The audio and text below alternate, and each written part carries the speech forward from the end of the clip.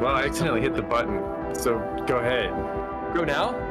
Right now. Yeah, now. Like right now. Hey, everybody. The Geeky Gamer Podcast. Woo! Nobody's wooing. Everyone woo. Woo! Woo. Tonight we got Michael Farmer as our guest. It's going to be awesome. How's it going? And sexy and great. That's what it's going to be. We wanted to thank a whole bunch of people once this little video thing changes. It happened. Oh, has it already happened? Well, when I watch it, there's a delay. Hey, thanks, Patreon. Tim Roberts, Daniel Holker, Nostalgic, Kicking Ass, keeping us in business. If you want to jump on the Patreon, it's patreon.com/dreadlore. So get on that and such. Wanted to thank Couchfire Media Productions. Media. Yeah, Couchfire Media Productions. All this beautiful stuffs you're seeing. That's Couchfire Media. Pretty awesome. Hey, Trois Reblay, those guys. Whoever they are. Story people. Things. Get us canceled. The Geeky Gamer Podcast. What is it about? You're going to find out. We've been talking about geeky gamer shit, music, film, philosophy, whole bunch of stuff that everybody wants to hear about. Hey, Holker. Who's our sponsor tonight? Tonight's sponsor is the home or room heating device that is more than likely preventing our deaths.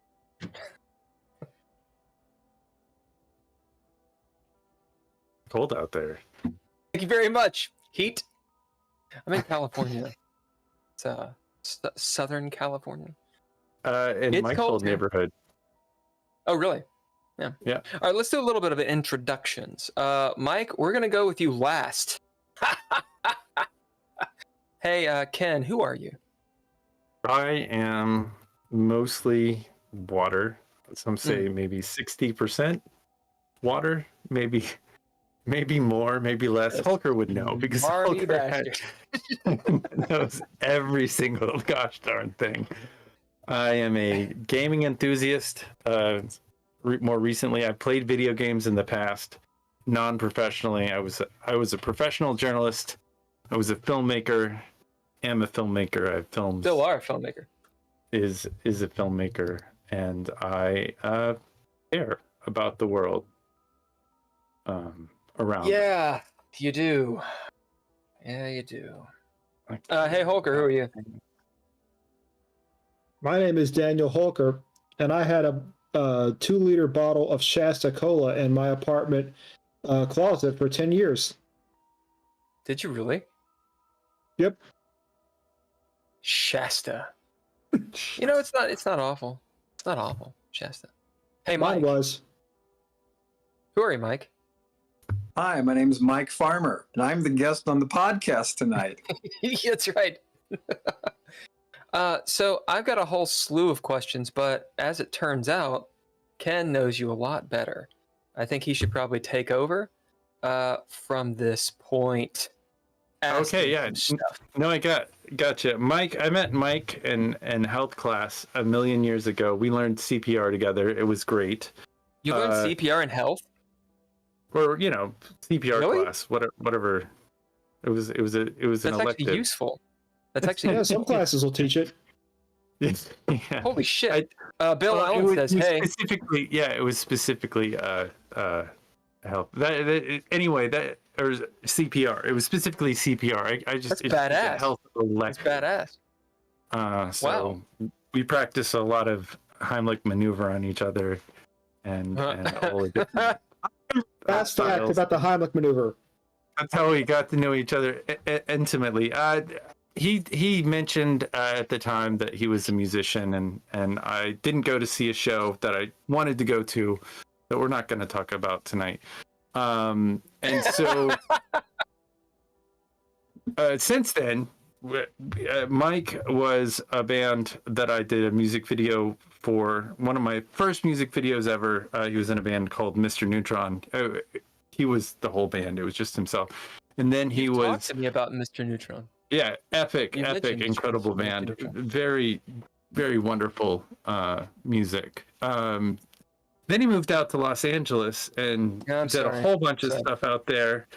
Lived in the Valley, probably your next door or near where you live now. He was on a game show on Comedy Central as a geek. He was a roadie for some bands. He did a bunch of stuff out there, and then came back and formed one of my favorite bands of all time, Technology versus Horse.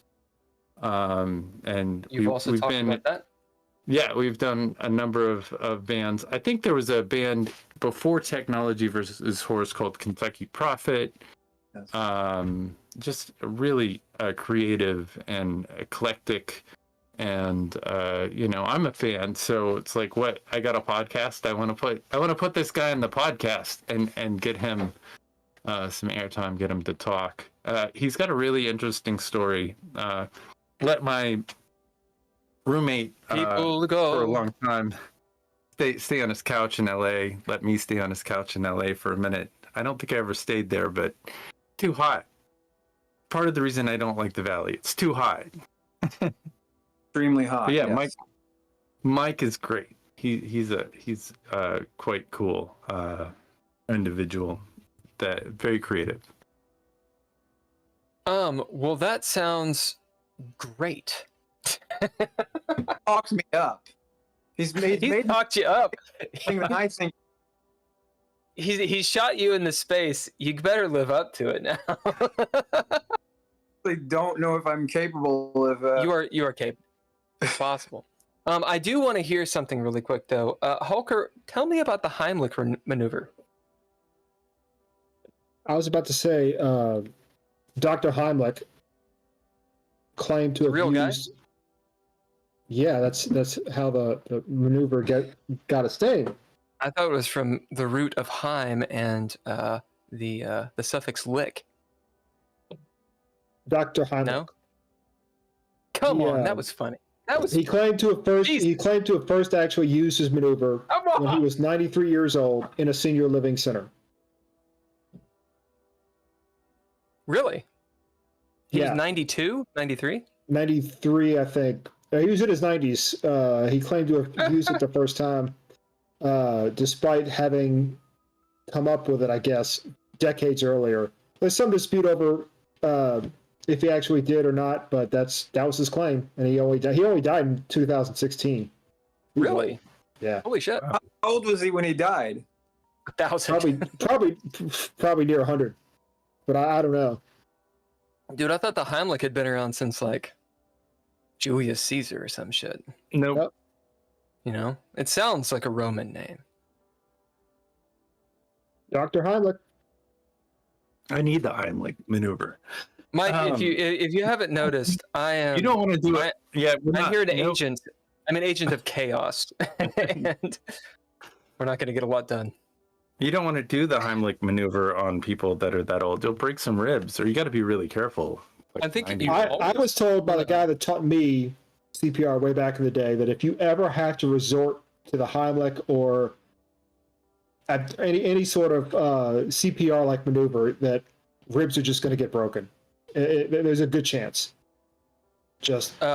Mike, you were in a health class apparently that taught you the Heimlich. No, taught you CPR. Yeah. They just didn't do the Heimlich. Fuck the Heimlich. I think they were both in it. A Heimlich, but I off the top of my head, I'm remembering that like if you have to do like CPR and resuscitative breathing to like a baby or a small child, you obviously can't do it with the amount of pressure you would like a full-grown adult. Like instead of being like, you'd have to do like a couple of like maybe a couple like 2 or 3 like fingers to press like down with smaller, because you could like crush the child. I was always taught because I'm from Kentucky. We were taught to just swing them by the ankles if it's a child, because that way the centrifugal force, right? It's like a slingshot. Yeah, the food will just eject out of them if you're doing the Heimlich. Instead of the Heimlich, the food just ejects out of their throat. Yeah, like an airplane, but you're holding by the heels. Right. right? How many breaths per, like in CPR? How many breaths per other breath? And I hear that there are ways of doing it now. First of all, that you don't even have to make out with them. I just want to say, none of us are practicing medical professionals. Yeah, Please we're do not all take full of any shit. of this as medical Don't do advice. anything We we're are saying. reminiscing about classes we had years ago. So any advice that you hear us talk about, it might be expired by now. So if you want to actually learn CPR, you need to take an actual course. Yeah, for real. I never went to class for any of this. This I'll is just let you know, I'm not interested in saving anybody's life. Yeah, apparently, this could be go on. In Walmart, I'm gonna let somebody else handle it. So What? Well, What? that's a thing. You're liable, I believe, if you have the certification. And while you're at Walmart and you're letting other people handle it, you could tell us a bit about your role-playing experience or Hey, while you're here, while someone else is taking care of all the harrowing stuff. that's right. Or games, role-playing games. What kind of geeky games are your favorite?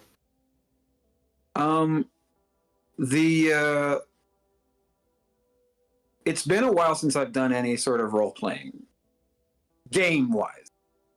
But I remember playing. Being a cleric in Dungeons and Dragons. So it's some third friend- edition. I assume I wasn't. Yeah. I wasn't the. Were you a priest or were you a cleric? I was a cleric. Okay, I'm pretty sure that's third. But go on. Okay. I wasn't knowledgeable enough the game. I was just playing the game, and my friends from high school and I were doing the game. We do it every week, and we had a pretty good DM, and he pretty knowledgeable, and but of course he would he made you roll. He made you roll for things that didn't matter. He made you roll for penis size, and it's like, make you roll with like a D12. It's like, why do I gotta roll? Why do I gotta roll for D? And I always landed a 1. Of course. My character always landed a 1. It like multiple times landed a 1. Why is this? Why am I a cleric with a 1-inch penis? It's just, it's the power of I'm sorry, we're already Bahamut compels you. Look, Yeah. I've been a dungeon master before, and I make it a point every game to make somebody roll for their penis size. Mhm. They made Every me roll game. for my performance, my sexual I did. performance. Yes, I did. Sexual with a prowess. prostitute. That's right. So I've already taken it there, but that's high school. Those are high school boys doing that. It's high school humor, and of This course, was like 2 weeks ago. it was just a month ago. you got to keep it light, But yeah, I remember that I called myself Metabolism the Cleric, and I was from the Church of Mark David Chapman. And we'd go into a tavern, and then the DM would say, okay, this is your opportunity to preach. I don't know why I would preach in a tavern, because we'd go from town to town, on our quest. And I would go into my cleric spiel, even though I'm a cleric, not a priest. And I would end up just rambling about pancakes for 5 minutes. These are my lingering memories of playing Dungeons and Dragons with my friends. Now, was this you Did said it high school? influence? Good. Yeah. Yeah, he said high school, I think. It was just high school. No, It was a while like ago. about 19, 20 years old. Okay. Oh, Yeah, so a nice. couple Oh, years ago. Okay. Yeah, this is recent. I'm like 22, Yeah. 23. Nice. Right on. I mean, that sounds like a D&D game. It sounds like a fun D&D game. That's sort of the iconic, ridiculous absurdity and such. So you're going to get 90% of our references. I hope so. Good. Yeah. Ken, what were you saying? Oh, I was wondering if this evangelizing that you did in Dungeons and Dragons, if it influenced. Were you doing music at the time, or did anything you did as a cleric maybe did that propel you into wanting to get in front of people? And I think it was the very earliest. The very early times that I was performing. My first ever show in front of people was in 1997. So if that, I was 19 years old when I first got on stage and performed. Where were you? I was living really where I am now.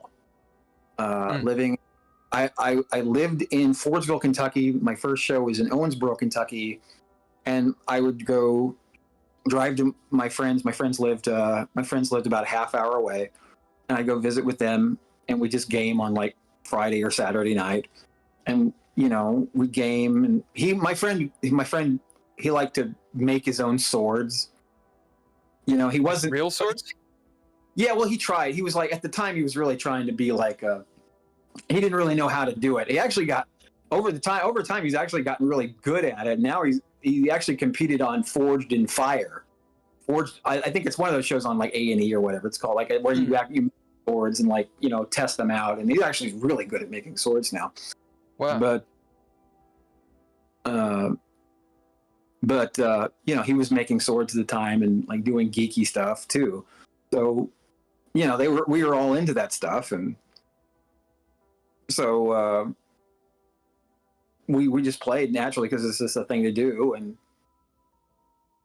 that was when I was really starting to get into music as a performance thing. So there was a part of me that just was wanting to perform. So having that little vehicle where I go into the tavern and start preaching is Metabolism, the cleric, doing my little spiel about pancakes where I'm just improvising. We don't have comedy clubs here where I can do an open mic and just, riff out a bit. So this was me riffing out a bit, trying to make my friends laugh. This is all I wanted to do was entertain people. So whether it's just me entertaining my friends in the shed while we play D&D or, an audience of people at a show, we're just trying to entertain people one way or another. And that was sort of the beginning of it. Did you say in the shed? Playing D&D in his garage, in his parents' garage. That's awesome. Yeah, in Stranger Things they're in the basement, but it reminds me of the Blue album, the Weezer album, in the garage I feel safe, no one cares, that thing. Anyway, fucking A. So you play D&D. There's a lot to unpack here. I have about 37 questions. We're going to start at the beginning. So, okay. You mentioned open mic. You mentioned performance, gaming, improv, which, improv and gaming go hand in hand a lot of times. You got on stage the first time at 17 and you were doing music? No, I was 19. You were 19 and you were doing music, you say? Yeah, I was doing music. I was, Ken mentioned it earlier. When I did my first thing, I was the band because I didn't have any sort of I didn't have anybody to be in a band with. I was trying to get a band together. Couldn't find to be in a band with. And I was influenced by a guy named Wesley Willis. Oh, I know Wesley. Yeah, I have 17 of his albums. Do you really? Yeah. We used to see him at the Dame all the time. Yeah, I'll be right back. Okay. Oh, yeah. Yeah. Wesley Willis. He's a schizophrenic dude that played keyboard, yeah? Yeah, he was a schizophrenic outsider art musician from Chicago. And so people understand, he part of his bill was he was schizophrenic. Yeah, that was. We're not saying, oh, that schizophrenic guy. No. He was I'm fucking schizophrenic. Yeah. He literally was. And what he did was, I'm sitting at my keyboard now. He would use the presets on a keyboard and he would use those to compose his songs. So, hold on a second. Let's find a rock beat. Well, you know what?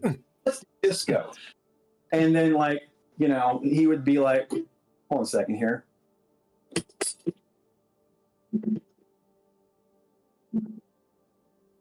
I bet that the music won't go through. And he'd use the preset. Can you hear that? Yeah, if you talk, we can hear it. And he'd use the preset on it, and he'd be like, "You are my favorite rock star. You are my buddy to the max. You can really rock it out. You rock it like a masochist." Smashing pumpkins. Pumpkins. Smashing pumpkins. Smashing pumpkins. Rock over London. Rock on Chicago. Diet Pepsi. Uh-huh. Hold on a second. Outro. There you go. There's a Wesley Willis song for you. Yeah, That's awesome. Yeah. Also, fucking A, Smashing Pumpkins, dude. Yeah, I think Billy Corgan actually knew him because he was from Chicago. Oh, yeah. Still around? Billy Corgan? No. Wesley Willis died in 2005. He died of that sucks. Yeah, no, Billy Corgan, I know, he's sort of he kind of became. It's the same fate as what happened to Tetsuo. I know. So. But yeah, Wesley Willis. He has some of the most obscenity-laden songs I've ever heard, and they're hilarious. It's obscene, but I don't particularly find it offensive. So it has a lot of obscene words and phrases, but because of the context, I'm not offended by it because it's a long story, but I'm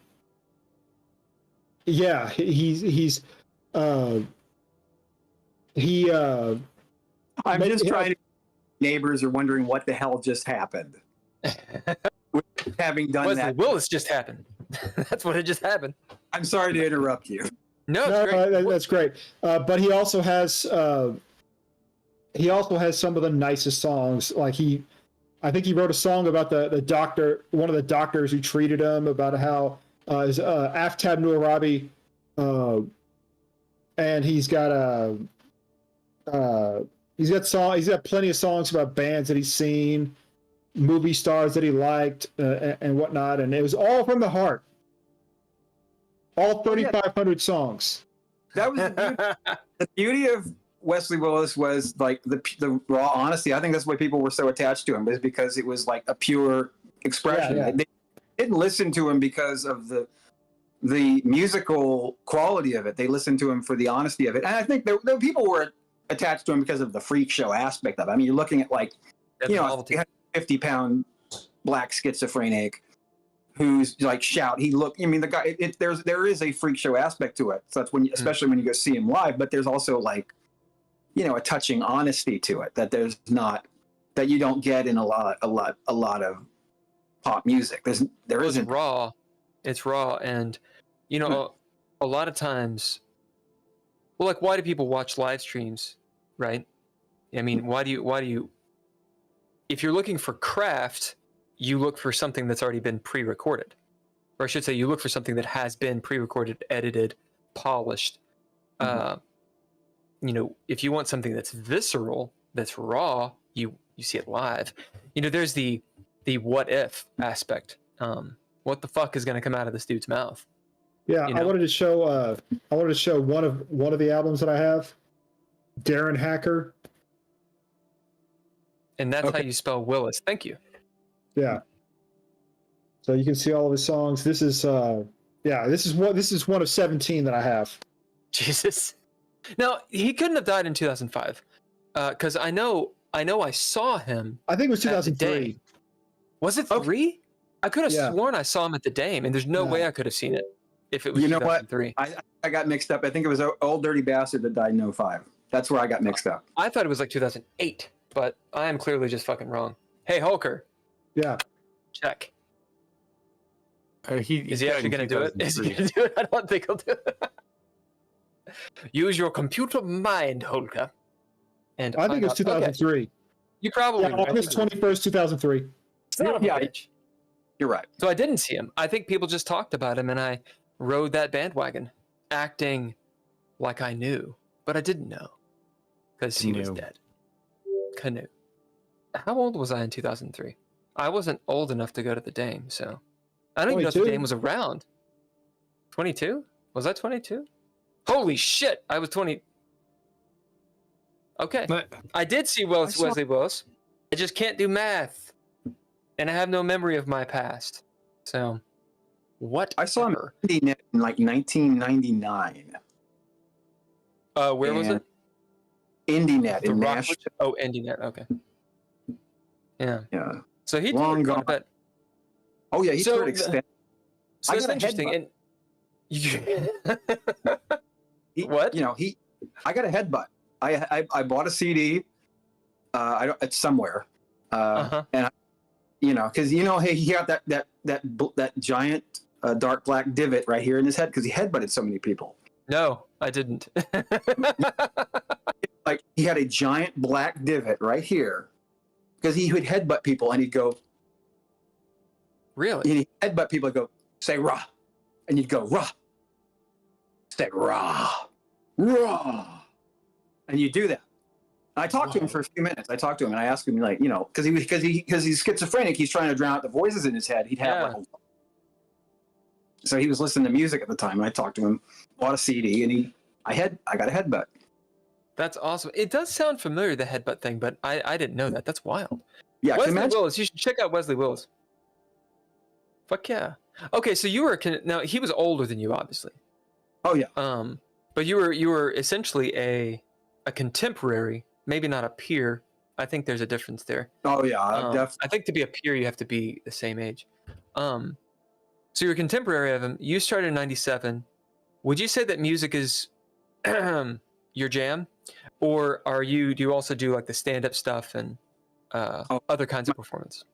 It's my jam. I love stand-up, but I'm not a stand-up at all. Music is my baby.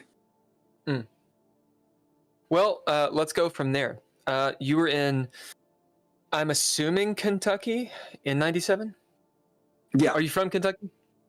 Yeah, I was born in Hammond, Indiana, and moved I'm sorry. Yeah, me too.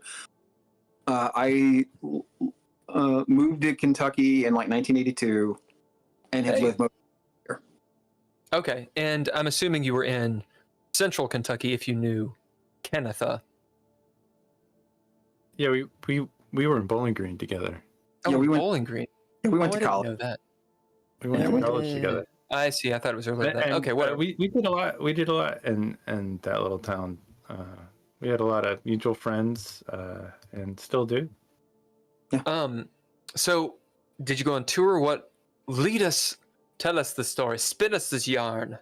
Yeah, Well- what happened? That was Mr. Neutron at that Well, time. Mr. lasted for it lasted while I was in college, and then when college ended, I got an offer from a friend of mine to move to Los Angeles to work on music, and I said, well, it actually coincided with my apartment almost burning down because I was living in Bowling Green, and there was the apartment complex caught I fire. remember that. I called the fire department. Huh? I think I called the fire department. He also lit the fire. I did not light the fire, but I remember that You didn't. I remember flames shooting out of that apartment building, and I didn't have a cell phone at the time. He didn't start the fire. Thank you. Oh my God. I didn't, but it's been burning, I guess. Since the world's been turning. So, The Mike, world's been we turning. will keep on track. You went to Los Angeles now. Yeah, yeah. Did you drive? Yeah, I did. I actually drove. It took me I stopped for breaks. So it took me like 3 days. Which route did you take? I know no one else might not. No one else might care about this, but I do. I just made this drive. Okay. I took I-4. I-40. So you went through Albuquerque? Yeah, I went through Albuquerque. Yeah, man. Yeah. Dude, late 90s Los Angeles. That must have been pretty interesting. No, it was like 2001. I got there September 9th, 2001. Okay. It wasn't great. It was pretty bad, actually. Really? Yeah, tell Yeah. me. Dígame, tell me about it.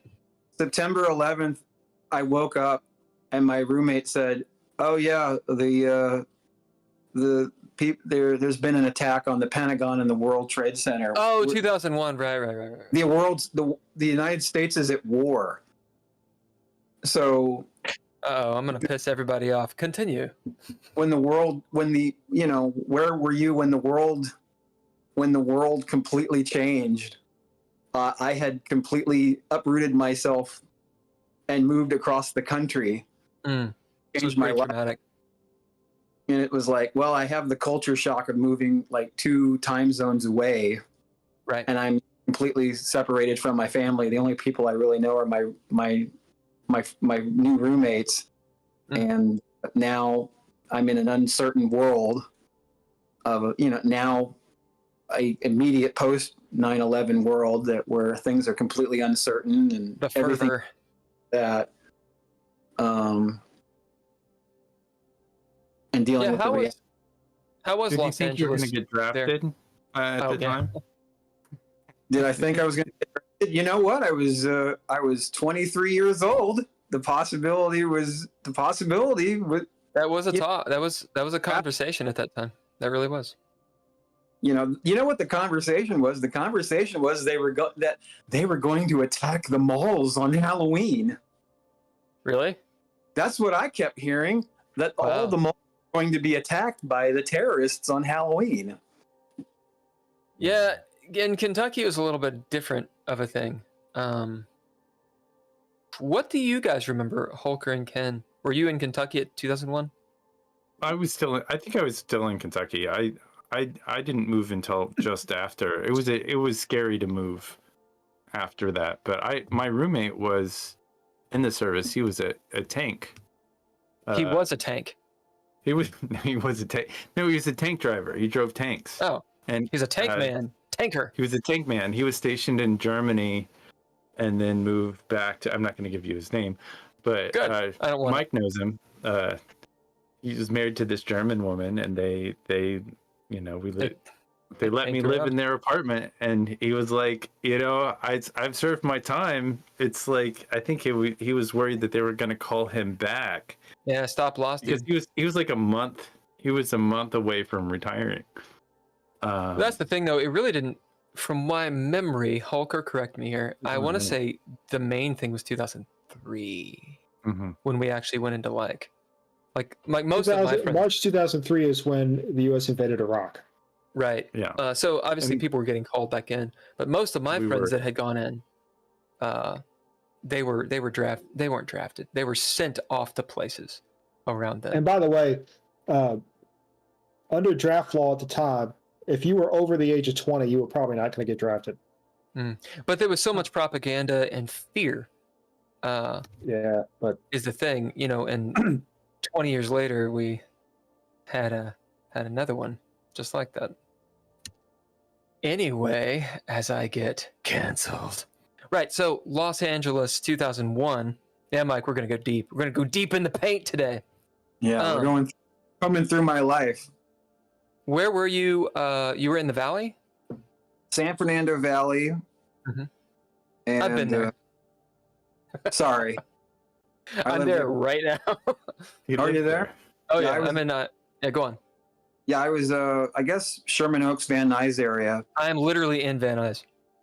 Yeah, then you I'm know. living in your room. Holy shit. Oh, wow, okay. Yeah, well, then you know it's hot. No, it's not hot. You Oh, no, motherfuckers, it's it is not hot. It ain't Wait, hot here. I was told by Ken at length, ad nauseum, that Los Angeles, specifically the Valley, was so hot. Motherfucker, it's not that hot. Well, we didn't have very good air conditioning. You didn't have any air conditioning, did you? That's a thing. We had That's a thing. one little box air conditioner in the That's all. living room, and my room had a very good air conditioner, and that was it. So I had to keep my room open. So the rest of the back. That is different. Did you have a window unit, I guess? Yeah, window units, basically. We didn't have central AC. Yeah, now, to people that don't know, because for real, so I've lived in a few different places in the world. Some of the biggest or most impactful culture shock that I've had has been moving out to Los Angeles. And it really, I think maybe one of the reasons that it's been so much of a surprise is because, well, it was a surprise. Like when you move to China or Japan or Europe or something, you expect, oh, it's going to be different. You know, it's going to be profoundly different maybe.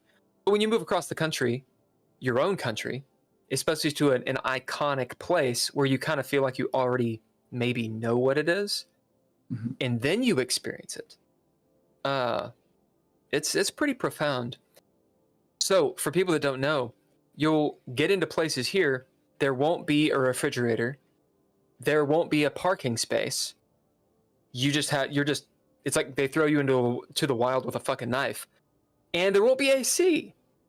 And it's like, you know, I'm complaining. I'm saying it's not that hot. I mean, it actually does get fucking hot. It's not the hottest place in the world, but when you don't have AC, that's miserable. Yeah, we were pretty miserable in 2001, 2002.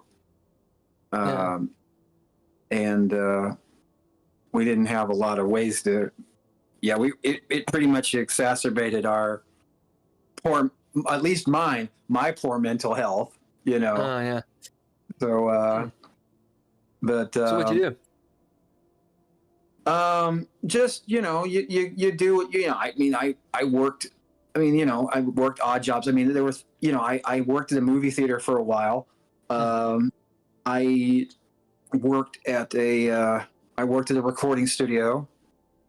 I worked, I guess, as an assistant to the engineer for some recordings. I think for some, mostly it was a recording studio that did R&B acts. So cool. I don't know. Did you ever hear of a group called B2K? No, I haven't heard of it. I leave it to you. I don't know anything about them, but I've totally heard of them. And it might be because of Mike, but it seems like were they not like a boy band kind of group? Yeah, they were like an R&B boy band. There were like four, and like they had like a hit song with like, I think Diddy, called Bump Bump Bump. Yeah. Huh. And they were like I think they had a couple of hit songs in like that era. Sounds familiar, but I don't actually know. I made balloons go over the. Well, heck, I don't know how I'm doing that. Are there? Holy shit! There's balloons everywhere. It's not stopping. You guys can't see it, but there's balloons everywhere. I'll tell you. I'll tell you a story about working in a recording studio because a lot of things I did, I was basically a glorified gopher, and I, you know, basically did a lot of stuff. But I almost dropped a bag of trash on the. I almost dropped a bag of trash on the car that belonged to the vice president of A&R at Epic Records. So why didn't you do it? I was trying to keep my job. Oh, like I was taking the garbage out, and like I'm walking down the, you know, there's this metal, you know, the staircase over, there's the dumpster and like the stair, like the balcony over the stairs, and I'm trying to, like, I don't want to walk all the way down. Sure. And the car right next to the dumpster in front, and I'm just trying to dangle it down so I can just drop it in. And then I try to drop it down, and I drop it, and I'm like, it's not going to hit the hood, and I'm like, grab it, don't let it. No, and then I finally get it in, and it drops into the dumpster. And I'm like, although had you dropped the trash all over so and so's car, kind of would have been funny. It would have been. been They awesome. probably deserved it. I Kind of funny. I mean, I wouldn't. Nar's car. I wouldn't have wanted that to happen to my car. Then again, I'm also not, rich. Yeah. Whatever. I'm not trying to shit on the rich. Right. So you're in Los Angeles, 2001, 2002. How long did you stay out there? You did some odd jobs. What was sort of like the accomplishment out there? Well, a couple of things. I was there till summer 2003, and the main thing that I did was I got to work on a television show called Beat the Geeks. I've heard of this, yeah. This show was on Comedy Central, and it was a quiz show. And I worked as the music geek. And what it was like a quiz show. You had to try to beat the geeks. They had a TV geek, a movie geek, a music geek, and then they had a fourth geek that every week to week, it could be a Star Wars geek, a Simpsons geek, Right. what have you. Did they ever lose? Did the guest ever lose? Yes. Really? Oh, sometimes. Okay. Well, I'm sure. sure. Did you ever lose? Yes, I did lose 1 week. I was there. 1 week I lost. I lost. Well, no, you know what? We did 10 episodes. I got challenged I get challenged in the final round twice. One time I won, one time I lost. I see. And it sucks to lose. It sucks to win? No, it sucks to lose. Oh, why? Winning is awesome, but losing, now, do you actually get fired if you lose, or is it kind of like? No, it's just I think I just kind of had a bad second week, and they just didn't invite me back. I just didn't do well, and I think they were looking for a replacement geek. They were looking for somebody to come in and do some dates, and they were looking for somebody, and I filled in. I thought I did good the first week. Second week I didn't do so good, and they were like, eh. But you had a good run. I mean, 10 episodes is no joke. Yeah, and that's great. It's not like it played for more than, I think it just ran for like 50 episodes or something. It wasn't like a. No, it ran for 2 years. It was part of the second season. So yeah. That's badass. That's badass. But I mean, like, you probably knew most everything they threw at you, and it's like, I bet you can go into some pretty epic detail about artists that nobody sitting here has ever heard of. The problem is, it's like that was at a time when music was getting more boring to me. So it's like they were asking me questions about artists that I didn't care about. You didn't listen to Sum 41? I didn't care about Sum 41. I didn't care about Mandy Moore. Like, they showed me, like, who is this artist? And I'm like, I don't know. Like, Jessica Mandy Simpson, I think, was big at the time. That's not the Mandy Moore I remember. Mandy Moore had changed her. It's like a different looking. I was like, I don't know who that is. Like, I know who Moore is, but that's not Mandy Moore. So I was like, blah, blah, blah. This is like post NSYNC. That's the thing. I was like, to be like a geek about something. I mean, so 12-year-olds who are fans, that are getting marketed to, literally they are the target audience of whatever genre. Let's say music, let's say video games, et cetera, they're going to be experts because it's being spoon-fed to them. In my opinion, if we're going to venerate a title like geek, it's about history. It's about the knowledge. You actually have to not just experienced it, but be interested in it, studied it, et cetera, et cetera, et cetera. Neglected personal hygiene for it. Yeah, you need to neglect some hygiene. If you don't, I don't think you're really a geek. I think it's a little cheap to be like, nah, so what's top 100 this week? Nah, go fuck yourself.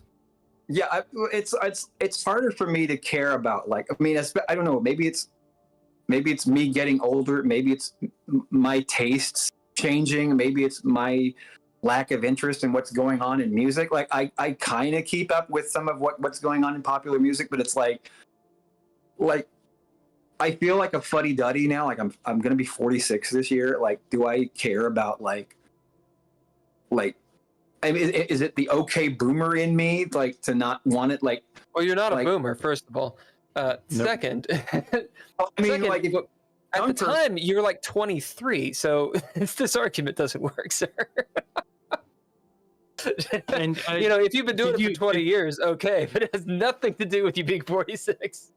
did you have cable TV? Did you watch MTV at the time, or have the internet to keep up with all these There was bands no that they internet were in coming? 2003. Everybody knows that, Ken. There's no such There was absolutely internet, and everybody was on Friendster and MySpace at that time. I wasn't on Friendster in 2003. I didn't.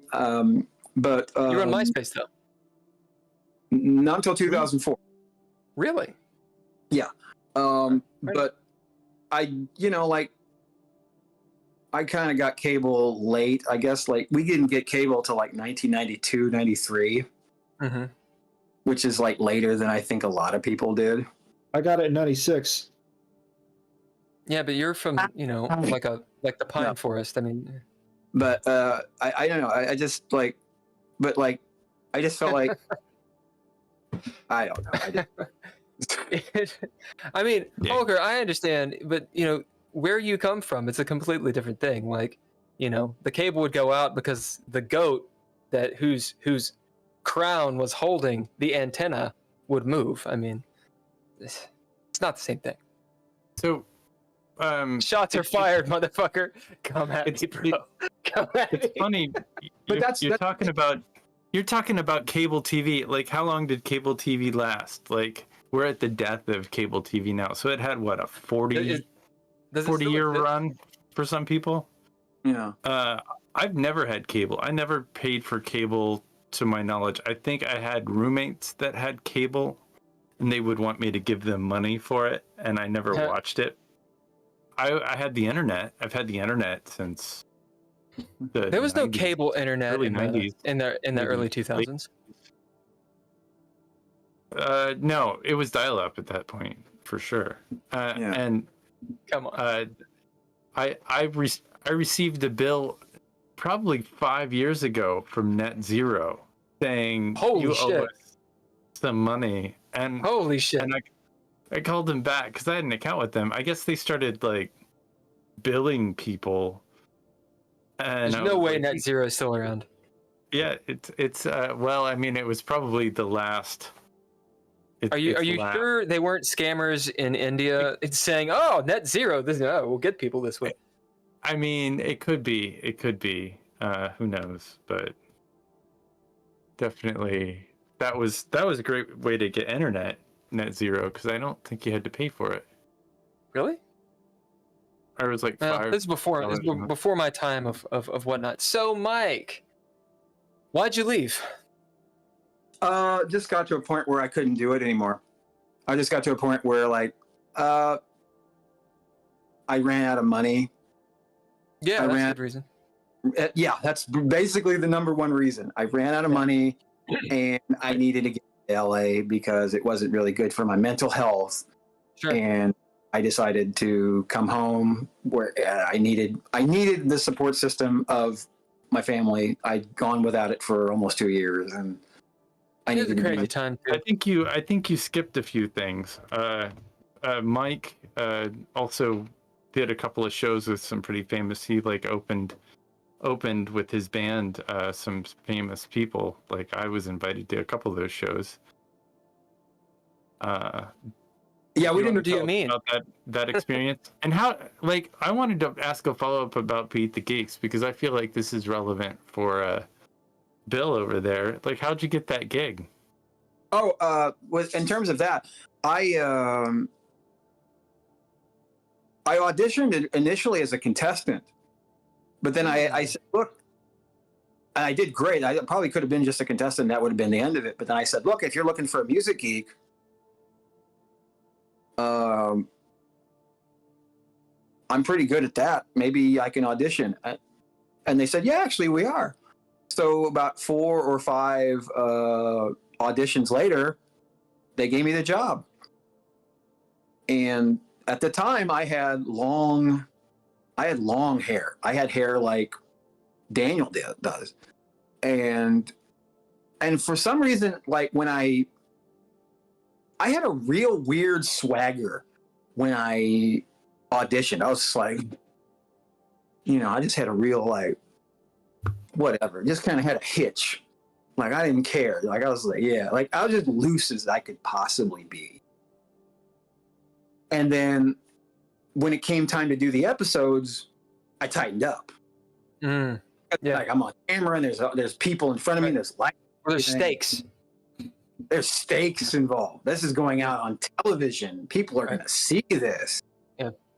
So now it's like, now it matters. So now the looseness and everything, Well, it mattered before. That's how you got the job. It's just, it mattered in a different way. And it was probably, I can't psychoanalyze, but I'm gonna. Nerves, that's a thing. It's in your head, right? Right. It's all in your head. It matter, and it that's the thing. Pressure, pressure makes diamonds, but it also breaks rocks. What's a good lesson?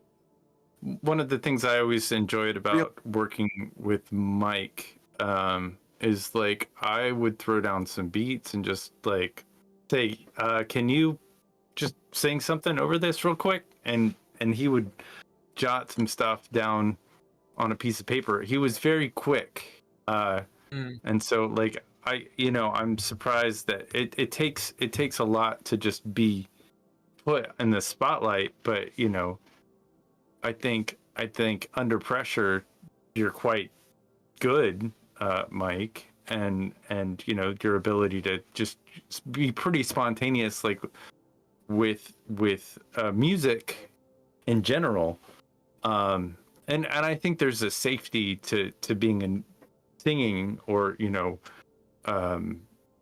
having a flow of words versus speaking. When we're speaking, it's not quite as easy, I think, sometimes, versus singing something. I'm not really I sure. believe you can. Well, being creative is sort of like, Come on, okay. just this thing that I've just like I've always wanted to do it. This is something that I've been writing songs in one way or another since I was in high school. So it's just something that's like I'm compelled to do it. Whether are you compelled to do it? Meaning, it's like a thing. It's like I have to do it. But you don't necessarily want to. No, I want to do it, but it's like a thing that it's like I wish I could just not. That's like. So you are compelled to do it. I get it. Okay. I'm compelled to do it. Yeah. If you don't do it, you want to do it even more. I want to do it even more. I actually do. I wish I could. But there's not to be dramatic. I am an actor. There's something torturous about it, though. It is torturous. It is torturous because it's like, it's like, I've had the fortune of collaborating with a lot of really creative people, and I've been, that's really, I sit here and write songs by myself, but it's like, the best work I've ever done has been with bouncing my ideas off of other people and collaborating with them as well. And that's, that's the thing that you can't really put on a job resume. Hey, I learned teamwork writing songs with other people. See, that's the thing. You can do that, but I'm just a contrary son of a bitch. You can, but they accept it. They want hard, like, hey, I work here. They want actual job experience, and saying, hey, I was in a band and I learned how to write and arrange songs with other people. That's not practical enough for people in the job market. Here's a question. What at that time you were collaborating with other musicians. You were doing bits and pieces in Los Angeles. What kind of job were you looking for that needed a resume? Like, who are they in this scenario? Well, I mean, it's like at that point, it's like I didn't really want a resume job. It was like I wanted to work as a professional songwriter. I wanted to work as a professional songwriter, and I've been lucky enough to have some of my songs performed by other artists, recorded by other artists. But it's Do you want to tell us any of these songs? Yeah, I'll tell you. That song? You kind of had a hit last year, I think. Yeah. Yeah. There's a song by. I have to be careful. Her name is Julie Roberts. Not Julia Roberts. Julie Roberts. She's a country singer, and she is a great country singer. I did a song for her called "The Concept of You," and it was produced by Shooter Jennings, who is a Grammy Award-winning producer, and he is the son of Waylon Jennings. I see. And that's available on. I think she's released it on her own record label. It's available on streaming platforms of your choice. Ken will put it up there. Oh, you just did. Boom. Spotify and other.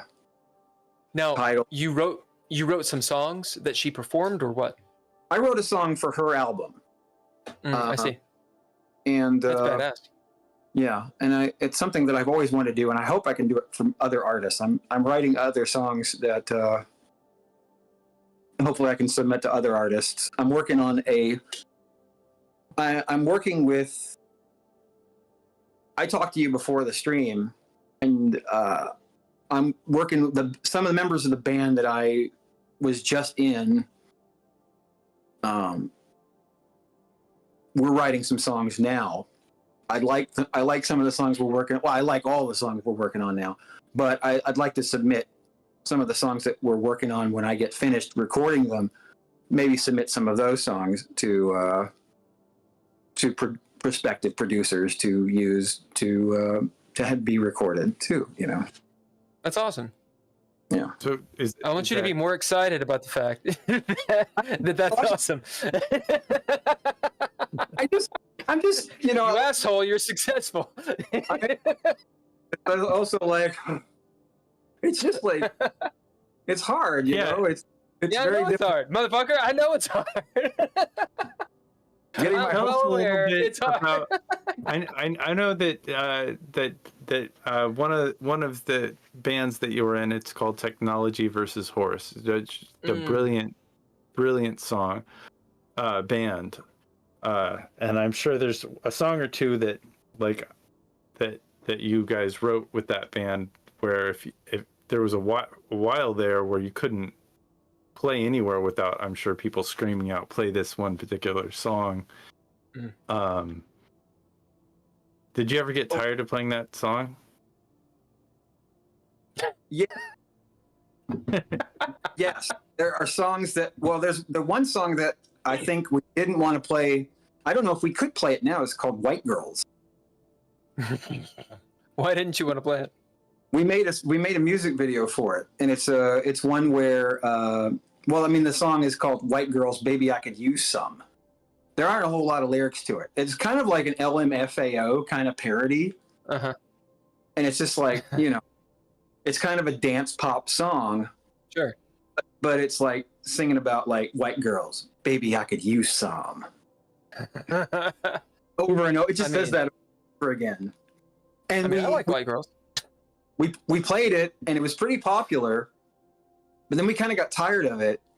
Yeah. And we haven't played it since. Actually, the band stopped playing in 2017, and we've only played twice since then. So we haven't. And what was the name of this band? Technology versus Horse. Technology versus Horse. Yeah. Actually, one of our album covers, I think, is a parody of Altered Beast. If you like that video. Oh, yeah. Oh, yeah. Your logo is also a take on from the Genesis, right? Yeah, the Sega Genesis. Yeah. What is it? It's a rise and live again or something like this. Rise from your grave. Yeah, rise from your grave. Dude, that game, the lore is so good. We literally stuck that in one of our songs. Yeah, that's cool. Yeah, I think the name of the song is So called hard. Player One. I think the name of the song is Player One. We literally stick "Rock Your Grave" in the song. Yeah, that's awesome. I like your That album game is covers. I'm so looking at them hard. now. Yeah. Our guitar player Rafe Helsley did most of the album covers, I think, and they're my favorite. He did the one for Diminishing Returns, and he did. I think he did the one for Diminishing. I think he designed that one and the one for Potential Pleasure Device. Yeah, our album covers are pretty crazy. My favorite one is Burial of the Bear Dracula. That's the story behind that one is really silly. It's like our bass player and his girlfriend at the time had conjured up a story about a professor giving a dissertation of a bear in the woods. It was a lengthy dissertation about the bear, but at the end of it, he sums it up. But what you didn't know was that this bear was also a Dracula. And we decided Dracula. we wrote a song called Cocaine Dracula, and then we wrote a song called Hold the Bear Close to the Lightning, and then we said, okay, well, there you go. You have a very polarizing album cover. Oh, Which one? Both of those songs in Bury Your Love. Oh yeah, it's Queens of the Dead. We used some of you guys used some of our songs, and we covered Gay Bar by Electric Six. That was so good. Yeah. Ken, you might throw on the deal a jig Queens of the Dead. I know you hate self-promoting, but well, it's a movie that will never be seen by anyone unless they're near. But it should be. It was pretty good. I 100% believe you. Fucking show it. Okay. Swear, you fucking artists just self-deprecate. Anyway, it's not. It's about copyright. So like people don't get to see stuff because sometimes Mike, I'm sure would agree to a public showing, or I'm sure that we could do the rights. But Electric Six, we need to come up with a campaign to where they don't necessarily want any money for us. What are you to post talking this about? on the internet. Well, because it's their song. I have no idea what you're talking about. Electric Six is a band. Okay. We covered one of their songs, and we also covered that song by. Is it You Spin Me? Right Round Baby by Dead or Alive. Yeah. And so this is what you do. You show it, and then if they get pissed off and they're like, yo, dude, take this down, then you do. Or you say, okay, well, this doesn't have any money, blah, blah, blah, whatever. Sure. I can post it on YouTube, and I do have a link for it on YouTube, and YouTube doesn't care. It's the other producers that care. So I'm not talking about stealing shit. I'm talking about. But it's the producer of the hell. film that doesn't want us to me to show it anywhere. I'm like, why don't we just put it on YouTube? The producer of the film's like, no. Mike, what's up? Right. You hire an artist to write songs that are not those songs, but almost kind of like those songs. And you pay them to do it. Yeah. Thereby circumventing the copyright thing. Sure. Yeah. I just watched I as a reasonable man would have would not confuse these songs at all. I think they're totally different. Absolutely. I just watched a short film. I think it won a bunch of stuff. It's called Bright Star. It's a Star Wars spinoff. And I mean, it's fantastic if you want to check it out, if you're into that kind of stuff. What's it called? I'm pretty sure it's called Bright Star, and it's one of those things where it's done very well. It starts, and I immediately, as I have been accused many times of being a totalitarian red pill person, which I am not. I just don't like extremism. That's what it is. Either way, I just don't like the extremes. When it started, I was like, fuck, I don't really know if I want to watch this because I could bet money on what they're going to do. And I want to watch Star Wars. I don't want to watch a political speech using Star Wars as a vehicle. And I was completely wrong. It's all story. The casting's awesome. The acting is really good. Yeah, I think it's a very, very good deal. In my little comment, I was like, could you make this the new Star Wars? Like, the main character is a young woman, and she's magnificent. She's magnificent as to what she does. Yeah. Anyway, if you want to check it out, it's called Bright Star. Pretty sure. Bright Star. Okay. We're playing a little moment from it. I mean, they know how to tilt up and down. They got the widescreen going. It looks like they're you filmmaker. You filmmaker, you. VFX is good. Yeah. The thing about Star Wars, and I'm gonna segue off to something really fast. The thing about Star Wars, I've been talking to my buddy Punksicle, who ran a Star Wars game. I've blathered on about it a whole lot. He ran it in Dreadlore, by the way, the Dreadlore system.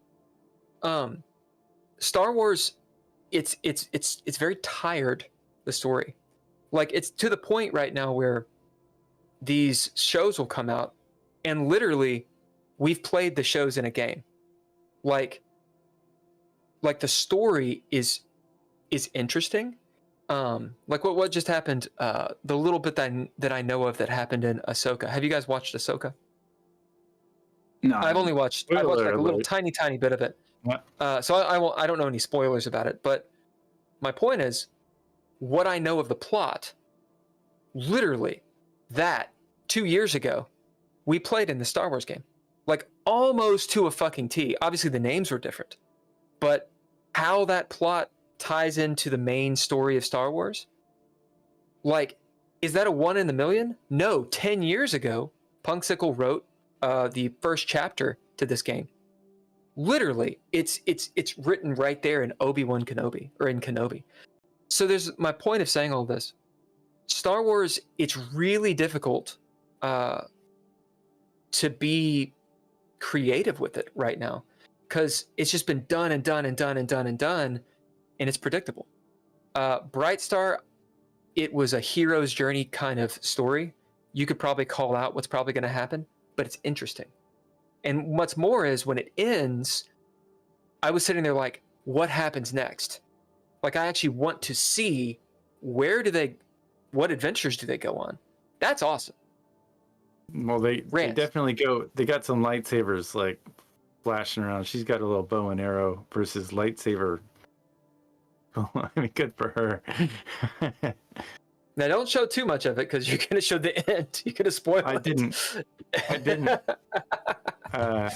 I just showed. I try to keep it down to 20 seconds or so. You just want to show little hints. You give the stage combat stuff is on point. It makes sense. Yeah. So check it out. So many lightsabers.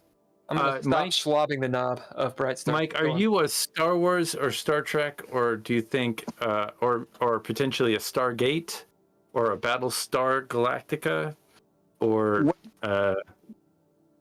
another Star movie franchise fan? I kind of tuned out of Star Wars around the time of when it sold out, of when Lucas sold it. To Disney? So when Lucas sold to Disney, and it's like, it kind of it's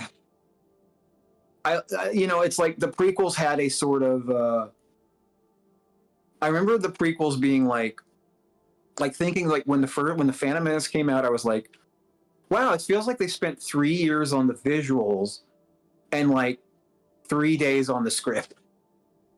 But then, like, going back after a time and going, it's kind of got a charm to it. It does have a charm to it that I just don't feel like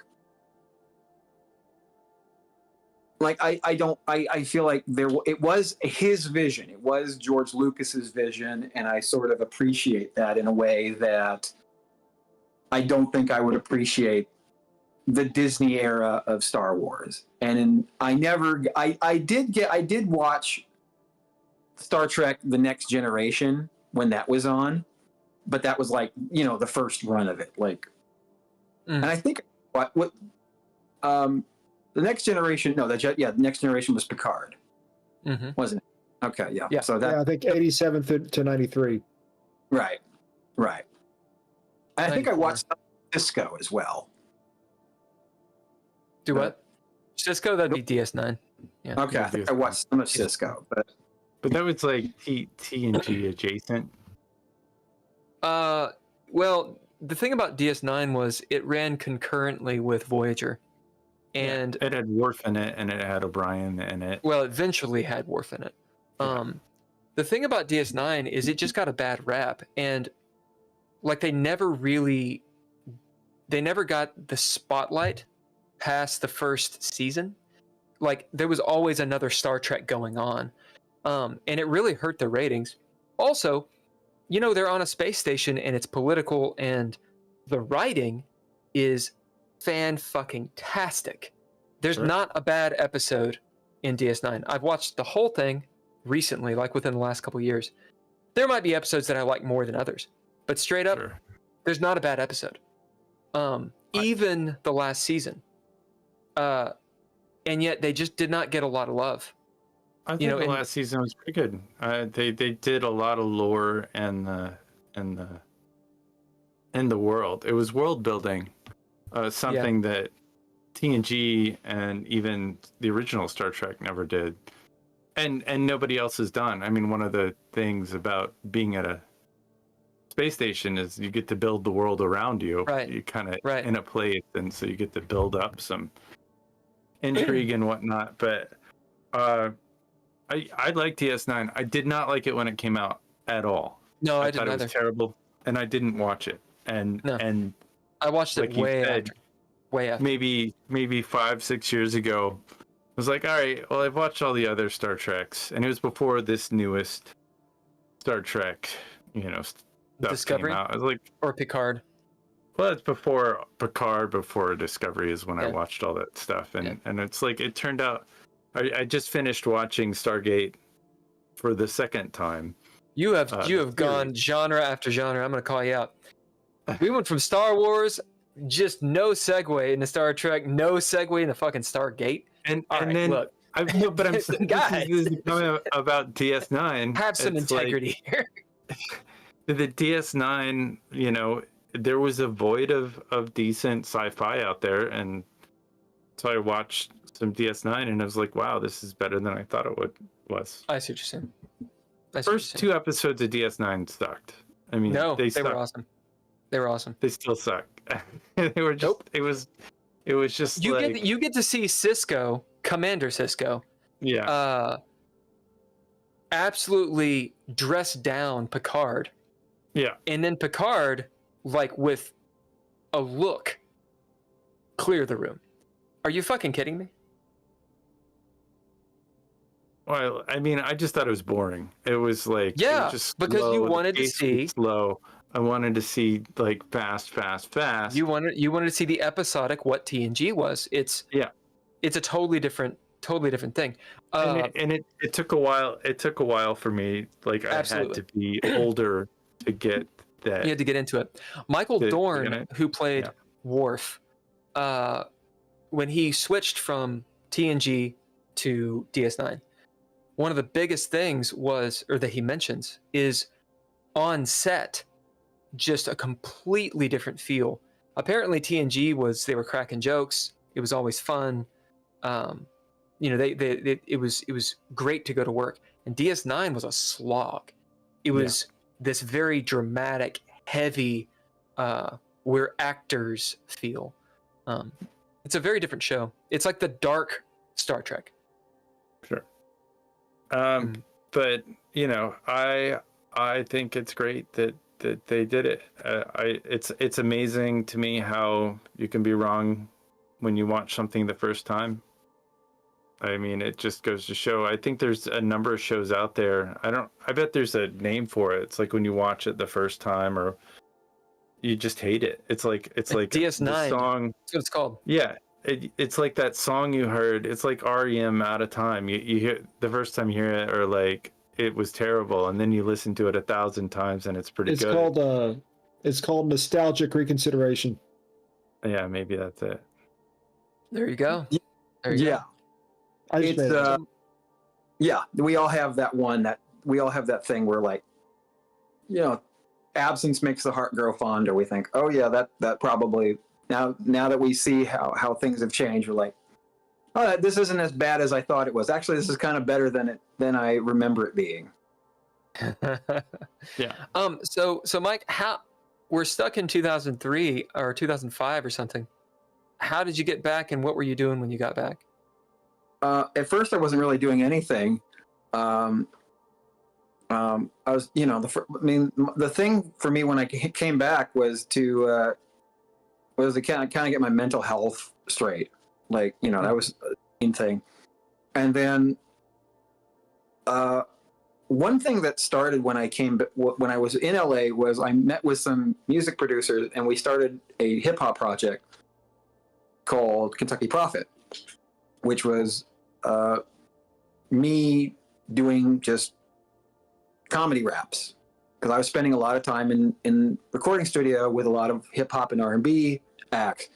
A lot of them were just trying to make something happen. They weren't signed to a record label. They were just trying to get a deal. And I thought, you know, I'd been experimenting with rap at I just rap at parties with friends, you know, just, you know, kicking rhymes with friends like an idiot, you know, just rapping about nothing. And I thought, what if I really tried to apply myself? So I would sit there and write rhymes and then give them to these two guys who were producing. These guys I knew, who they'd moved to LA as well. They were from Ithaca, New York. Wow. And they were living in the same apartment complex as I was, and I just go over and show them what I had, and they were like, okay, you know, we'll give it a shot. Why not? So we recorded some songs, and then I started doing the thing, and then I came home. I had enough songs. I started performing these songs and local Kentucky Prophet. Kentucky Prophet. I just started performing. I just started singing and performing. And it was rap? Yeah, but it was also, it was kind of like comedy, because I would rap, but it was like, I would sometimes stories. You tell a story like Frank Zappa or something. Not Frank Zappa. What's that guy? The funny music guy. Weird Al. Not Weird Al. Yeah, Weird Al. It would be like if I'm going to play the same place again, then how do I make it unique for people to come back and see me? So I would just be like the songs would almost become launch pads for me to just talk about stuff. So I just there was a stand-up element to it. And I did that for a number of years. Concurrently, I also formed Technology versus Horse. I co-formed it. I mean, it was me and a couple of other guys. You know, I wasn't the guy who started the band, but you know, me and Matt Bittner, who played bass, Rafe Helsley on guitar, and Jamie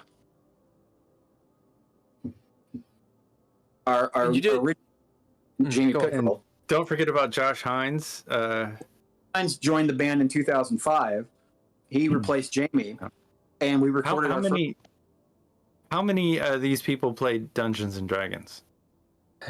Matt Bittner is the one who plays Dungeons and Dragons. He is the tabletop gaming guy. In fact, the night of the show, we played a show December 30th. Ken, you were there.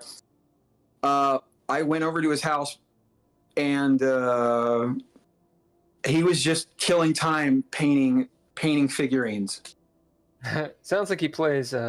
Was it Warhammer stuff, or was he painting D&D figurines? I think it was Warhammer. Yeah. I think he plays D&D too. I know You he get him has, on here. You would Get him on like here. him. We'll play. Yeah, well, You would like- Matt is also a game designer. He makes video games. Right on. Well, that's badass. That leads me in so many different directions. Like I want to spaz on this. Yeah, I a know you want to little spaz on. You love the spaz. Because Well, let me say something first because I want to pull Yeah, Holker go in on this. So Holker has done some stand up as well. He's done some stand up in the past. Not really. Oh my god, are you fucking kidding? My mom went to one of your shows. My mom, who is a boomer, a late boomer, no, an early boomer, was laughing at your comedy. I mean, the entire room was. It was hilarious. It was kind of like a derivative Andy Kaufman-esque type thing. Yeah, you guys talk about some stand-up. I want to know stand-up stuff. I've been wanting to do stand-up, but I know I'll fucking suck, so I haven't done it.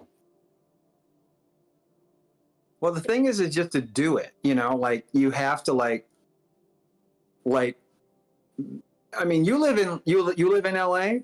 Well, there's places like this. There's like all kinds of places that do open mics. I mean, just I know, but man, I've seen Kill Tony. Like you don't want to get up there and be like, so racism. I mean, come on. Well, yeah. I mean, like, you know, not the kind of open mic you want to do. But I'm sure you could be like, you know, well, what's up with this airplane food kind of? You know, I'm sure you could come up with like a few minutes of stuff. You know, and I mean, you're probably you can't be afraid to fail. I mean look, stand up is hard. Like, and you'll testify to this. The idea of getting up there and commanding people with your voice. Like, I have music behind me to, like, you know, as my kind of like the background of what I'm doing, but just to do it with just the power of your voice, that's like intimidating in a way to stand up there. Just like, it's very vulnerable. You need a Casio keyboard, Bill. That's what you need. I always like the idea of stand up because I always got the sense that if I felt like I could really lean into a certain type of awkwardness in a way that I couldn't with other shows. And what I mean by that is, if you go up there and it's awkward, you can look at it as, oh, I'm going to bomb, but you could also look at it as, well, if I come at it at the right angle, they're already halfway towards laughing at me. Like they're halfway there if you're approaching it from the right angle. And what I mean by that is, and I know Will hates this for this podcast, but I really liked pauses and silence during the show. So if I felt an awkward moment, I would just sort of let it linger there for a little longer than I should have, and the audience would start to wonder, and then that's when you actually hit them with the I guess you could call it a punchline or move on to the next part of the set. And for a lot of them, it will provoke a reaction of laughter. That's what I could see from my very short time attempting it, and but it also seems like it would be a very difficult way to develop a full, say, half-hour set of doing stuff like this, and it's one of the things that kind of turned me off from attempting to go further, because I realized, this is great for 15 minutes from people who have absolutely no idea what they're getting into. It was also great because the particular venue I tried it in didn't serve alcohol, and so the that element wasn't there, and I thought it kind of worked better for a sober crowd. But I think that's just a testament. I've been trying to get Holker to get back on stage. I think it's a testament to how good you were and are, that people weren't loosened up and drunk. They were on fucking caffeine, like trying to do, they had like their laptops trying to do work. Oh yeah, that was my goal. Laughing.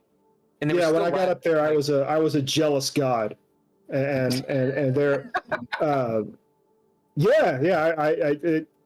thou shalt close thy laptop and look at me. That's it's a that's a thing. testament to have pauses for sure, like standing up there and just like Mike, what were you saying? letting.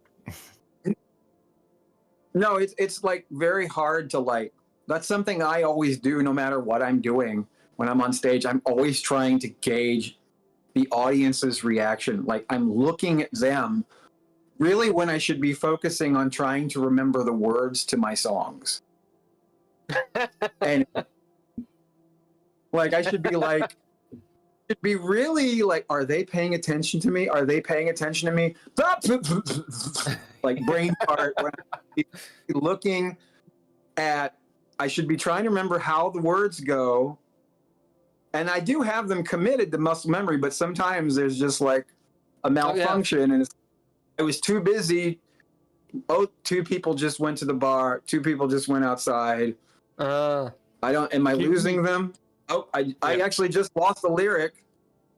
You know, Give some of your favorite lyrics. Just if you have anything that. Well, I want to tell a story. I do want to tell a cool. This is about 2007 or 8. I can't remember when. God, I just hear. Oh, tell a story. 2000 Old Man River. But this is around that era. I went to Chicago because I was invited by a comedian by the name of James Fritz to do a showcase, a comedy showcase with some other comedians. I don't know why I'm calling myself a comedian, but there were 3 stand-up comedians and me. So I was going to do a showcase with them, and he was hosting it. And after that, there was like some open mics. And then in comes afterwards, in comes Hannibal Buress. Who is this? Do you know who Hannibal Buress? No, I don't know who it is. Who is it? He's like an actor. He was like he's a stand-up comedian and an actor. He was on the Eric Andre show. He's been in some movies. He was in Tag with John Hamm. What other movie? He was in Broad City. The name is familiar, but I don't know the person. You would, if you see a picture of Hannibal Buress, you'll be like, "Oh, that guy." Buress. Yeah, let me look him up real quick. Oh yeah. He's been in everything. Yeah, that guy. And he's like, I'm like, and everybody, he was like, I guess he had been gone to LA for a while to do some writing, and he just flown back home. And he came back in, and everybody was like, oh, the conquering hero, you know, Hannibal Buress. And he came in and he did about 3 or 4 minutes of stand up. So technically, I did a gig with Hannibal Buress.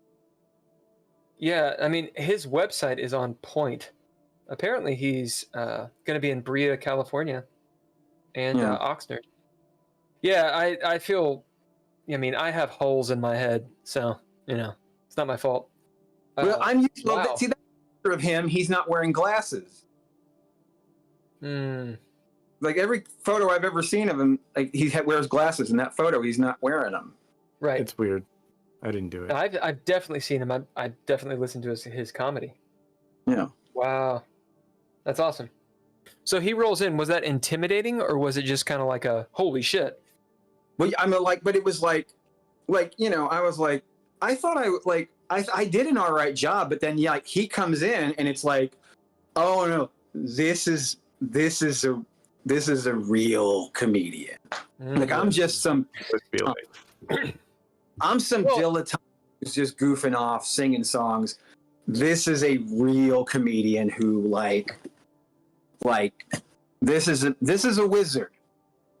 That's the thing. That's the thing. Though, is focus is so powerful. Like a lot of these. Granted, he seems to do a lot of different things, but I've noticed like these people. I'll say. So one of my roommates is a very talented guitarist who apparently is going to go on tour soon, and he's always in his room, and drinking lots and lots of Coke, as in soda or Dr. Pepper or something. And one day I heard his music and I was like, is that you playing the guitar? And I mean, he's ripping the guitar in half. And I was like, what the fuck is going on? But that's all he does. Literally, that's all he does. He's in his room making this guitar rock and roll, and he's drinking Dr. Pepper. Yeah.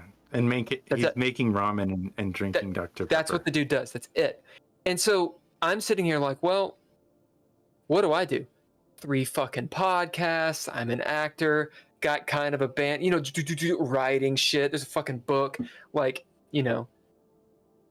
what the fuck? So I feel like when you're doing many different things, it's easy to compare yourself to someone who's a laser beam, and it'd be like, what the fuck am I doing?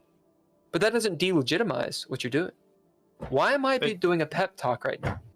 No, what is this book that you wrote again? I forget what book it was. What was Buttholes? TTRPG. It's all about buttholes. Your ass. I don't know. Getting close to the camera.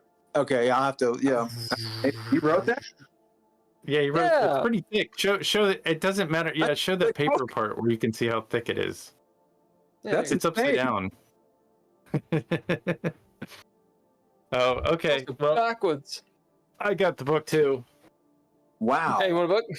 Yeah. That's amazing. Well, if only it's gaining a little bit more traction. Are you selling some books? I've sold a few extra books. The thing is that there are a blue million tabletop role-playing games, and people don't want to read. The thing about this book is, I'm trying to find a picture of Holker. He was actually in it. Oh, well. It's got a bunch of art and stuff, and... Hold on one second. I gotcha. The digital version is free, and it's the whole book. So you can actually get it if you want. Awesome. But it's a cool book. I wanted a tome. I was told plenty of times to cut it down in size, but I wanted all the lore in there. The actual dimensions of that book make it thick. Like a D&D book is actually an 8.5 by 11. This book is a 10 by 7, which what that means is it's going to be thicker than whatnot. Regardless, my point, Ken, thanks for the plug. When you're doing a blue million things, it's really easy to disparage oneself when you compare yourself to other people who are doing one thing, because that one thing is going to be further along. I do a chess podcast. It's called Chess with Bill, right? Great. Right. Awesome. I fucking suck at chess and I'm trying to get better. Well, there's other peers, contemporaries of mine. I've got 200 subscribers, okay? Which I just got to that mark, which is awesome. They started the same time. They're at 1,000. And I'm like, so I look at what they're doing and I'm like, what are they doing? Oh, this is all they're doing. Like, this is what they do. I'm doing so much other stuff. Yeah, you have 203 subscribers. Right. Meanwhile, Dreadlore has like 92. Kind of a point on it. Yeah. The thing that you could actually make money off of has 93 subscribers. 93. We gained one. Yeah, we did. We got one the other day.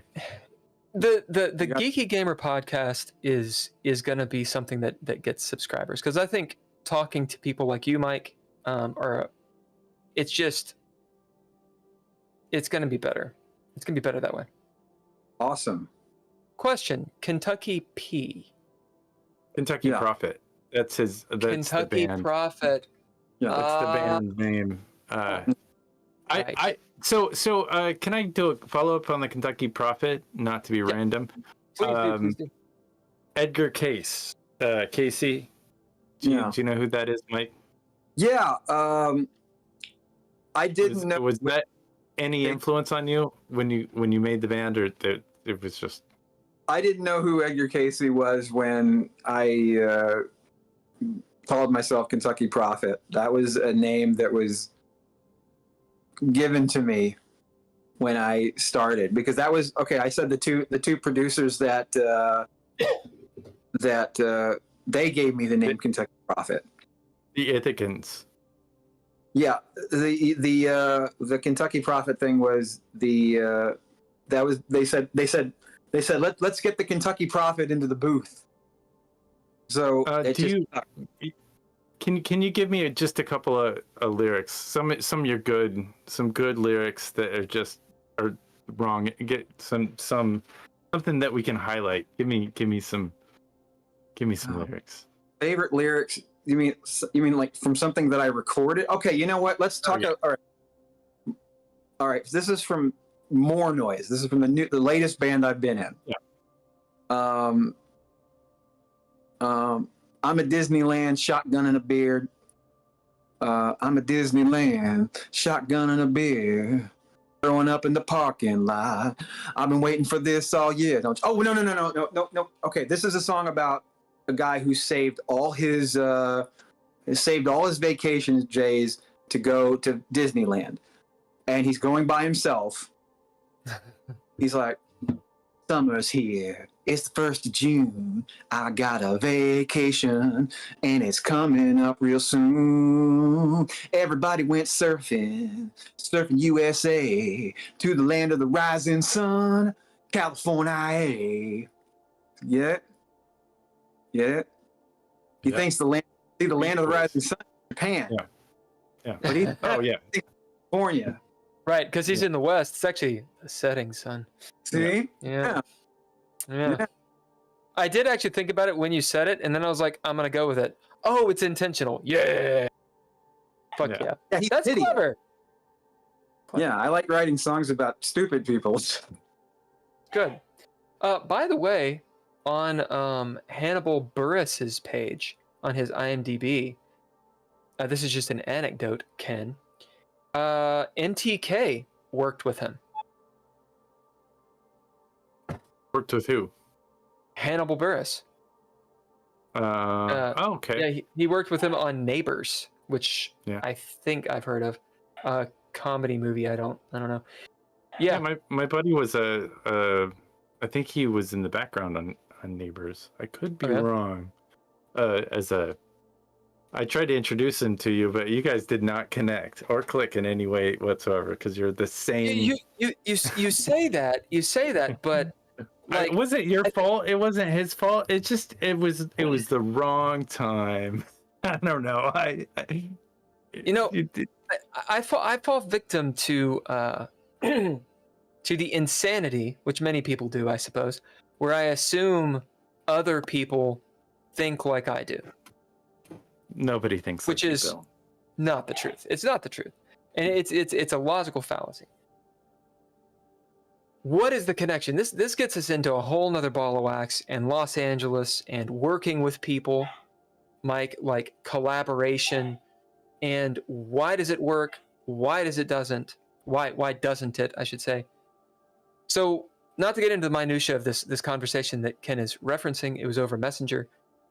There was nothing bad that happened, but nothing happened, right? And so that can be interpreted in many ways.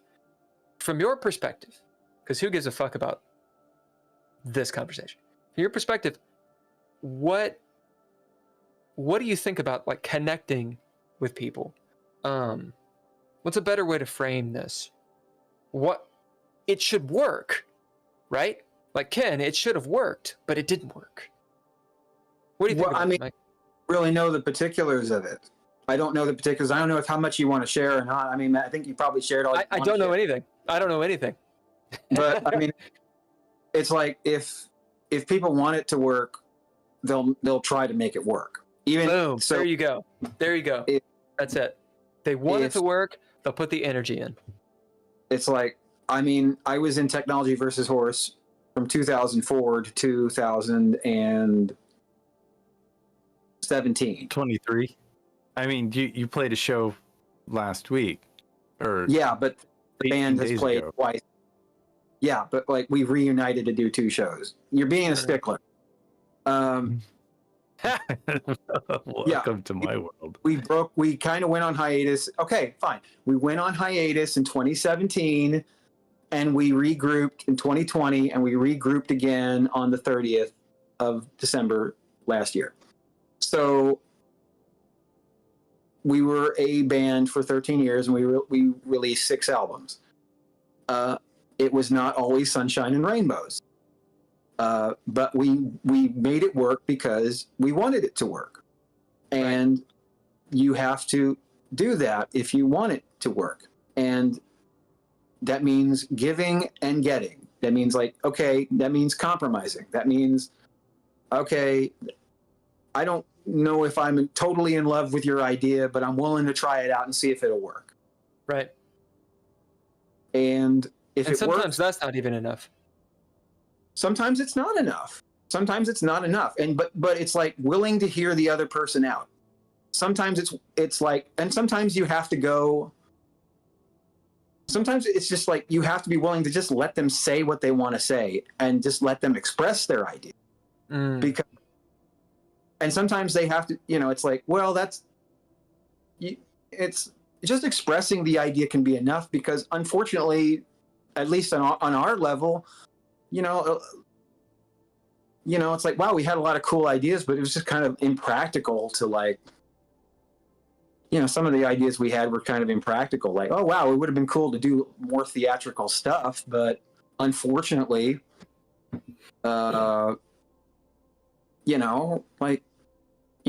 shit happens. We don't have the resources to do everything we want to do. You did some pretty theatrical stuff with technology versus horse. I mean, I remember seeing a show in Louisville where you had a mask on, you were shirtless. There was a lot of groaning. It was very immersive. It was a very loud show. Where did you guys go on? Oh no, we played a lot of places. We played in a lot of in Bowling Green. We played pretty much anywhere we were allowed to play. Bars, coffee houses, just any like all ages club. We played the public library. Oh my! We played a convention of a disc golf tournament and convention. That was good experience. People were not terribly enamored with us. Except I don't even know if the person who booked us was enamored with us. Yeah, but man, the bookies, they're not called bookies. People that book, like, I get it. Sometimes they just need to fill spots, but like, we had a rock band. We rolled into Big Hill. You guys know where Big Hill is? Hulker, do you know where Big Hill is? No, I don't. Wow. Yeah, if you go toward Berea, you'll find Big Hill. It's a day show. What do y'all think about day shows? They're okay. I mean, it's like, well, we played a lot on campus during the day, and it's like, it would be like, kind of, I hate day shows, dude. It's kind of like people walking around minding their own business, and they stop for a minute and watch, and then they walk away, and it's like, it happens a lot. So it's like, now that sounds like it's like every show. Yeah. You just have, exactly. You just sort of like, okay, well, I guess I'm just going to have to I got your attention. I'm gonna make the most out of it. Now that said, there's an old. To wrap up my story, basically we played at some buttfuck nowhere place that had a bunch of potatoes in the room, and they were incredibly religious, and we were like, where the fuck? Anyway, we almost didn't play. We did. There's this idea of play the show as though there's 1,000, 10,000 people, whether there's one person or not, right? There's an old YouTube video, you guys have probably seen it. It's of Rage Against the Machine before they blew up. And they're playing like... It's like a college campus. Yeah, it's like a fair. It would be like the Woodland Arts Fair. So like, for people that don't know what that is, think of a park and then a Rotary Club decides to be like, everybody come out and show your canned peas and your shitty paintings, and fucking Rage Against the Machine is playing in a gazebo. And people are walking by like, what the fuck is this? And then there's a few people that are like, dude, what the fuck is this? And they're wearing all the grunge bullshit because it's that era. And they're going absolutely full on. And there's nobody watching them. Like maybe one or two people, and they're doing the thing that we've all experienced, where it's people like, they don't care about you. And Rage Against the Machine, fucking Rage, is exploding right there. So I think that gives some credence. There's a producer, Ken, you showed it to me. The guy who he produced the Red Hot Chili Peppers for a while. Anyway, he's Rick talking Rubin? about Rick Rubin. It's going on Instagram right now, but it's this whole idea. I will paraphrase. Ken, do you remember exactly what he says? Do you know what I'm talking about? How does the this old lady boil in that plastic bag? No, not that one. It's the it's not Rick Rubin. You're talking about. No, I know. You sent it to me. It's Okay. Rick Rubin saying, you don't do art for the audience. Yeah. Oh yeah. Like you do art for yourself, and you are compelled to do it. It's not always a fun thing. You do it because you have to do it. My old painting teacher told me this once. A guy named Foose. He was like, "Will, I was laying on the floor with my hair dyed in the Reynolds building, this old tobacco warehouse that was the art place at the time. And I was very dramatic. I was laying on the floor, depressed clinically. And he walks up with his limp. I think he was about 800 years old at the time. And he goes, Will. And I was like, yes. And he goes, why do you paint? And I was like, because I have to. And he's like, whatever, and walk off. But that's a thing. You do your art because you have to do the art. And if you're doing it for views or subscribers, this is awful. This is awful. Like maybe some people they got that narcissistic Gen Z in them and they can fucking do it. Not to throw Gen Z under the bus. Maybe they can do it. Maybe they just want to do it. I don't want to do it. I fucking hate it. I hate it. And I've realized the reason that I hate it is because it's very reminiscent of being in high school and trying to be popular. And when high school ended, I was so glad. And I was like, oh, finally, I'm in the real world where it's not like high school. It's not about popularity. Like fucking hell. My point. Rick Rubin. You do your art because you have to do it. You put it out there because you have to do it.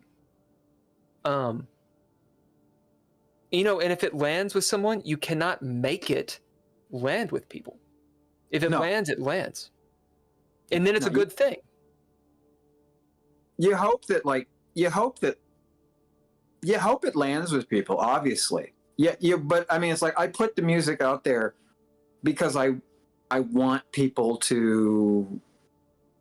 Because I want people to hear it. I hope people hear it. Yeah. That anybody hears it at all is a miracle. That if one person hears what I do and enjoys it, then I. Well, I enjoyed it.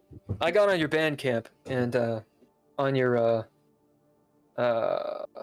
more noise. Yeah.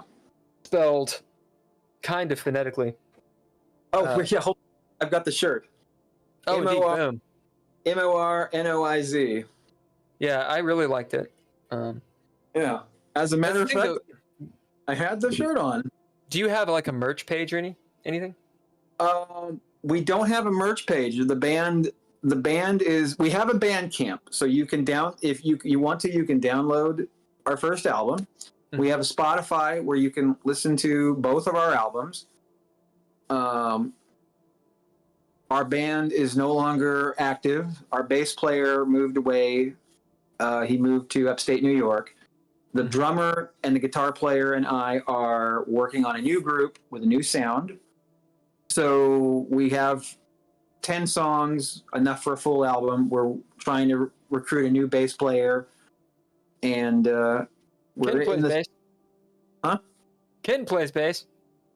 I don't know if Ken I wants have to a make. bass.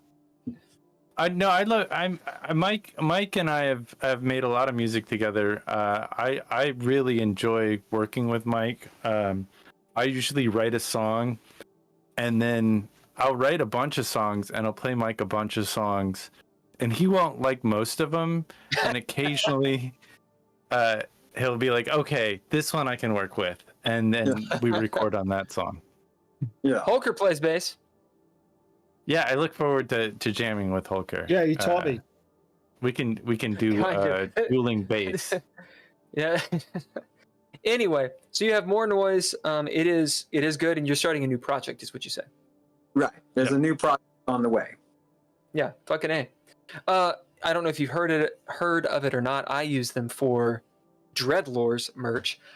Red Bubble. Have you heard of them? Redbubble. I've heard of Redbubble. Is it like a distribution service?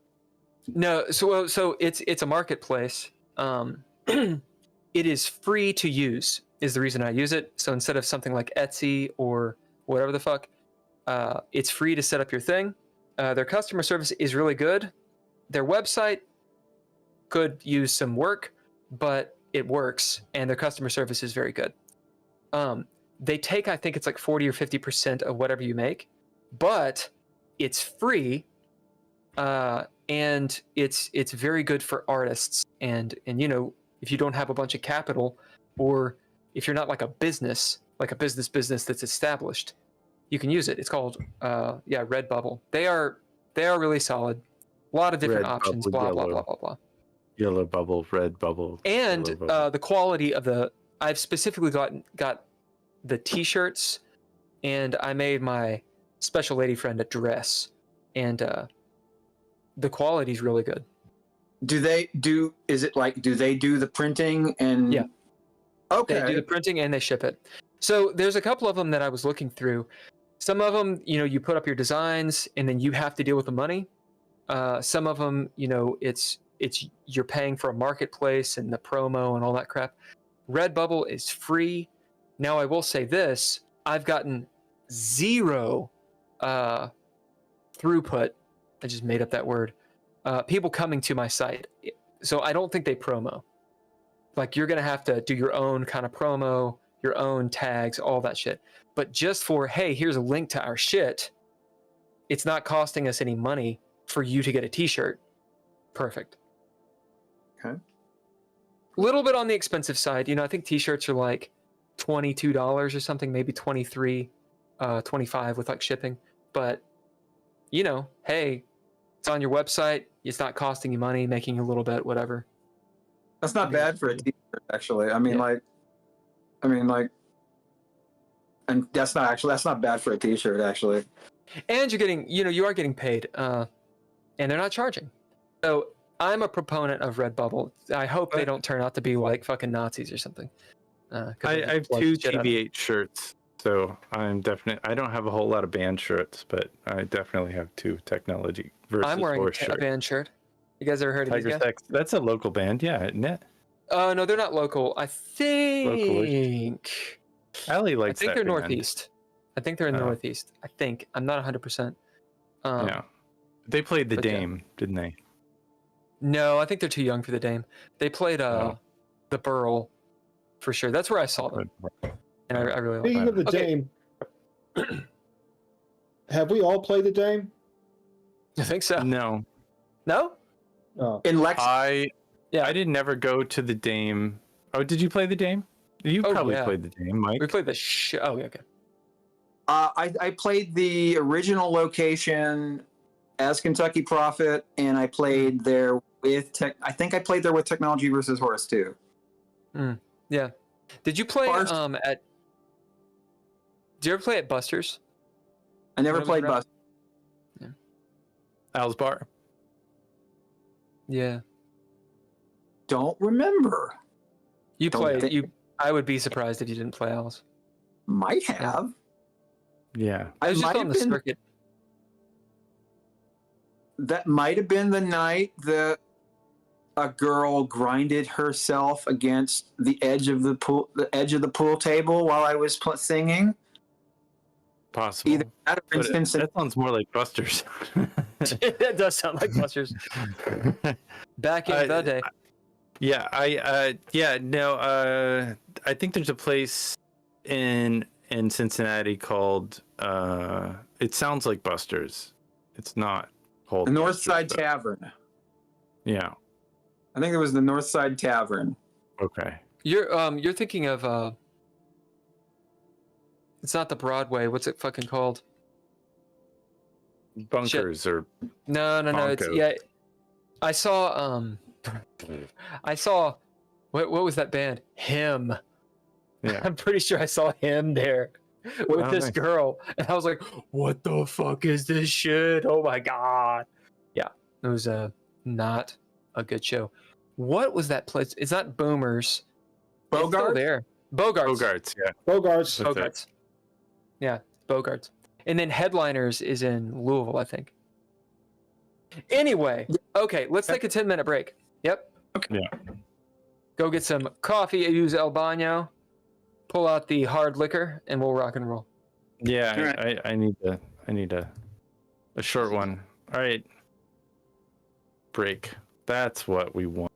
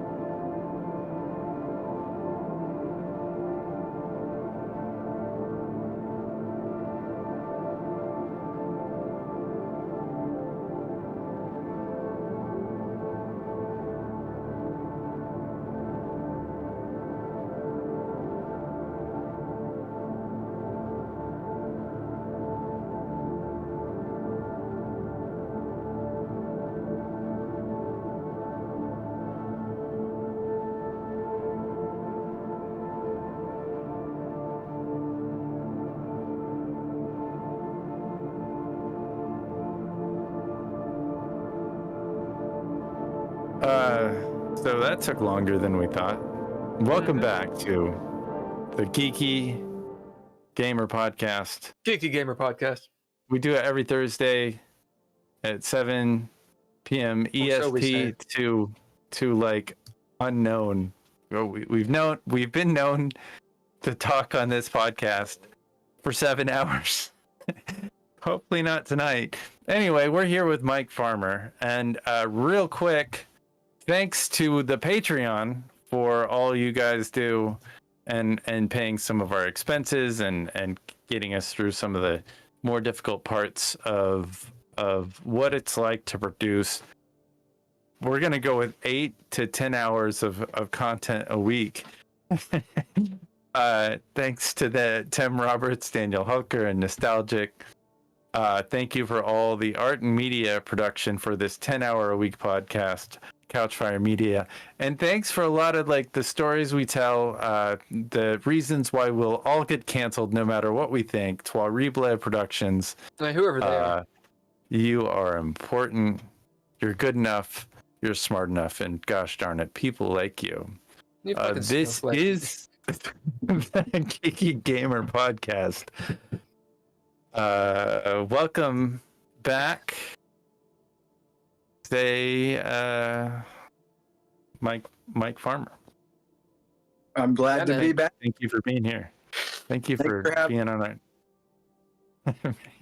While we mukbang and blow our nose, yeah. Oh yeah, man, the mukbang has started. I have readjusted my position because the Discord app drains the phone. It does. So, so quick question: What are you drinking tonight? I am drinking a bottle of water with a drink mix in it. Earlier, I was drinking a Monster Energy drink, which I dropped on the floor. I don't know if you noticed that. While we were in the break, I dropped an entire bottle of. I let an entire bottle of water sink in the back of the couch, so I had to go replace that while we were at the break. And right now, I'm just refreshing myself with some HTO. Yeah. Well, after you're 40, you tend to drop things more. I feel like I drop more stuff. Post 40s, I can't walk in pitch black anymore, or not drop things. Could you ever walk in pitch black? I can. I get through my house. Like if there's no light anywhere, I can walk around my house without any issue. Not seeing anything. I can take a cat out of my bed and shut the door, put him outside the room and shut the door. 2 cats in pitch black.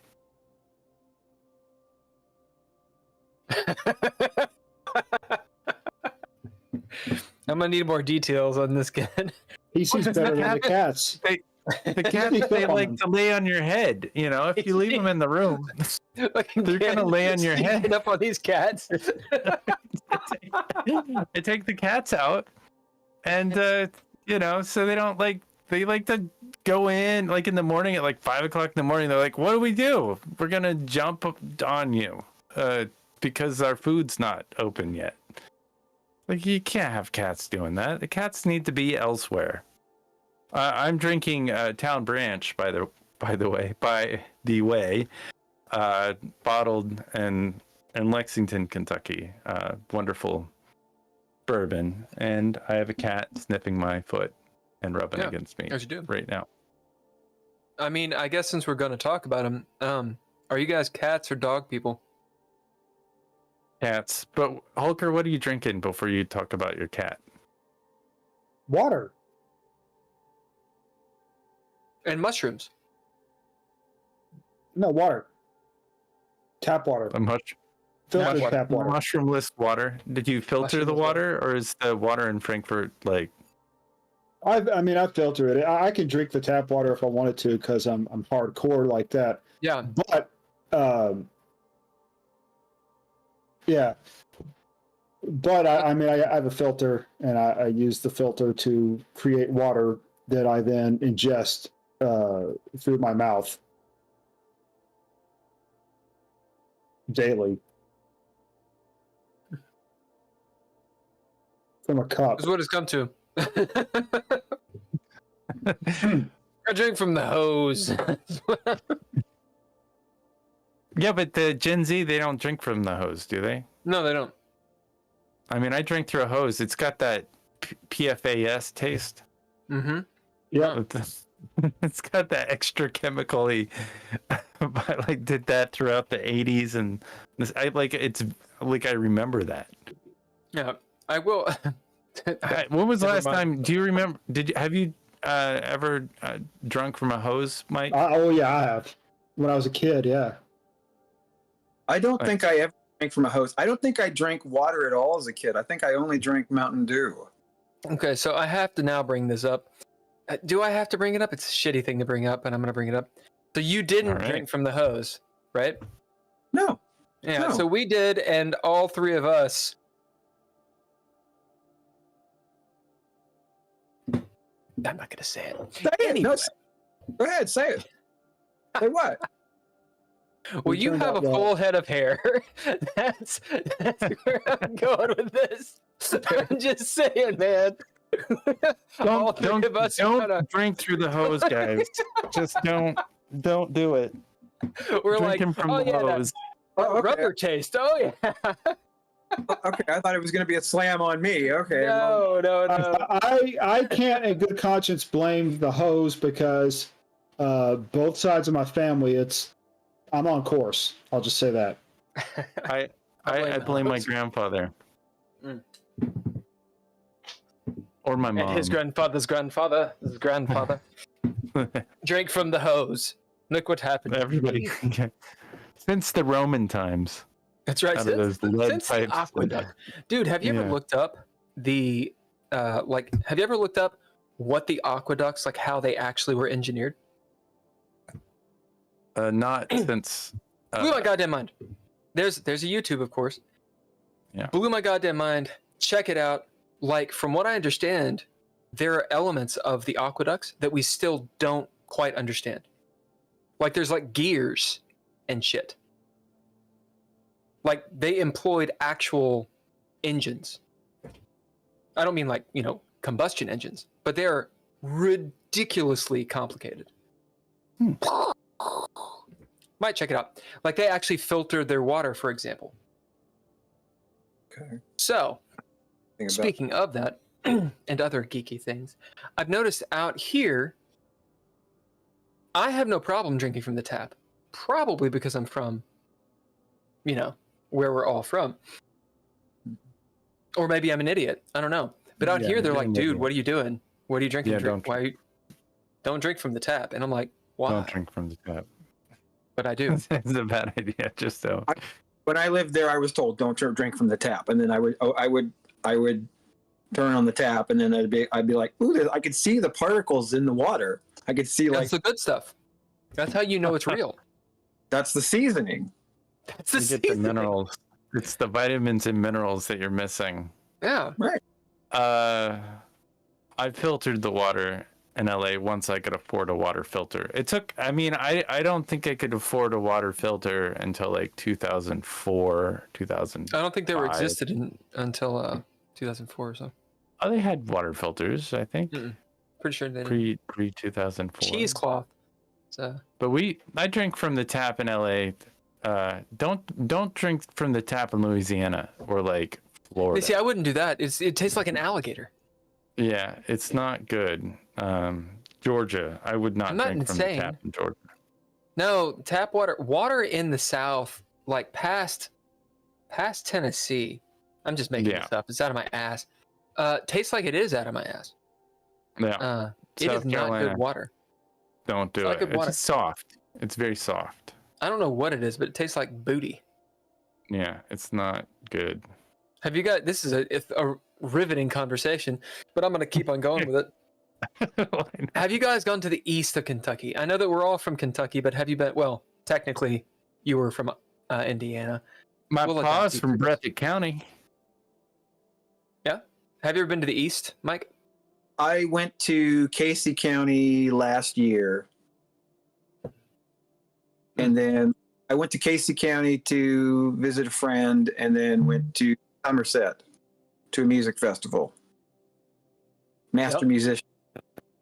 So I have a friend who, I have a friend who's a music business manager and manages an artist who performed there.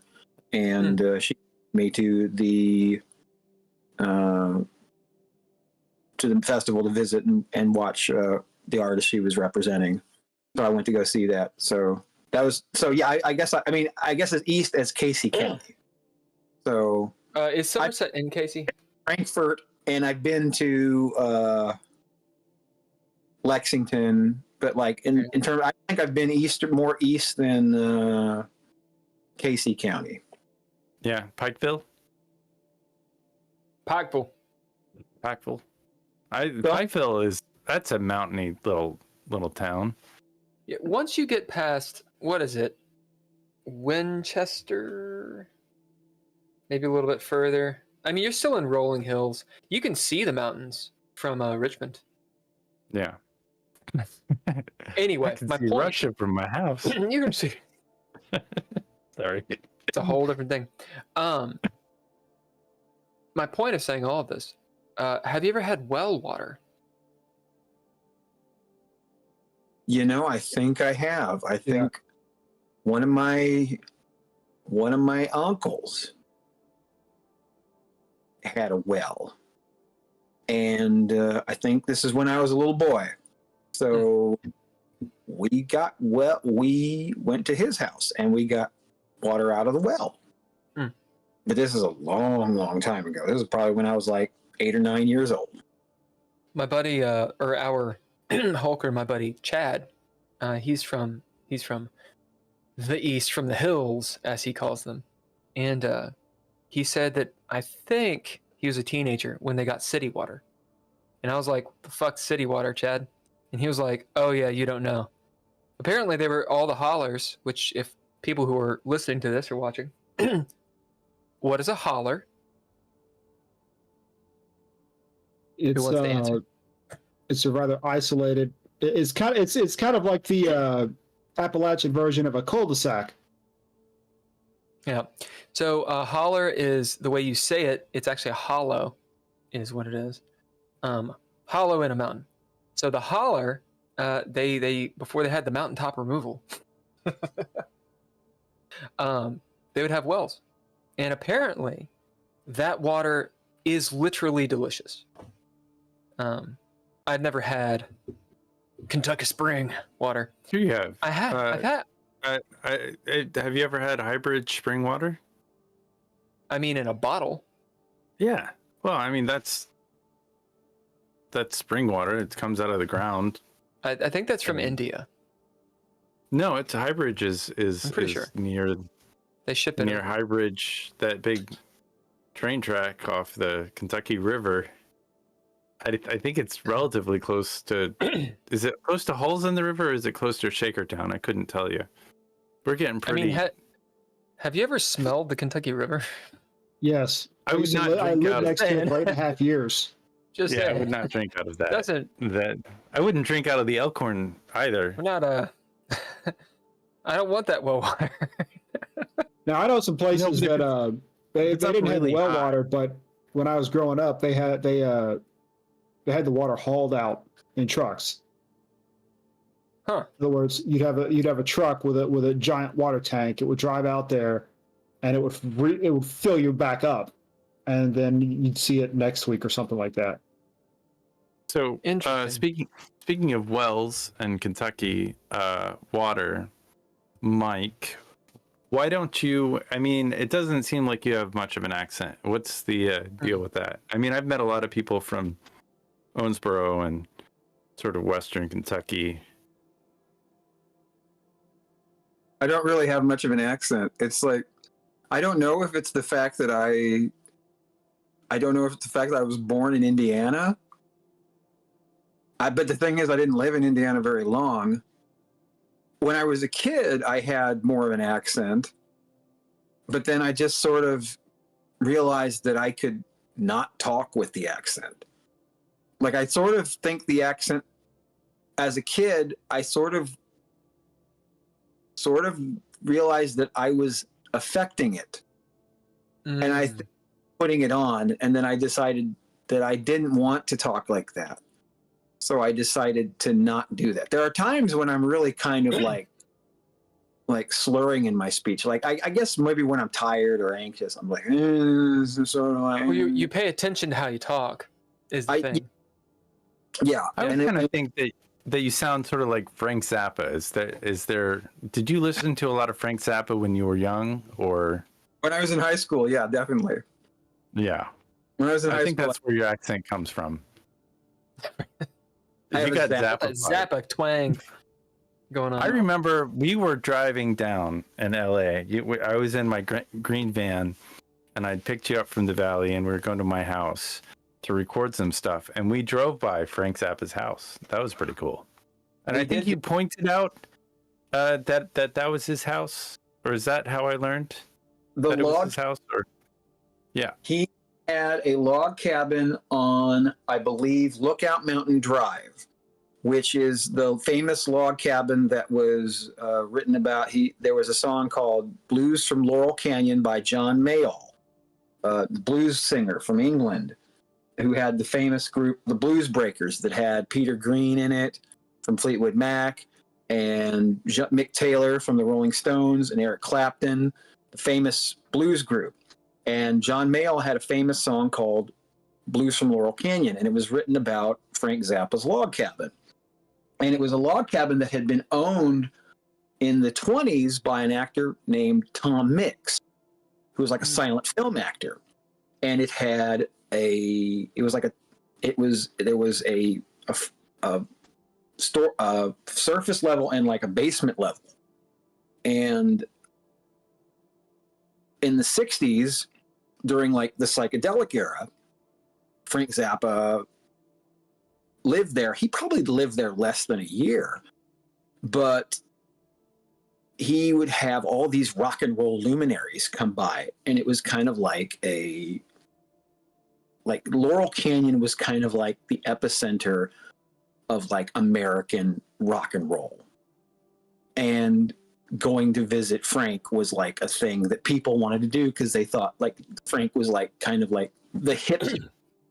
So he's the man in the mountain, and he knew about everything. Like he was smart. A very smart guy. I mean, the guy was as famous for his.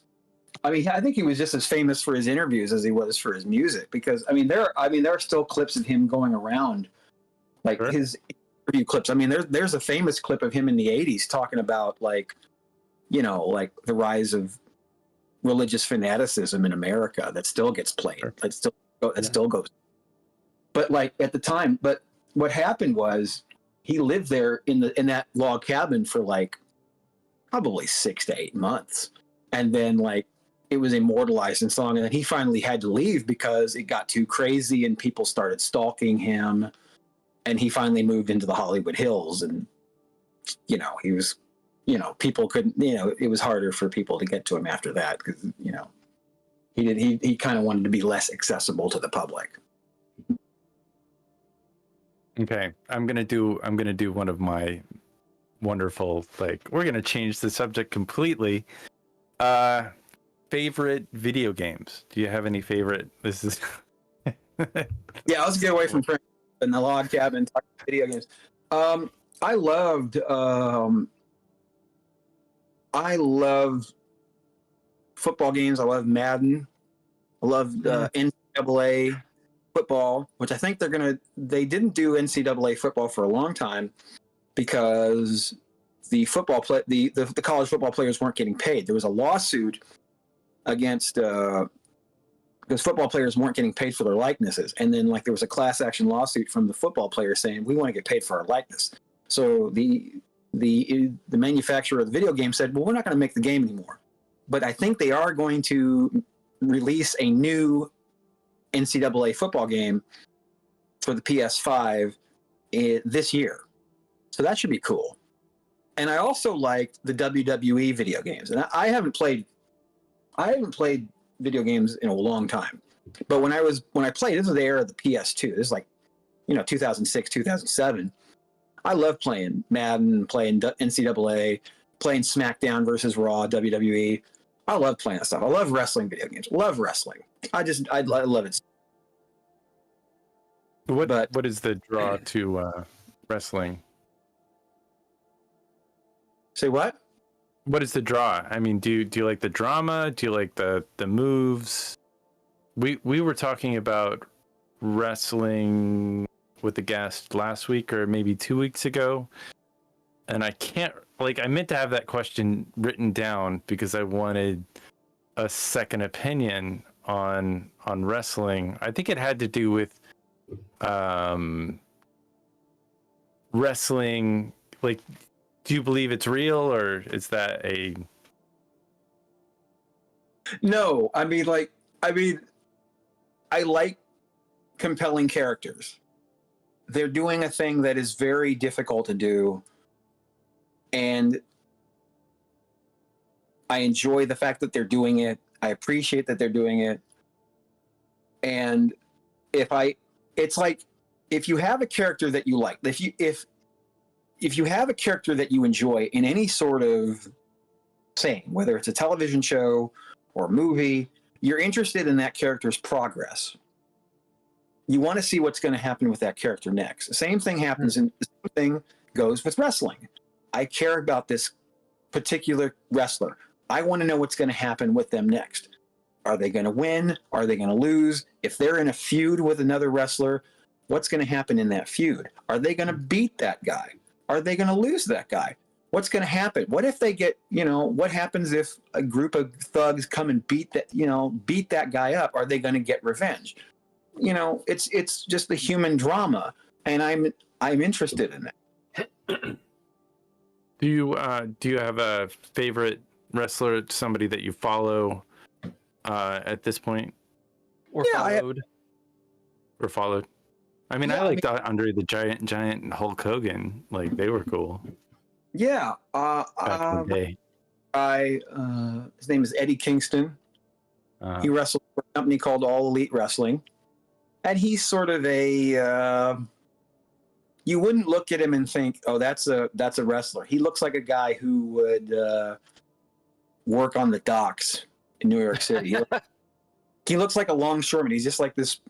He's like this Puerto Rican guy who, he kind of has a bit of a belly, but he fights, and he fights hard, and he's kind of an everyman, and people find him and they support him, and he has sort of a, it's a sort of a thing that you're rooting for him, because it's like, he's like the everyman that the audience kind of sees themselves in. You don't see yourself like, when as an adult, I don't see like the Hulk Hogan. I don't see myself in the Hulk Hogan, the big jacked guy with the muscles. I see, that guy who's like, kind of paunchy, but like, who's kind of an underdog. That's my character. That's my guy. That's the guy I'm rooting for. That guy but he's got heart, and he's got determination. He's got grit. He's fighting, for, his opportunity. He's fighting for the title. He's trying to make it happen. And that's somebody that, that I think a lot of people who watch wrestling, a lot of hardcore fans go, yeah, that's the guy I identify with, Do you, can you fill us in, a little about the storyline that's maybe going on now, or is it change every week? Is there a dynamic or a betrayal that we should be focusing on? Well, I mean, let's see. I was watching AEW Dynamite last night, and Eddie wasn't on it, but he's going to be on the Saturday show. He's in a tag match. What happened last night was the world champion had a title defense, Samoa Joe. He's this tough Samoan wrestler. He's a veteran, and he's a tough guy. He had a title match against a second generation wrestler named Hook, who his dad was a wrestler. He's a young guy, probably about 23 years old.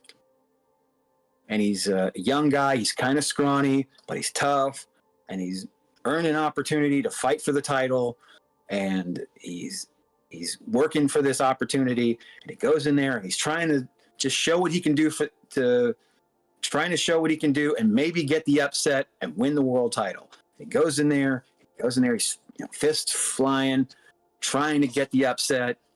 Match goes on for about 8 minutes. Samoa Joe wrecks his shit. Completely wrecks him.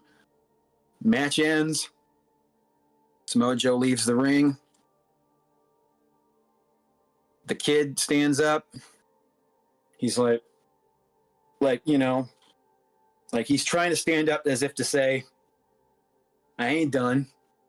The match is done, but he's like, you beat me, I'm not done yet. I'm still standing. Samoa Joe goes back in, drops him again. He leaves the ring. Kid stands up again. He's staggering up. Crowd's going crazy. They're like, he's staggering to get up, climbing up, he's trying. This kid, he's just a kid, He's a boy in a man's world. Samoa Joe goes in there, drops him again. Who comes to the rescue? This other guy named Hangman Page. Hangman Page comes to the rescue. This guy who's going to challenge, who's basically made it known. He's the former champion, and he wants Samoa Joe. And he comes to the rescue to save the kid from Samoa Joe. Chases Samoa Joe out of the ring. That's how the show ended last. Meanwhile, there's this other guy, Swerve Strickland. He also wants the title. And he's just kind of he's mean mugging. We got a case of the good, the bad, and the ugly. We got Hangman Page, Samoa Joe, and Swerve Strickland. These three guys. One of them's the champion, two of them want to be the champion. And it's there can be only one, but these three guys, they all want the same thing. And probably they're going to have a match for the title. Probably all three of them. There's probably going to be a three-way match for the title. And do they do that? Is that a thing? They do a three-way last man stand thing. I know they do cage. Do they still do cage matches where they'll put a cage on things and they won't let people leave? And oh yeah, they do cage matches sometimes. And occasionally there's all kinds of matches. There are three-way matches. There are four-way matches. Battle royals, where the idea is to throw everybody over the top rope and the last one in the ring wins. Ladder matches, where yeah, the idea is the ladder. There is an opportunity for a world title match is hanging, a contract for a world title match is hanging over the ring, and you have to use a ladder to climb up the ladder to get the world title, and whoever grabs it wins. And there's probably 6 or 7 people in this match. But here's the thing. In the match, the ladder is a weapon. So people get body slammed with the ladder. People grab the ladder and hit each other with it. People, get slingshotted into the ladder. All kinds of damage can be done to a body. People jump off the ladder onto each other. All kinds of crazy things can happen. All kinds of unbelievable stuff can happen in a ladder match. Now, I pick up a ladder and it hurts me just picking it up. Yeah. Ladders are dangerous. Now, what are you gonna say, Bill? Oh, go on, Mike.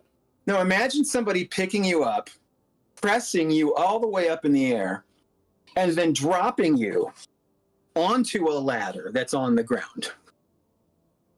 Oh, it sounds great. Yeah, I know. Sounds it's really good for the. Yeah, I had no idea.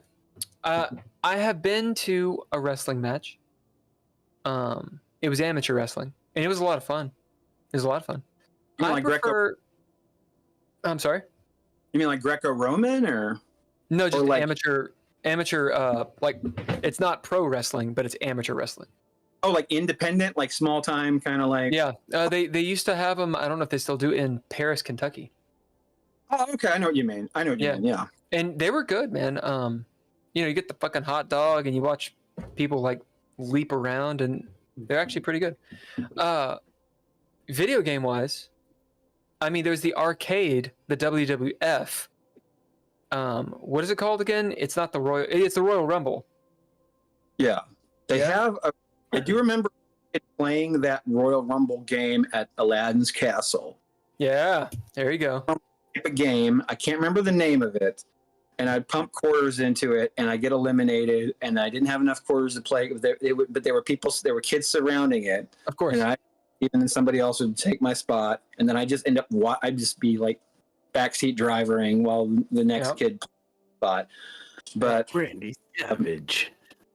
Yeah, the day- that one is one I played, and then of course pro wrestling. Did that have- Nintendo. Huh? did that one have Starman?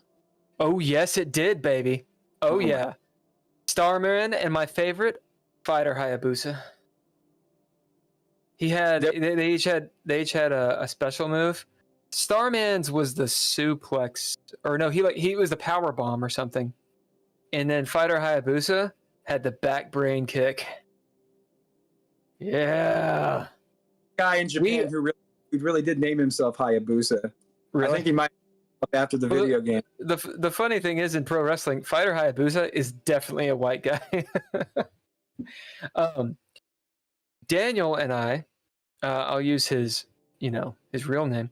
The first band we were in was called King Slender, King Slender. and King Slender was in pro wrestling. His move was the backbreaker. Here we go. Hey, dude. So, Anyway, that's all I had. No, pretty much very, very little about and then of course like Andre the Giant, and I used to see the pro wrestling events when I went through Lexington with my brother, because my brother's I think his sister-in-law works for one of the radio companies, and would have I think she would have tickets, and we could go and watch, and they were a lot of fun. It was a solid 2-hour show. You could get popcorn, drinks, and watch a lot of entertaining stuff for a couple of hours. It's good. oh yeah. How do you so you like WWE stuff? What about like Ultimate Fighting and mixed martial arts and that kind of stuff?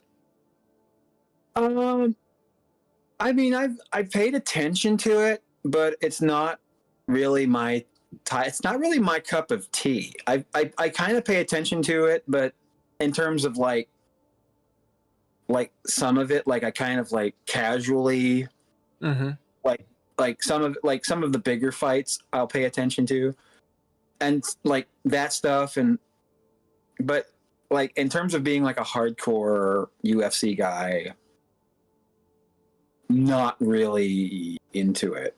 What's the turnoff for you, or what's the point of what is not interesting? Whereas, because there are storylines, and arguably they're real. Arguably, Yeah. Well, I think that I think that they do take elements of professional wrestling. I mean, at the end of the day, it's real combat. But like in terms of like they have to promote fights. They have to promote fights, but so they have to find ways to contrive a way to get people interested in the fight. And right, a buzz. They have to come up with more creative ways to do that than I want to beat you, because there's only so many ways you can say I want to beat you. And some of the things that they do in order to do that, I kind of don't like, because it's like when Conor McGregor was on top of MMA. He was very like I mean, like I had people telling me that Conor McGregor was so good at like there was a guy who told me that Conor McGregor was so good at talking and getting people interested in his fights. And then I listened to him during a press conference, and it was like he's just using slurs.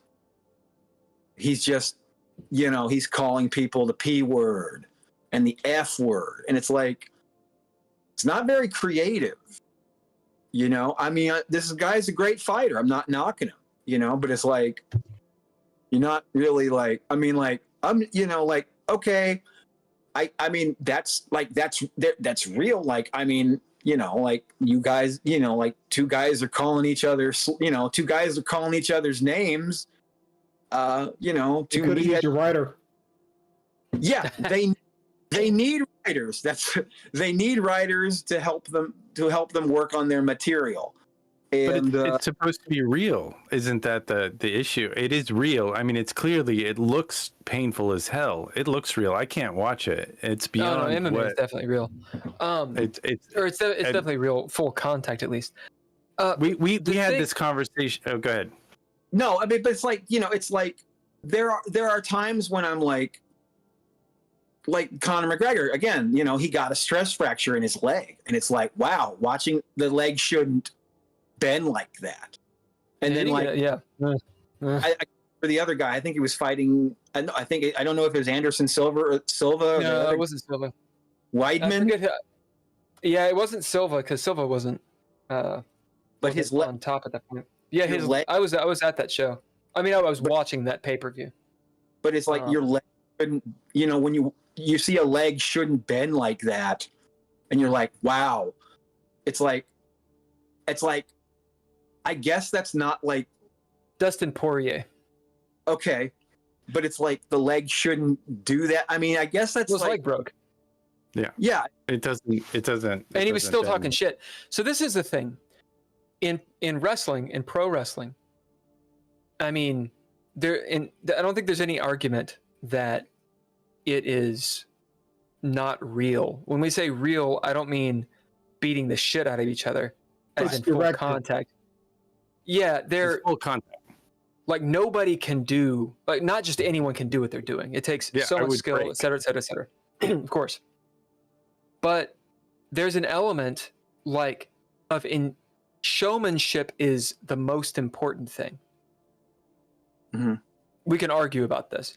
In my mind, in pro wrestling and amateur wrestling, and when I say amateur wrestling, I guess there's I'm not really sure what else to call it. It's before you get to pro. Well, I mean, that thing that you saw in Paris, Kentucky, I think we probably call that independent wrestling. Independent wrestling. Okay, so amateur is more like you're competing like BJJ or something like this, or like Roman or Greco or okay. The Olympics. So that or backyard. So in pro backyard wrestling, I believe that. Pin wrestling. I like Mexican version. I like that Lucha Libre. Luchadors. I think that stuff is great. Yeah, those masks. That level, it's about the showmanship. It's a performance. Yeah. But in full contact fighting, yes, performance, stage presence, all of that matters, but that's not the main thing. The main thing is winning. Right. And the other person is not going to let you win. So you have a quote unquote real fight because it's about the battle and who wins. And then the people that actually go far, they also have the stage presence. They also have the whatever. So it's a different, what are you looking for? There are real storylines, which honestly aren't as interesting as in pro wrestling, because in pro wrestling, they're being creative. Yeah. Right. Well, you can't have Conor McGregor is just talking shit, you know? Yeah. It seems like that would take away, if you got him a writer and he had stuff to say that would, like he would. It would seem false. And yeah. I mean, Conor McGregor though, like people can say a lot of shit about him, and they probably should.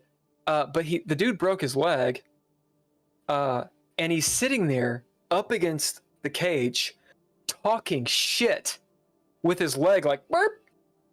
And he's like got the fucking Irish accent. And he's like, you know, I'd fucking kill your mother and all the fucking fucks. God, motherfucker. You know, that's gold. That's fucking gold.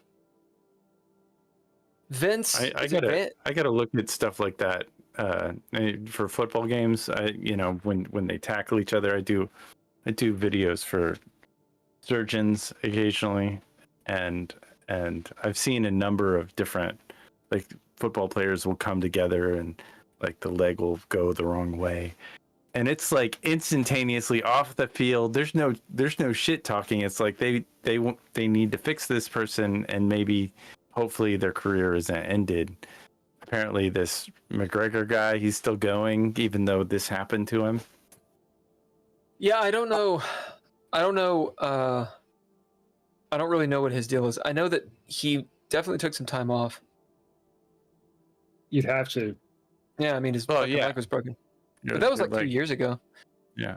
I don't know if he has like fights right now. I haven't kept up too much with it.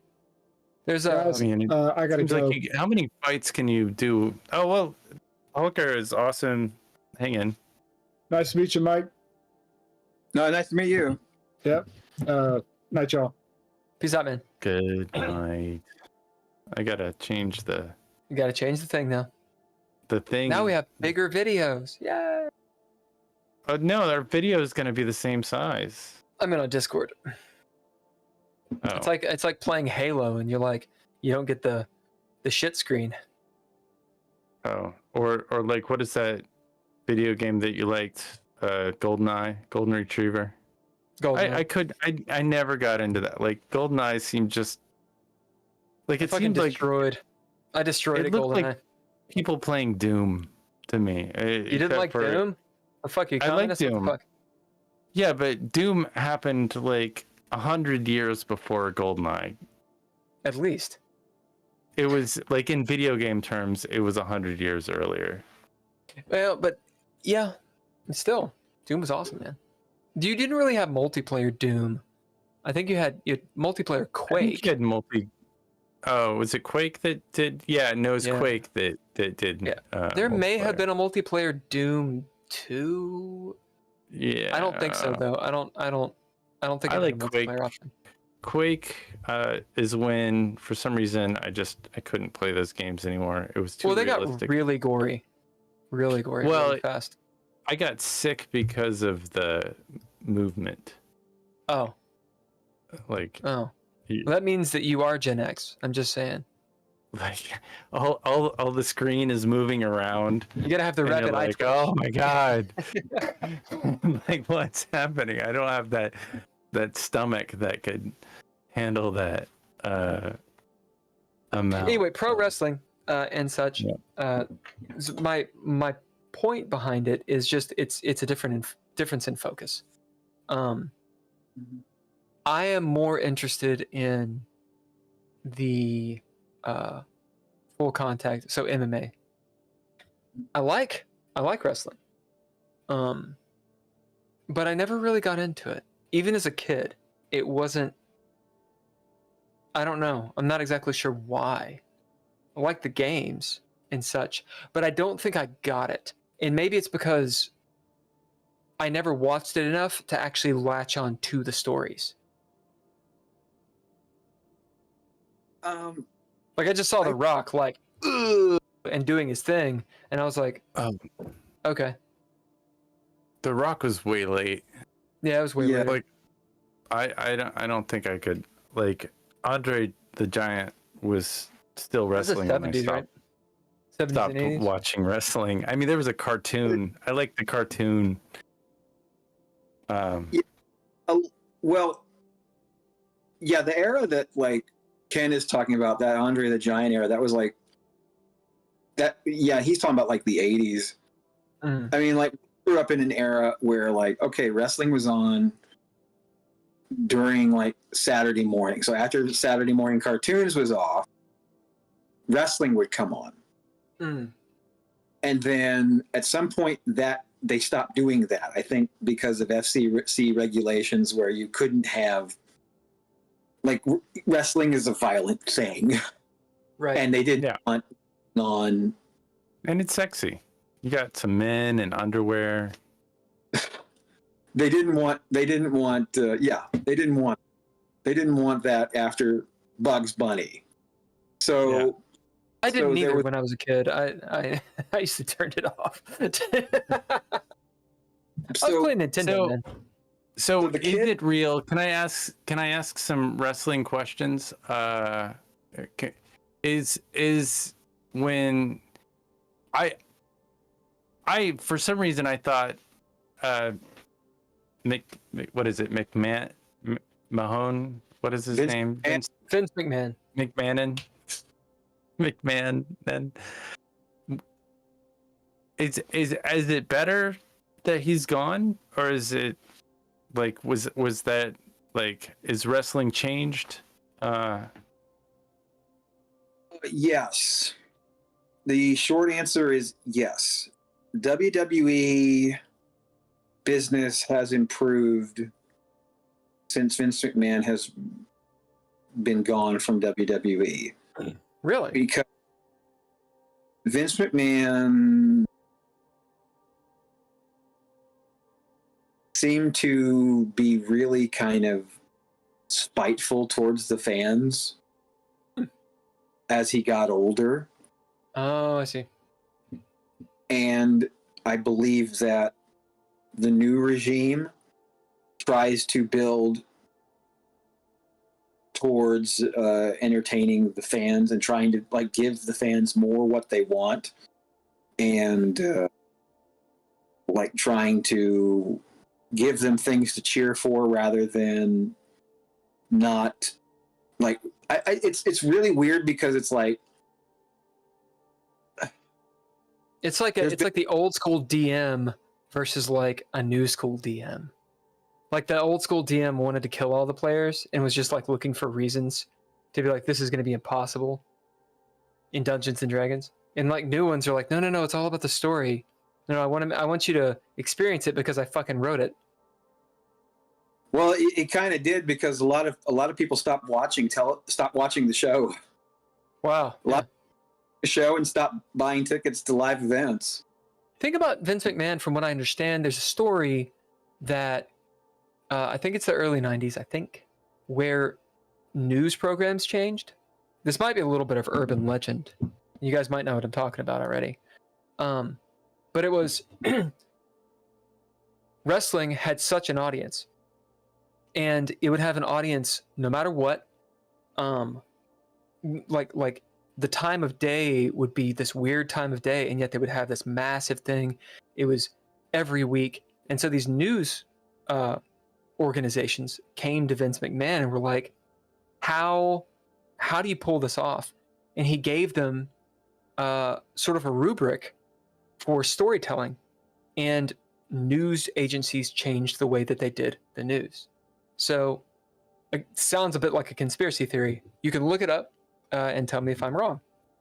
The idea being like, tonight on the 11 o'clock news, a child explodes a building. More later. Like you're talking about like like that. The fantasy aspect. It's exploitive. What's it called? There's a term for that for sure. If Hulker was here, he'd probably know it. But it's certainly.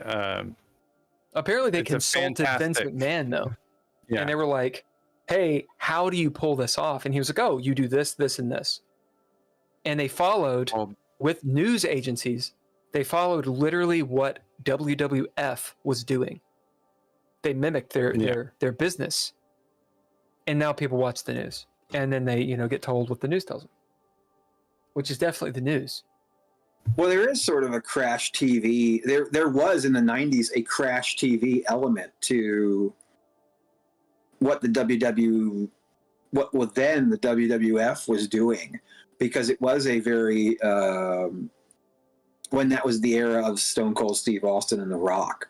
The idea of like just bam, bam, bam, bam, just throwing things at the screen. And I don't know if that's related to what you're talking about, but the idea of just like, they were not as focused on what happened in the ring. Because there are people who will tell you that what happened in the ring. The actual wrestling matches aren't as important as what happens. Like the storyline is what's important, not the actual wrestling. The and the vignettes, those are the things that keep you hooked. The match is just sort of like the payoff to that. It's sensationalism is what the term I was looking for. The news became more sensational, maybe. Because that was seemingly the wrestling. You had to have something to talk about, right? And so like they created a drama of sorts. So did Vince McMahon develop that, or was that not in wrestling a little bit before? Because I remember Randy Savage getting up there and be like, if I'm WrestleMania 20, you gotta have the pinky. Oh, yeah. I mean, Vince McMahon.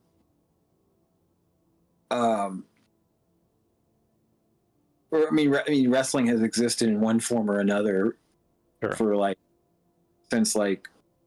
over 100 years. Mm-hmm. And I mean, he's just he had inherited the business he bought the business from his father. He bought the WWE from his father. I didn't know that. And so who was his father? Well, there was a thing with Ric Flair where Vince McMahon battled Ric Flair for full ownership of the WWE. Yeah, that was the storyline. That was the storyline. Yeah, Vince McMahon Sr. started the Worldwide Wrestling Federation, the WWF, in 1963. Mm-hmm. That was the company. His son, Vince McMahon Jr., the Vince McMahon that we all know, bought the company from him in the 80s and turned it into the WWF, the World Wrestling Federation. Less letters, more hip. And then in 2002, it became World Wrestling Entertainment because they lost a lawsuit with the World Wildlife Fund. and rightfully so. Just messing. Lord. Copyright. That's gonna kill us all. Sorry. Go ahead. Very big man of him, because it was like the World Wildlife Fund was like, we have no objection to you calling yourselves being the WWF, but if you the WWF, but if you're going to run shows outside of the United States and North America, please advertise yourselves as the World Wrestling Federation and not the WWF, so as to not confuse people. And Vince McMahon said, sure. And then later on, he's decided, no, we're WWF. And then he lost a court, and then a court order said he couldn't use WWF anymore. So in 2000, it became WWE. Yeah, I remember the WWF being a thing. No. It's always WWF in my heart. Yeah, that's all right. So 1992 WWF. I feel like if you Google search it, that's what it says. That's top hits on Google. It's not the World Wildlife Federation or whatever. No. So that's wrestling and MMA, which is interesting and all that good stuff. Did you ever go back to Los Angeles? Yes, I did go back one time. I left in summer 2003. I went back to visit a few months later, and I went back again in November 2006 because I was on tour. Okay. Kentucky Prophet was asked to do a tour opening up for Frank Black. And I said, great, I will. I was asked to do the South. I did about 18 shows in October and November 2006. Toured the South, Southern United States, Canada, and the West Coast. And that was the last I got to play in Los Angeles. I played at the House of Blues. That's awesome. I went to that show. It was awesome. You were there? Yeah, I was there. I remember seeing, like, because that's we met. I remember you getting mad at me because I was like talking to the people in the green room upstairs, trying to get them involved. That guy from Sarah Silverman show. I can't remember his name. Was it Jay? I'm sorry. Was it Jay Johnstone? It was Brian Posehn. I don't remember. Was it Brian Posehn? No, it was Brian Posehn. Yeah, I was trying to get him to play let me into his Dungeons and Dragons game because he played a game with a couple of people that you'd mentioned, and I was like, he played Dungeons and Dragons with Blaine Capatch from Beat the Geeks and Patton Oswalt. And they're all. I wanted to play in that game. Let you in there. Yeah, he's just going to let some random guy in their Dungeons group. Yeah. That sounds about like Ken to roll in and just not let it go. I was like, he was playing. He was standing next to Frank Black, and I was talking to Frank Black, like at the same time, trying to let me do a music video for him. It was like, and Mike was sitting there. He's like, "Come on, man, just back off." It's like, you know what? Frank gets that stuff all the time. When I saw him in Lexington, somebody went up to him with a business card and wanted him to invest in a restaurant. Nice. I was like, he gets that. He gets shit like that everywhere. Yeah.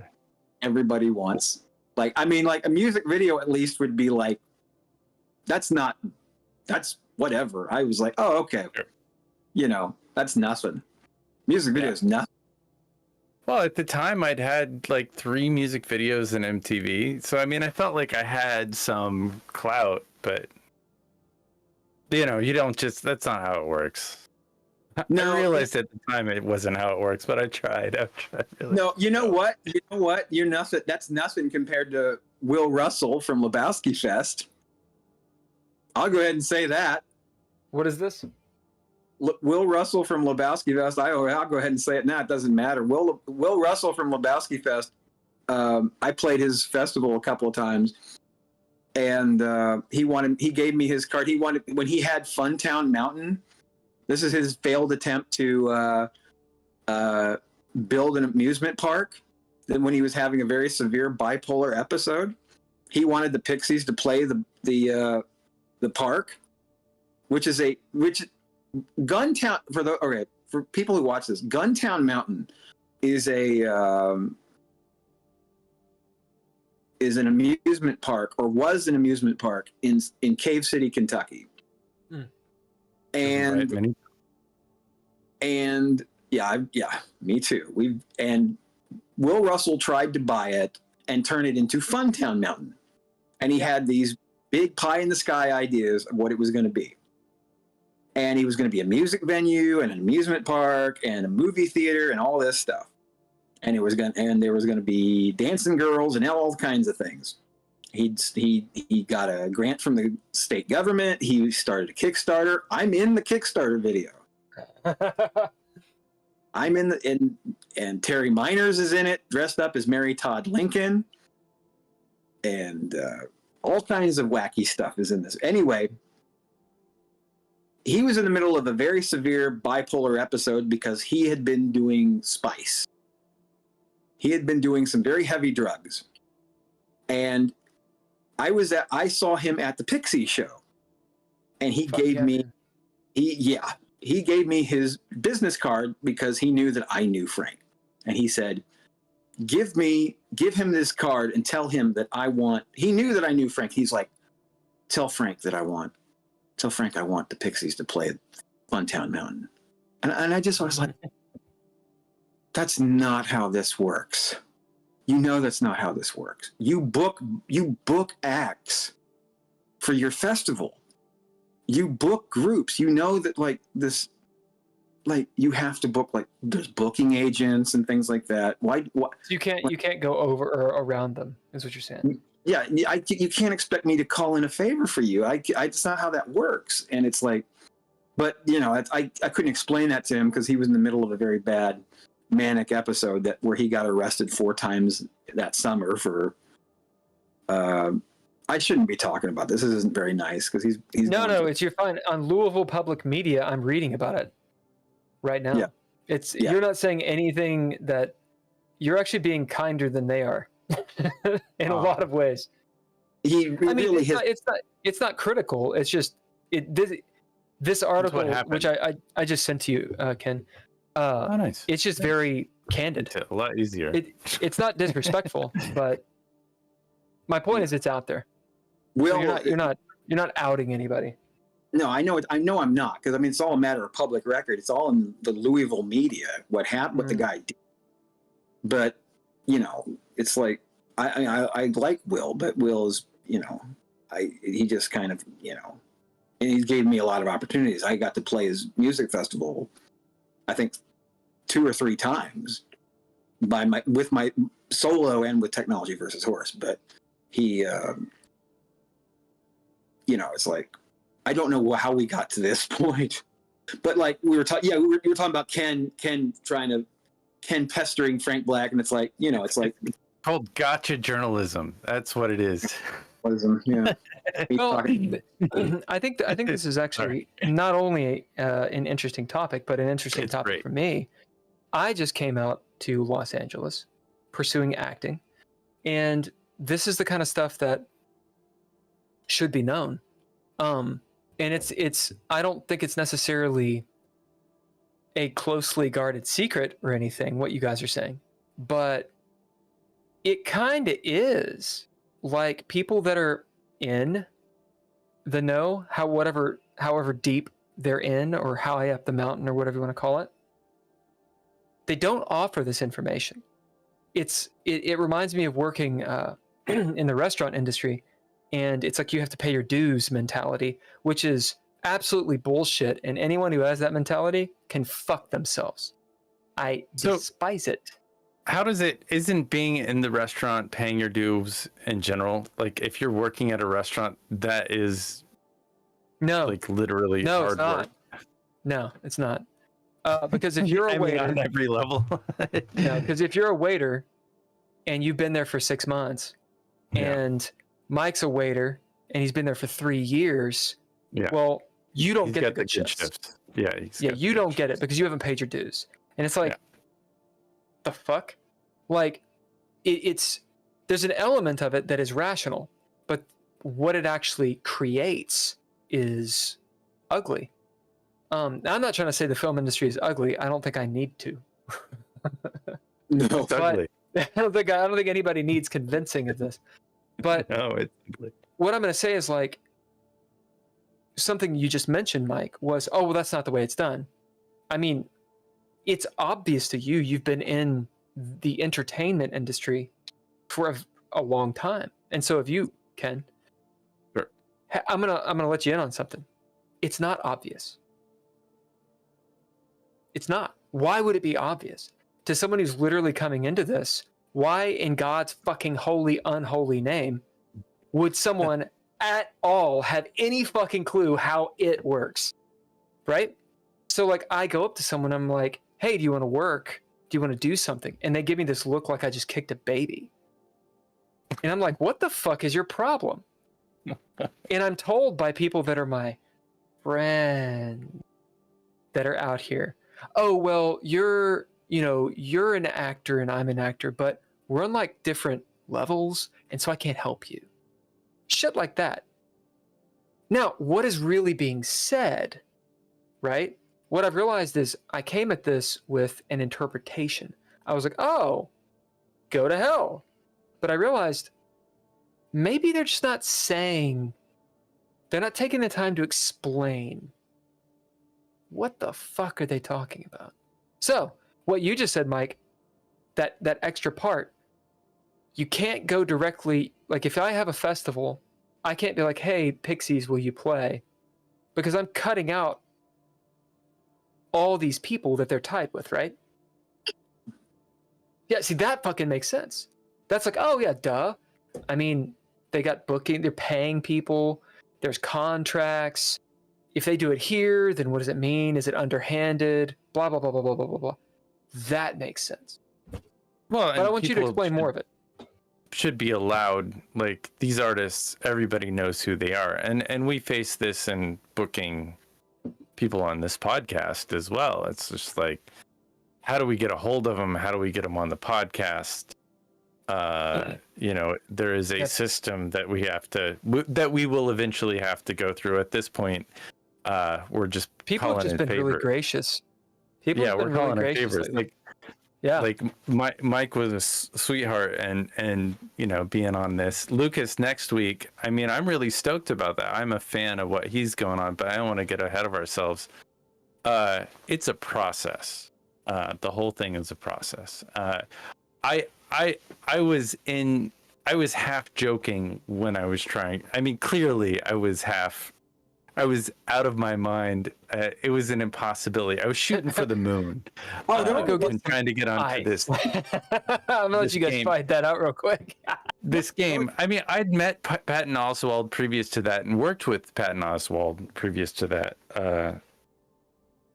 But it's not like we were friends, or we didn't have a rapport, and I certainly didn't have a rapport with. I can't even remember his fucking name. Like, I feel bad about it. The guy from this Sarah Silverman show. Yeah, like I don't know how people remember names. I met Sarah Silverman once, and she thought I was paparazzi, so I wasn't. Like, we were shooting a TV show, or we were shooting an internet show, and she's like, "Oh no, paparazzi." She was joking, but we tried to get her to be on. Like, we were all there. We had the mic ready. It was with a semi-famous actor, and she was like, "Nope, I'm not interested." The experiment. The what? Were you doing the Jamie Kennedy experiment? What you said? I actually, the funny thing is I applied to work on that. It was like, I didn't get the job, but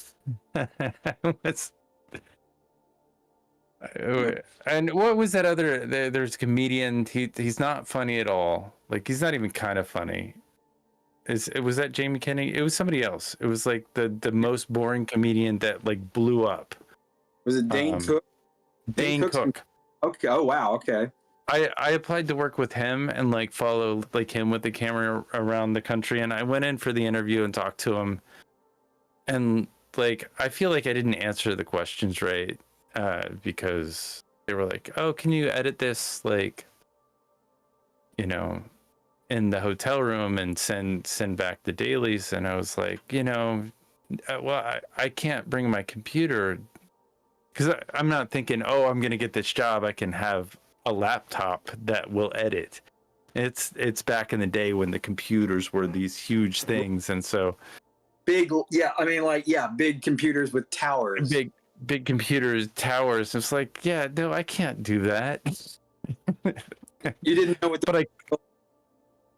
but I wasn't playing the right game, and that was that was knowledge learned later. If I got the job, easily I could have afforded to do whatever it is they wanted to do. Right. If now you look back and you go, well, this is what I need if I'm going to do it. Right. But if you want me to do that, I can do it. It's just I'm going to need this. But you didn't know that.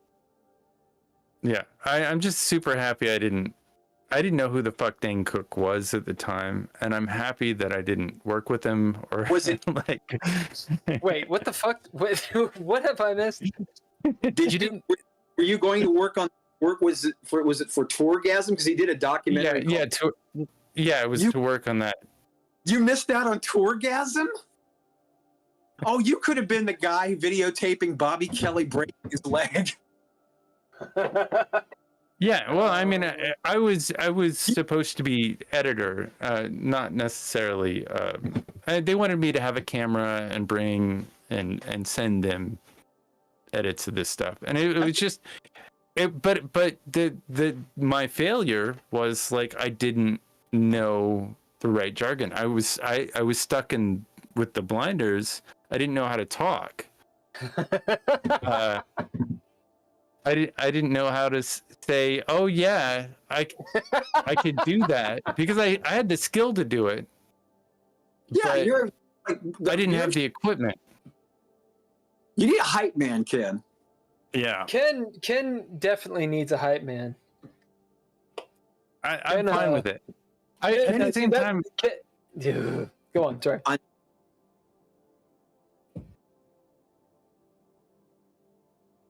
No, like, you first. What? You guys were talking about Dane Cook. Yeah, he had the opportunity. He interviewed to do an editing job for Dane Cook, and he didn't get the job. Now, why? Because I didn't like. They ask a question. Can you do the editing at the hotel room and send us the dailies? Yeah. And technology. This is early aughts. I mean, technology wasn't that great. Internet wasn't that great. Yeah. And so, like, I was bogged down thinking of me, my perspective. I was broke. You know, I was just getting by. And, like, I couldn't afford... There were laptops that existed. There were hard drives that existed. But I couldn't afford this stuff at the time. And so they were asking me to do something that I couldn't afford. I couldn't play the game. Right. But in hindsight, if I got the job, I could have afforded it. I had the skills to do the job, but I didn't interview yes and. I pretty much talked them out of using me because I was like, you know, I can't lug my computer on. How am I going to get my computer on the airplane? Because it's like this fucking big. Right. Like, it's not going to happen. So, Mike, what do you have to add to that? I think that's sort of like a problem that I have in my life, is like seeing roadblock. Like, Ken is a very talented guy. Ken is extraordinarily talented. If I had to be objective, yeah, I'm a really talented guy, and I've actually probably accomplished more than I realize. But I am my own worst critic, and when there's a challenge ahead of me, I don't think about the possibilities. I think about the roadblocks, and I see roadblocks. I don't really know how to solve them, and I don't know. And both of us have had, you know, we really don't know how to play the game, and the financial considerations of what's ahead of us make it very hard for us to consider the possibilities of things. Like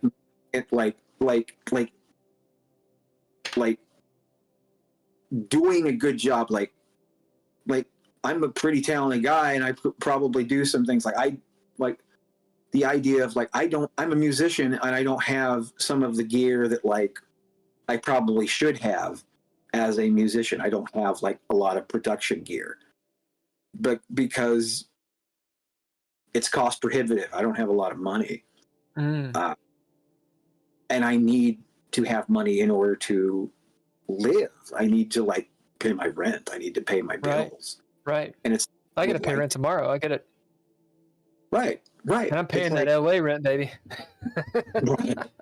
I know what it's like. But Mike, one of my favorite things about your music and what you've always done is you took that Casio keyboard and it wasn't the latest and greatest and most expensive. It was you made it work.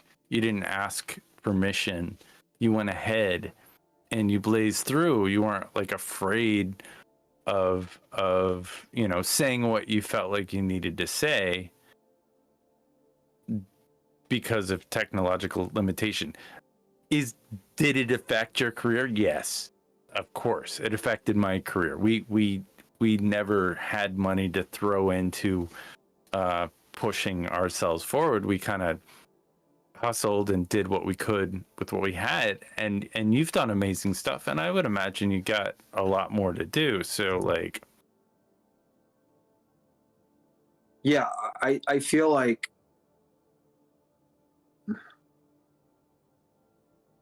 I'm very like, considering where I've come from, I've overachieved. I've totally overachieved. When you consider like where I started in 1997, playing with a keyboard that was basically a toy, to becoming a published songwriter, having released 6 albums with Technology versus Horse, 2 albums with More Noise, and my own stuff as Kentucky Prophet. It's like I have a career as an artist. I have been a touring musician. I have done way more than I have ever had any right to expect to do. And that's sort of amazing. I've not had the commercial success that I hoped for, but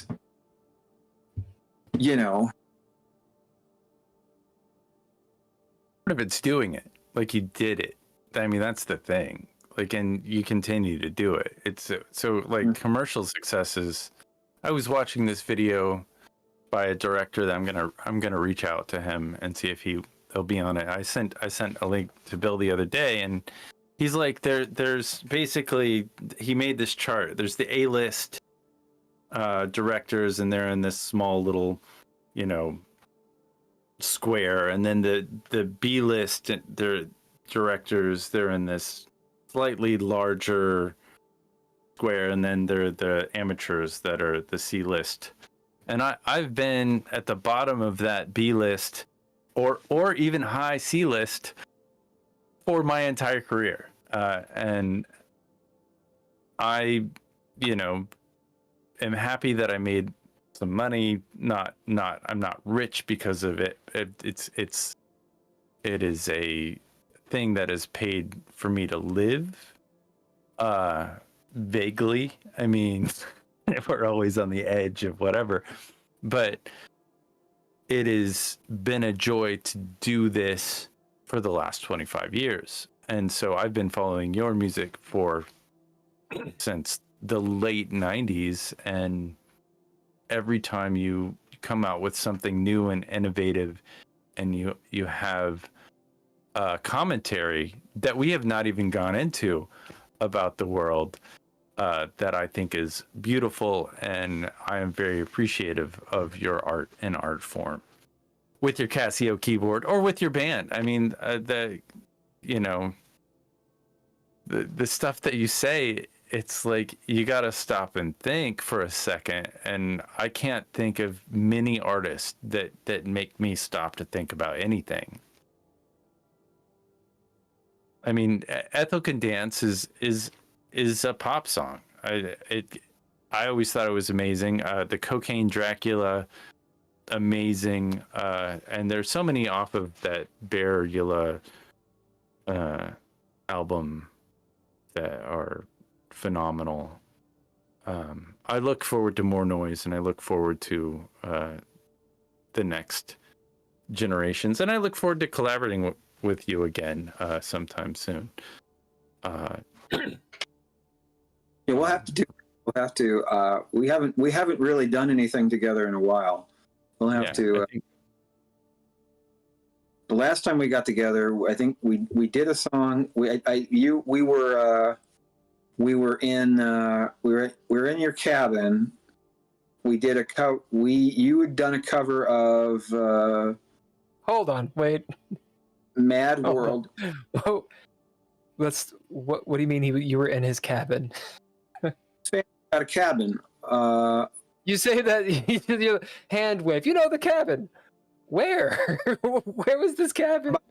It's in Western Kentucky. Western Kentucky. Western Kentucky cabin. Okay, that's where we are. Continue. I didn't buy the cabin. My grandparents own the cabin. It's like a shack, a nice shack by a lake. Go ahead, Mike. But we were doing some songs, and one of the songs, I think a song I wrote on the piano, it was just me and the piano, and another one was a cover. You had produced a cover of Mad World by Matt Tears for Fears. Yeah. And you also wanted to do a music video for it, and I didn't want to do the video because I'd only brought one change of clothes. I was spent a couple of days. First, well, the thing is, I only brought one change of clothes. I just brought like a ratty T-shirt, sweatpants, and also I really wasn't in any shape. I was just like, I mean, I think I've seen some of the photos that you're posting on the thing, and it's like, I don't know if you can tell. I used to be really fat. It's impressive the shape you are in this moment. I can't even tell you like how happy that you've taken your health very seriously. Yeah. Well. So how much weight have you lost, and how long did it take you, and what are you doing? What did you do to change your life? That's a lot. I saw earlier you were posting, you showed a clip of TVH in 2017. Mm-hmm. When we did that show, I was 544 pounds. How tall are you? 6 foot. Guys, you're pretty tall. 500 pounds. That is heavy. Yeah. And then at the end of 2017, I'd gained another 30 pounds. So this is a whole different dynamic, and it's actually, I'll probably get canceled for this shit too, because I talk pretty candidly. It's a dynamic. It's a dynamic that a lot of people have experience with, especially in America, but a lot of people don't. Like, I see that you wear glasses. This is just an example. So I got, and actually both of you, before I got eye surgery, or before I had eye surgery, my vision was like 20/600. So I don't know what your guys' vision is. I'm assuming you're nearsighted because most people are. Can you see far away? You have bifocals. Yeah. So 20/600 is like this. You take off your glasses. When you're reading a book, whatever's closest to your face, you can see. The rest of the page is blurry, right? So you can't see shit. What my point is, it was always strange to me talking to someone who didn't wear glasses, didn't have contacts, never had to even deal with it. It was like I was saying a color they had never had a name for. Like, they understood that people had issues with their sight, but it just wasn't ever on their mind. It didn't impact anything about their life. It's almost as though it did not exist. And this is just an example that we can have 100,000 examples.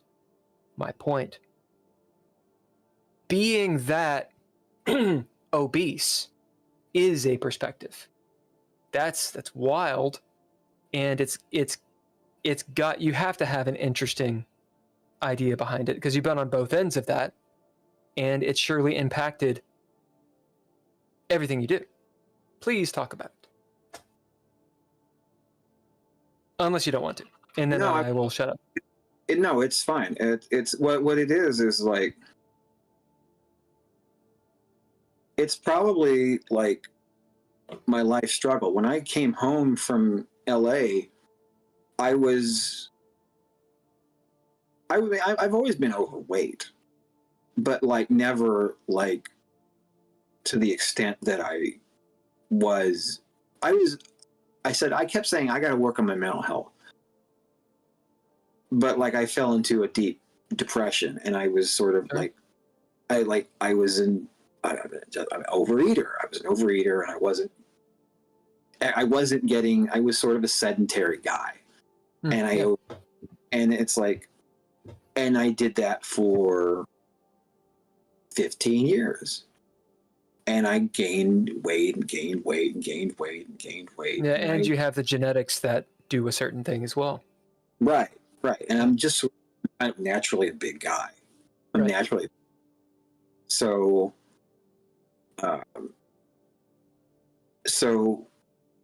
there's not a lot I can do in terms of like, I'm never going to be like I was never going to be a twink.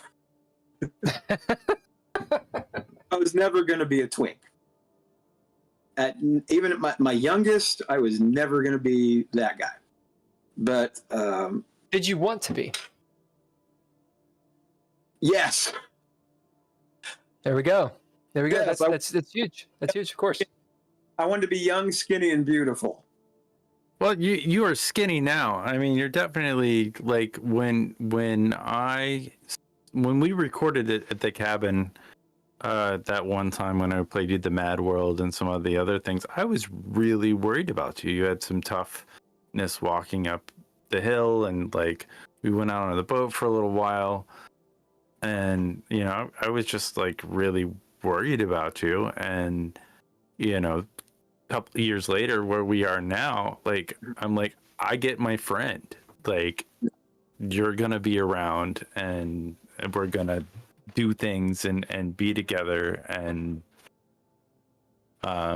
create more, and I'm gonna see more of what you do. Your show on the 30th, I mean, you had more energy I think than you've had in any of not this that being said, like you are a performer. So even when you were 400 pounds and doing a show, like you fucking killed it. You nailed it. So it's definitely impressive. If you don't mind me asking, how much weight did you lose? I got down to about 255, 260, that area. It's kind of hard to make.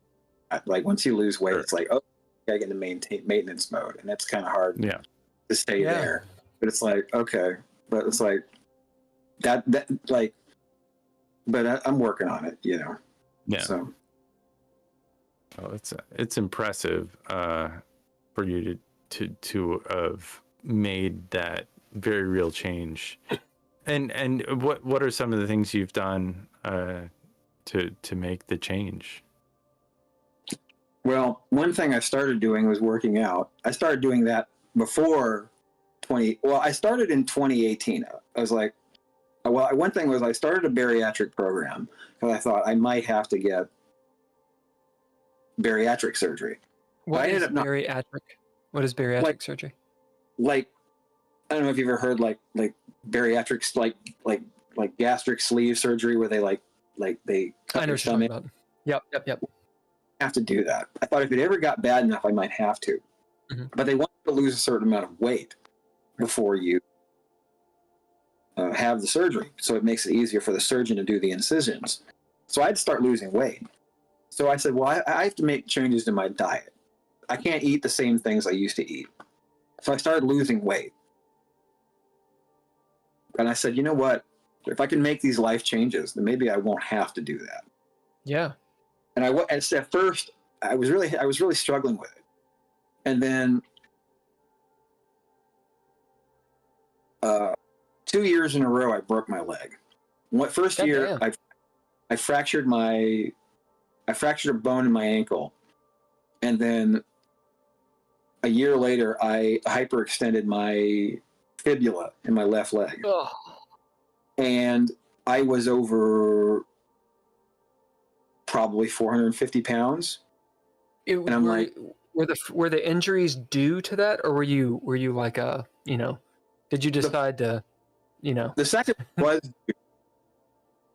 one was due to it because I was on the ground I was on the ground on the floor trying to get up off the floor and struggling because I was too fat to get up off the floor under my own power, and I couldn't, and I slipped and fell and hyperextended my leg. It was it directly result of my being too fat. I see. So, and I realized that if this happens again, I can't be 450, 500 pounds trying to lug all this weight around. Right. They gave me a special wheelchair that was plus sized because it was just like I'm too big for the regular wheelchair. It was it was kind of like embarrassing. And I said, I have to do something for myself. I have to try. And little by little I just kept losing weight. And I just kept until the point where I was like, I'm going to keep doing this to the point where I don't need surgery. And I just kept doing it and doing it and doing it. And now I don't need surgery. Yeah, nice. That's fucking A. Yeah. You're looking really good, man. I mean, Weight is I don't know the proper term. Weight issues, problems, however you want to call it. It's a wild issue. It's a wild struggle.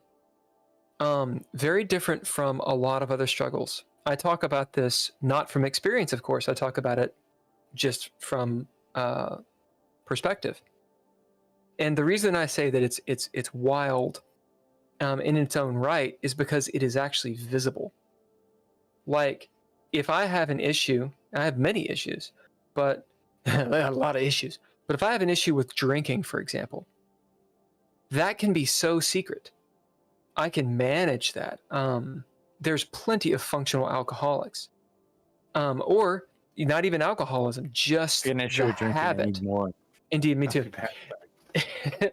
There's, until it becomes visible, maybe because of health or because dysfunction, but weight, it is absolutely visible.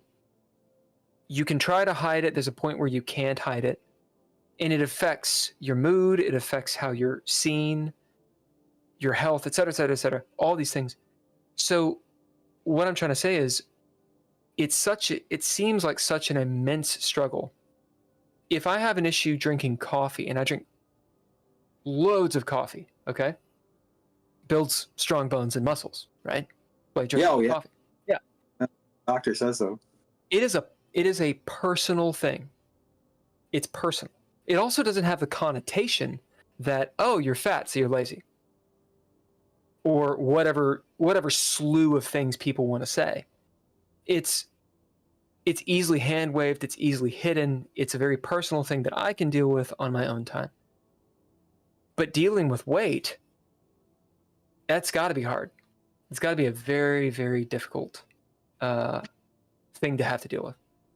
So my point in saying all that is just anecdotal. It's acknowledging it. It's a huge accomplishment, man. I mean, no pun intended. But yeah, it's fucking awesome. I had no clue until you literally said it. And when you said that you had been overweight like that, you could have told me, oh yeah, I used to have a third arm. And I'd be like, oh shit, really? Like, didn't even cross my mind. Which is great, because it means you have at least achieved you're not that anymore. It's awesome. Yeah, well, I mean, go on.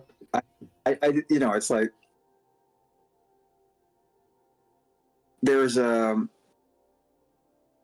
I'm not celebrating because it's, you know, the part of me that got to that point is always there's always that part of me that's like, Of course. you know, we could always end up there again, you know. What's within you is the idea. I have to be very vigilant, and it's like, you know, there'll people. It's like it is, you know, if you're an overeater, if you're a chronic overeater, then you have kind of a compulsion that like an alcoholic has, and it's a disease, and you have to, unlike you don't need alcohol, but you need food. And well, and our culture does not make it easy anyway. No, you know, like the food that is readily available, especially when you're on a budget. Yeah, it's not good for you. No, you know? And I think that's a major problem that America has, is that we are not kind of given the tools necessarily on how to eat and what to eat. We talk a lot about this in our space vegan podcast.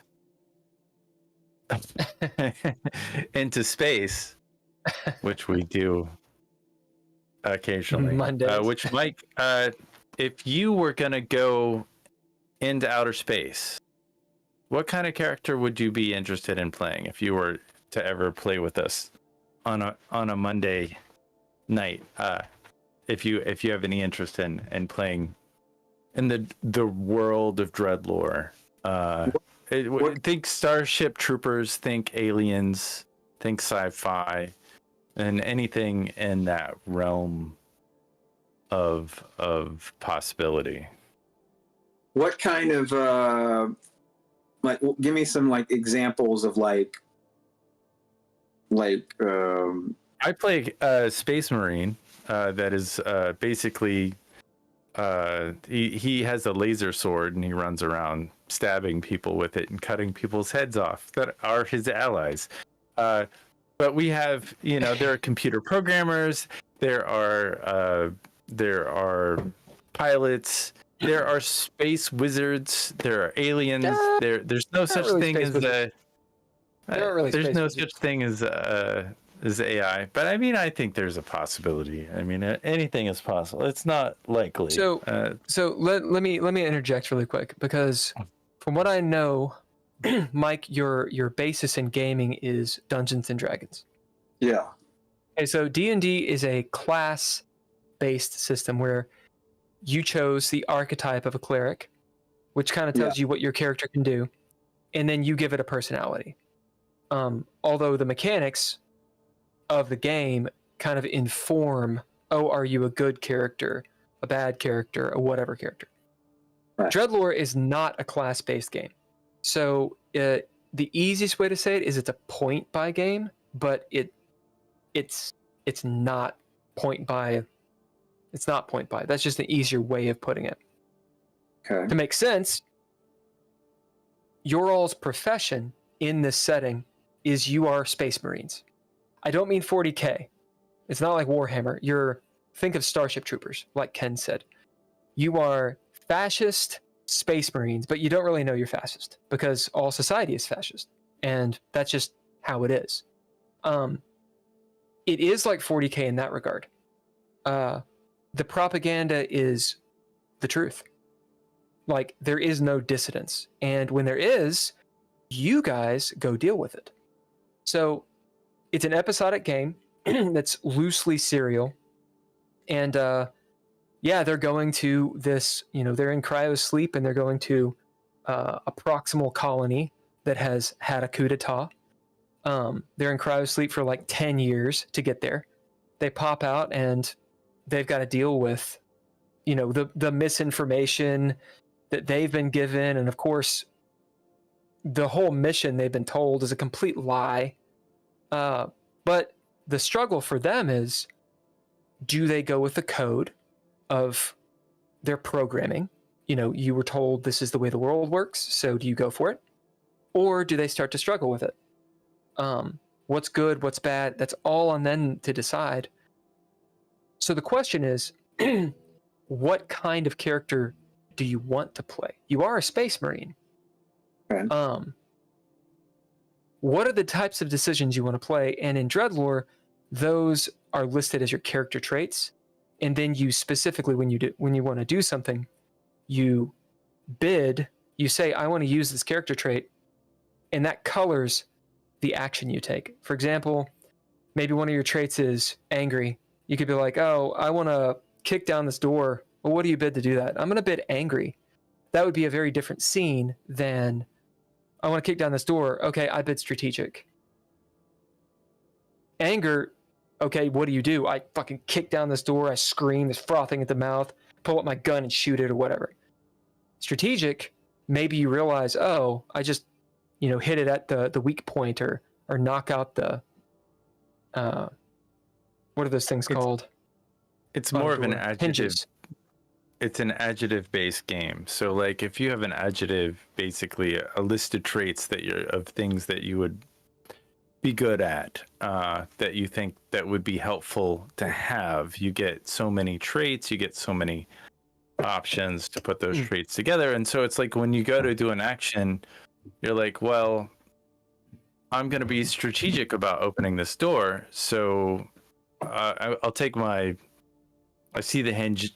I take my, there's a crowbar by the door, and I'll pull the hinges off, and that's how I get the door open. It's very much a descriptive based, where you use your imagination, and it's sort of a theater of the mind kind of way of problem solving and scenario. You got a lot of control, as a player. And this is the book that Bill wrote that we all pulled out earlier. That's a thick book. Dude, that's you can kill somebody with that book. Yeah, I see that. That's what I was thinking. The idea of the book was, it's a tome. It's all you need. It has a ton of lore and artwork, and it's written kind of like a story. So I wanted people to be able to use it as a reference, which we do, but also you're supposed to be able to actually read through, and it's actually kind of interesting to read through. It's, imagine like the Hitchhiker's Guide to the Galaxy. Like you read it, you're getting a story, but it's also telling you how to be a hitchhiker in the galaxy. I listened to that podcast. Yeah. Like somebody's uploaded it to YouTube. I just listened to Hitchhiker's Guide and Terry Pratchett over and over again. Sorry. It's awesome. It's awesome. That's it. So Mike, what do you think? What would you play? You don't have to play. This is not putting you on the spot. Oh, we're gonna set this thing up some time in the future. Mike, this is putting you on the spot. We're gonna set this in. It's gonna happen. I'd be interested. I need to think about what I want to do. All right, well, let's do this. So we're gonna give you 3 traits. One needs to have to do with your physicality. Okay, so it can be what you look like or how you move. So think of that. Just think of, it could be a couple words. It could be an adjective. Could be any kind of word. Think of a motto, right? Just something fun, whatever. And then think of the first job that this character would have had. What are the 3 things? Motto. Excelsior. Yep. Okay. Motto's Excelsior. What about your physicality? Family. Physicality. Remember, you're a Space Marine, so you've gone through boot camp. You've gone through all that crap. Right. So he's got to be in some kind of shape. Yeah. Everybody is in shape. Everybody's in shape. Okay. So we don't have the character that I play is Gaunt because he's never spent any time on. There's not a lot of gravity. Point. If you're in space all the time, then you are not as thick boned as a primer, as a person from Earth. And that's a thing. Actually, there's one character that we have, Cherokee Sue, guest star guy, our person, Jazzy Cabbage plays that person. And Cherokee Sue is enormous. He's like 6.5 feet tall, just this thick, he's got chunk on him, just like a linebacker. And everybody knows that he's from Prime. He's from Earth, is what Prime is. And that's a status symbol. Oh, that guy's tough. His family was well-to-do enough to live on Earth. Oh. So Earthlings, primers, they're huge. And compared to everybody else, they're just fucking muscly, fucking sinewy motherfuckers. It'll kill you. They're scary. So you could be any of those things. But what's your physicality? Physicality. We'll go with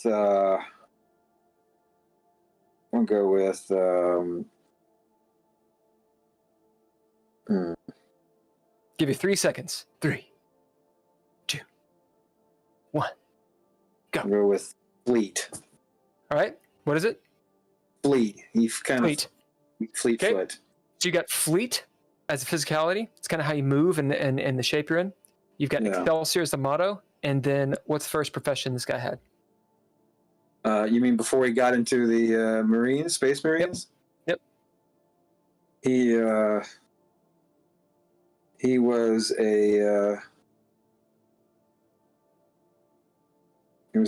he worked for the newspaper. Oh, that's awesome. Nice. Yeah, so you have newspaper or like newsroom or whatever the word is. You've got Excelsior, and then you've got fleet or fleet of foot, that kind of thing. So then you guys are in situations. Let's say the situation is you're on a ship. It's not your ship. You guys have kind of like Event Horizon style. It's this derelict that's this ship that has been lost to space forever. You guys just drilled into the side of it. You're in your spacesuit. You get in to the hull. The engineering person has turned on artificial gravity. Boom. It's all dark and everything. Big hallway that leads down. Shit floating everywhere as it all falls when gravity turns on. And there's probably some, maybe your mission is, there's some sort of research that's top secret that you guys need to collect from this place. Okay, boom. It's your turn. What do you do? So I need to collect you're next to Ken's character. We'll say that Ken's character, Dolby, is in charge. Oh, shit. Right. So we'll start with Ken. Give you an example. So the action's on you. We do. Yeah. We're on the ship. You're on the event horizon. So a big long hallway that leads down to the fucking scary ass engine room. Mike, there's been an event here that I just don't understand. I like stabbing people, and really, if we run across anybody for me to stab, I'm gonna stab them. So you're totally safe here with me, as long as you don't betray me. So I think we should go down. If something happens, I'm going to run away because I don't know. I'm just going to run. If you do have a big gun. Yeah, okay. You got a big gun. We're on the same side. You got your armor. Though. You got the big gun. Okay. And you got your fleet-footed journalism with a fantastic motto. Excelsior. Okay, as you guys stand there talking with your mag boots going on, you feel the sort of thrum of the artificial gravity, maybe like pulling a little too hard on your skin, as it kind of wavers in and out between Earth gravity, like a little bit more, a little bit less, that kind of thing. Things rattle on the ground as that happens. Some lights flicker on their automatic thing, all the way down this hallway. It's like a mile long. Event Horizon, this huge monstrosity of a ship. No one knows where it's been. And forever it just appeared out of nowhere. And you see, way down the way, it looks like 2 or 3 people come around the corner talking. They're probably 500 feet away, and they don't seem to see you guys. The action's on you. What do you do? I think we should hide. Everybody I run into in this world wants to attack me. Mike, what do you do? I'm to I'm also going to hide. Okay. What do you bid to hide? So one of those traits you bid, and that is the stepping off point for the flavor of how you do what you do. I don't understand. So we'll go with Dolby first. I'm gonna bid hide in plain sight, because that's a character trait that I have. Yep. So you bid hide in plain sight. How does that look? So Dolby just freezes, and he sees that maybe there's something like a little sparkly on his vest, and he just puts his like laser sword that is not like it's not on, it's off in this moment, just in front of his vest, and like takes a slight movement over to the side. So if the people come his way, he's in pretty darkness, like there's no light directly at him. So he's just gonna hide right there. Okay. Bidding one of the traits that you've written down or we have in the mind, how would your guy avoid being seen, Mike? I hide behind him. Yep. So what do you bid to do it? I don't know what that means. So one of those character traits that you have, either your motto, your physicality, so your fleet, or your job. Which one applies more? I have to scurry. I have to scurry away with my fleetness to replace. So, boom. So using fleet, you scurry behind him. Is it a quick movement? Is it slow and methodical? How does that work? Well, I would say it would be, I would scurry very fast, but like, I don't, but I would say very fast. So bidding fleet, you see Dolby just statue as he slowly covers the reflective spot on his armor as almost like a dance move. Mike, you barn door around him and hide behind him in his shadow. And that's how the game is played. So then we might, let's say I was like, oh, one of them has bionic eyes and they see really well. You might have to throw down dice to see if you get high enough successes to beat whatever the difficulty is. And basically, I feel like what would happen was Dolby would attack these people and you would report on the attributes that they had or protect us or any number of things. So just some ideas. You were a newsie. Maybe you know how to get out of the way. Maybe you went on safari and with a photographer and you know how to be very, very still and hidden. Or maybe you know that I bet that I was in a newsroom and newsrooms are fucking crazy. When the shit hits the fan, you know how to keep your head down. Something like that. Right. You'd be like, oh, Excelsior. How does Excelsior work? Well, you don't even wait for them to look. You immediately, before even Dolby acts, leap to the side up on the wall. Excelsior, time for action. Mm-hmm. So however you want to do it. And the idea is, as you play the character, you gain more traits and you realize, oh, this is what my character does. This is your personality because it's literally what you're doing. Okay. So that's the game. Okay. In a nutshell. And it takes 492 pages for me to tell you that. Actually, the 492, it takes about 30 to 40 pages for me to tell people how to do that. The rest of the book is lore. There's a setting, although you can apply it to any setting, and a whole bunch of other stuff. Yeah, and big old Dreadlord details plug. And getting into like, and it's getting a feel of like if you like that kind of fantasy setting. Yeah. And it could be set anywhere. It could be on a spaceship. I think we should do Island Vacation Dreadlore. That would be fun. Just like cold everybody's like in the Bermuda Triangle. We're all wearing boxer shorts and tank tops or those Hawaiian shirts. Hanging out on the beach, and I'm an accountant. Mike is like a finance guy. Bill is a janitor somewhere that we brought along just because he has a good a good vibe. I just saw a movie that is similar to that. Actually, it's a Infinity Pool. Have you guys seen it? No. It's trash. I dislike that movie greatly. Mm. It's like good for the first half. It's really interesting and riveting the first half, and then it just. Are you telling me you don't want me to DM the desert, the fantasy the island? desert island? I mean, the Epstein Island Dreadlord game, probably not. You don't want me to go? Yeah, that's not good. We've gone full Cosby, a little bit Weinstein. We have gone a little bit full Cosby. Why not go a little Epstein? Lord. Okay. Ken, did you have any other questions? I have so many questions. I just could go for hours.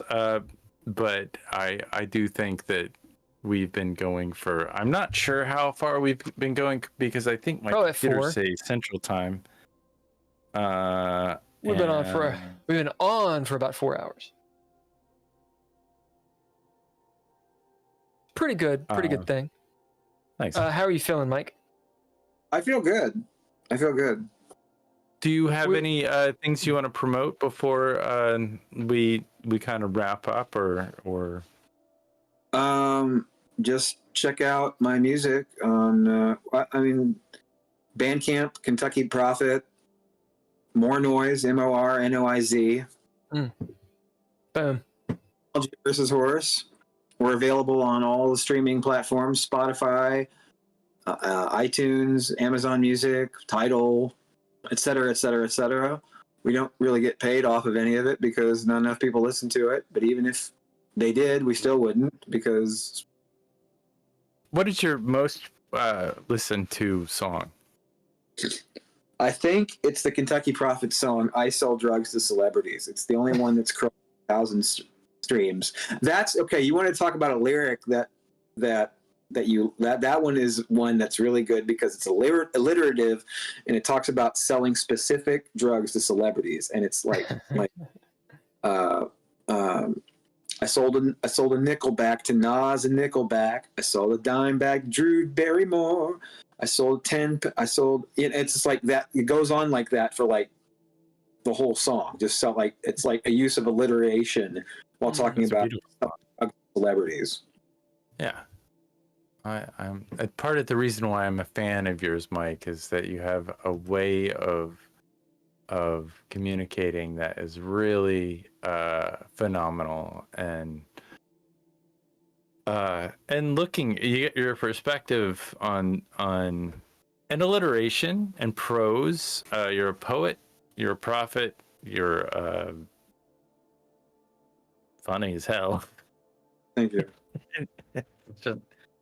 Do you have any shows coming up?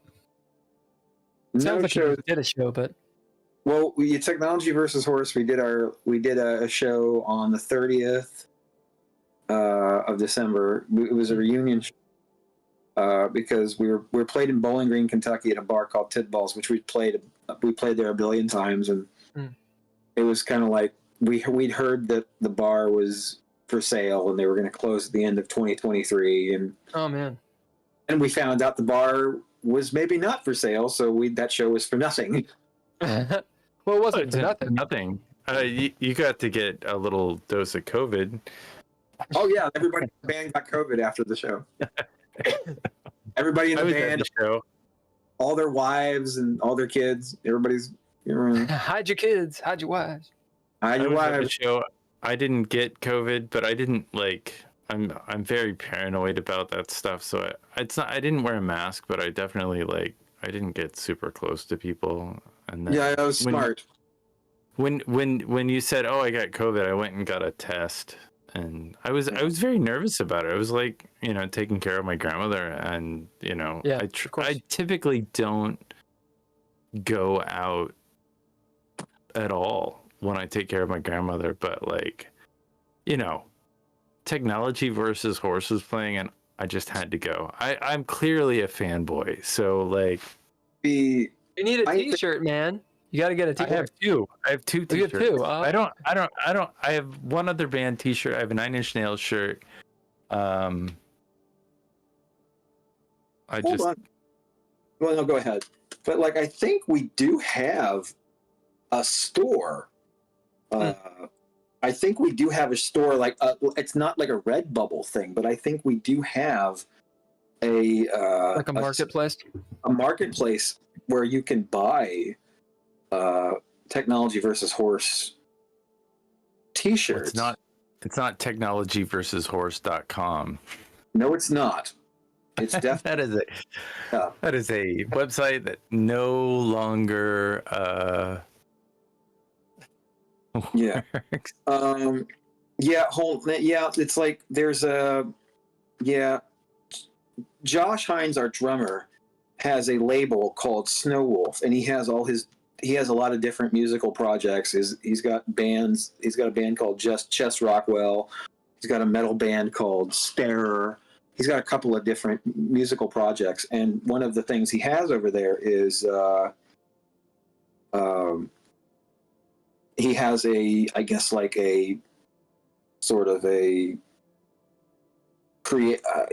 a kind of thing where you can print your own sort of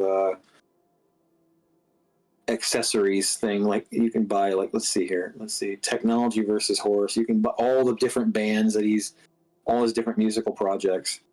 Let me see if I can find it here. I guess I could, if you're into like different death metal, speed metal, heavy metal sort of projects. Yeah, he's a serious drummer. He's the most musically inclined guy I know. He plays metal, hard rock. But he plays a couple of other instruments. He doesn't just play drums. He plays like. Well, basically, he learned to play drums for our band, and the we play is pretty difficult. And his main instruments are bass and guitar.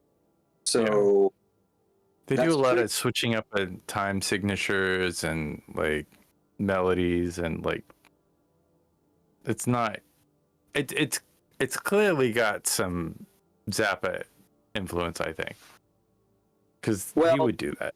It's orchestral in some ways. That's my influence. That's my influence. I'm the only one that listens to Zappa. Everybody else listens. They listen to like Josh likes. He likes heavy metal. He likes Killing Joke. He likes the Red Hot Chili Peppers. Matt likes King Crimson. He likes At the Drive-In, Mars Volta. Rafe likes. Mars Volta is great. The Pixies. He likes he likes a lot of. I also stuff. like their other. What is the band the Mars Volta was before they were Mars Volta? At the Drive-In. At the Drive-In, yeah, that was good too. See if I can find. Let's see if I can find. I know it's here. I think this is it. Yeah, this is so stupid. Yeah, I like the Mars Volta better. I don't know why. I mean, I think maybe it's more polished. I don't know. Okay. I'm going to post the link in the chat. In the Discord? Oh, in the chat on the Facebook. Or on the chat on the YouTube. On the YouTube, if it's okay. Okay, the YouTube. On the YouTube. Use the YouTube. The YouTubes. I call it the Instagram. The other day, I called it the Instagram the other day, and all these, peers, quote unquote, this of is mine great. were like, "Dude, are you like, how old are you?" And I was like, "No, I'm totally your age." Oh, I had that problem like last year when I went to the movie theater because I was in the restroom. I was washing my hands and there's this young guy, probably high school, 17, 18 years old, washing his hands. And I just thought, yep, two young guys washing their hands in the bathroom. And I'm like, 45. He's probably 17. I'm like, yep, I'm just as young as he is. Just as young. But I just want to say this one thing before we move on. Like the technology versus horse shirts at that there's all kinds of shirts over there. One of them is a of the Van Halen VH logo. Yeah, I saw that. So it's like the VH with the T with it. It's like we just added a T. It's our cease and desist shirt. Did you get into any trouble for that? When I was looking at it on your, I think you've got all the different images on your Bandcamp. Did anybody ever? No, we didn't get.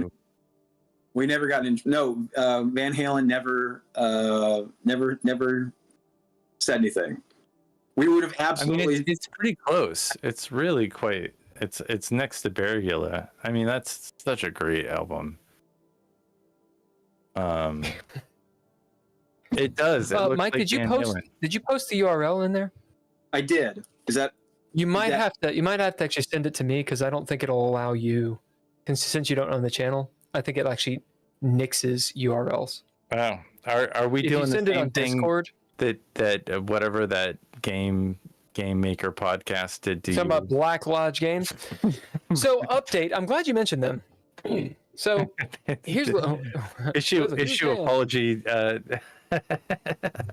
I how to do it, so I'll just forget it. I don't know how to do it on the. No, go ahead. Well, what is it? I don't know how to send the. Oh, you can text it to me. Yeah, just tell it to us. Okay. Yeah, tell I feel like such an old man. HTTP. I got you. / back. Snow - wolf - 3 creator - spring.com. We'll see if I wrote that right. Wrote that right. I'm gonna write it right and see if that works. Not secure. Oh, holy shit! Wrong. Did I write it right? I believe I did. Do. All right. Well, Snow Discord Wolf me that. Records. Yep, it's in the chat. Oh, it is. Cool. Thank you so much. That's right, girl. That's right. Yeah, if you guys want to check out some It's in the chat. I mean, some gotta goodness. find it if it's in the chat. Holy That's shit! it's like not Support independent. That's right. Support. We're like independent supporting independent. Right. Yeah, that's right. It's like indie on indie. You know what I'm saying? It's indie. Endowed. It's masturbatory indie support is what's happening. It's not masturbatory. It's not masturbatory. Oh, because Mike is someone else, so it's a circle jerk. Right. Come on, man.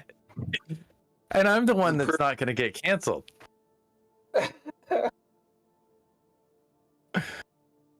There's that too. I did have a point. It was lost in the mix. What was it? Ah, damn. I got too It's many. gonna be a good one. Yeah. It's gonna be a good one.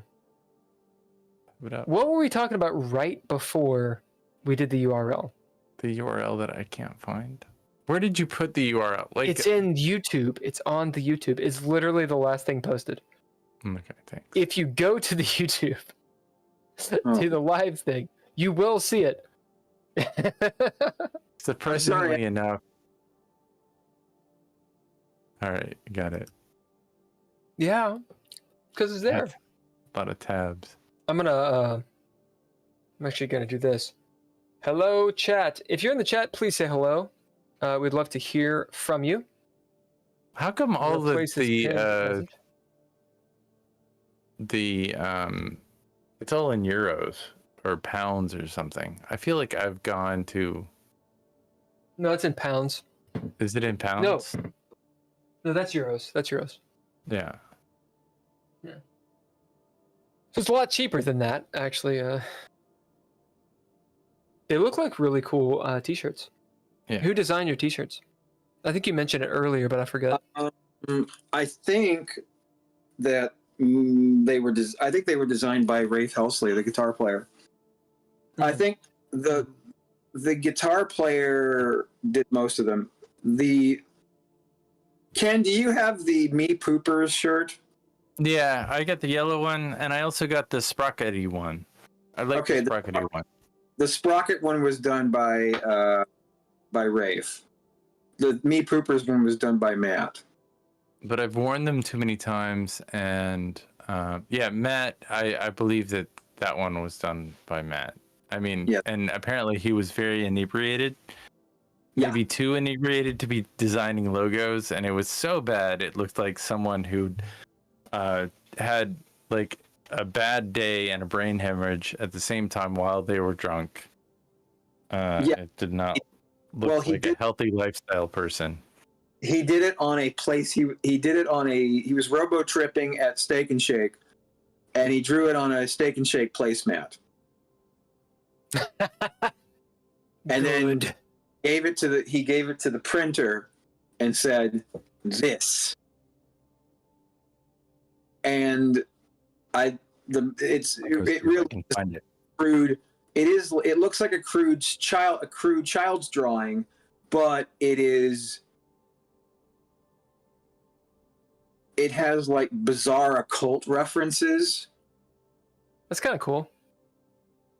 And I was in go on. No, go ahead. No, it says shirt $5, and we sold it for $10. Yeah, for $5 you could get the T-shirt. No, the shirt on it. It said shirt $5. Like in crayon, he sketched shirt $5. Oh, 10. But you sold it for. Yeah. Yeah. So I used to maybe still do Ren fairs and stuff. You ever been to a Ren fair? On weed. No, not on weed. But I've been on weed. Hey man, you ever been to a Ren fair? On weed. Have you been to a Ren fair? Yeah, one time. Which one did you go to? Oh, it's been a long time. I don't remember what it was. I think it was in Owensboro, or it might have been in Bowling Green. Okay, so there's one called the Kentucky Highland Renaissance Festival, which is in Eminence. Scottsville. Oh, Eminence. Eminence, the KY. It's not near Bowling Green, but I mean, it's what, like an hour and a half away. No, you know what? I didn't go to a Renaissance festival. I saw an exhibit from the Society for Creative Anachronism. That's not the same. Not even close. It's kind of cool though. That's kind of cool. So Rennies, they're like the new carnies. But Ren fairs are cool. Are they cool? They're pretty cool. Sure. I think it's kind of cool. We played and did live steel performances with Ulfheden Viking Entertainment. Give Tim Roberts a shout out. He's one of our Patreon people, and he is the director and owner of Ulfheden Viking Entertainment. Anyway, and a pretty master fighter, martial. Oh yeah, he does stunts. He does fight choreography, and he's been the fight choreographer. He and Jacob Woosley did it for a project we were on, and Tim does a bunch of different shit. I'm a master of distraction. Anyway, in the Viking thing, when I was doing that, of course we started learning Viking mythos, the runes, like throwing, casting the bones. There's this whole community of Norse pagans that we sort of gotten in touch with or had the attention of. And I learned a bunch about the sort of Norse pagan occult idea, their form of the tarot, the runes, the bones, all the stories, the myths and such. It's pretty interesting shit. And I'm not talking about the obvious racist people that for some reason gravitate toward that. We did not do that. And in fact, helped get rid of many of them at Ren fairs that we went to. Anyway, I think the occult is oh my god, yes. Oh yeah. There's this one dude, we were I think it was an Ohio show. Indiana or Ohio, I can't remember. And it was a Viking festival. we're sitting there practicing because it was all live steel, but it was choreographed, and you know, some stunts and that kind of crap and cool weapons. And we're practicing our scene, and this dude comes up and he's in full regalia, you know, Viking. Just watch the show Vikings or something, and you would know what I'm talking about. And he has like, you know, this weird weapon he's got, and it's weird when you meet these people. It's like the people that don't believe. What are they called? They're not nationalists. It's something domain. I can't remember the name of it. It's the people that don't believe 0% domain elitist. No, it's the people that don't believe that they're subject to United States laws. Sure. Like they can just be like, I'm part of this and I don't claim to be a part of your government. So is that the 3%ers? Seceding, like when they succeed from the government. Yeah. It's that kind of shit. It's kind of closely tied to preppers and such, Yeah. but it's not necessarily preppers. There's a specific name for it, and I can't remember what it is. Anyway, something domain. I can't. Anyway, it's like talking to a flat earther. Okay, if you're a flat earther, we can give you help. There's a moment in the conversation where it's almost like a code. Like they're kind of trying to find out if you're in line with them. So this guy walks up and he's like, "Oh yeah, you guys are, you know, you're Vikings." And we're like, "No, we're not Vikings. We're dressed like Vikings. We're just into the culture and into, you know, this is the shtick. You know, we do a pirate show too. Like we're not actually Vikings." And he's like, "Oh yeah, Vikings are great. You know, Scandinavia. Do you have heritage?" We're like, "Oh yeah, you know, sure. I mean, I'm really fucking white, maybe, from the hills, whatever." And he says some word. I can't remember what it was, but I believe it was Ken. That's not distracting at all. There's nothing distracting about what you're doing. That's good for what I'm trying to say. Keep it up. He says some. There it is. He said, "I want some of this." Oh, not this one. It gives the bubbles. I don't. Okay, actually, never mind. That gives like the rain. The rain and the fog. Word. Yeah. He says some word, and I believe it was Tim. Kind of looks over, and he's like, "Oh shit, that's one of those guys." Mhm. And we're like, "What do you mean?" And he's like, "Oh yeah," and he just starts out of nowhere. This dude. It's like he was quoting Mein Kampf. Like just nasty shit. Not really racial slurs, just the kind of like have you ever encountered abject racism or abject bigotry? Yeah. I don't need to look closer than my family, but go ahead, Mike. Yeah, a couple of times. Yeah. I go on Twitter. Yeah, but you know, like in person. Yeah, I mean, in person, we had. It's almost like a joke. Like you're like, wait, really? We had the Ku Klux Klan in my county. You know, they're throwing out leaflets on the corner. And, yeah. I mean, and then I remember doing a show at Tid. No, I don't know if I did a show at Tidballs, but me and a friend were at Tidballs years ago. This is like 2015. Me and my friend Sarah were hanging out. And this guy just comes talking to us. And he's just talking to us. Yeah, seems normal. And it seems normal. and then he says a word that I'm not going to repeat. Yeah.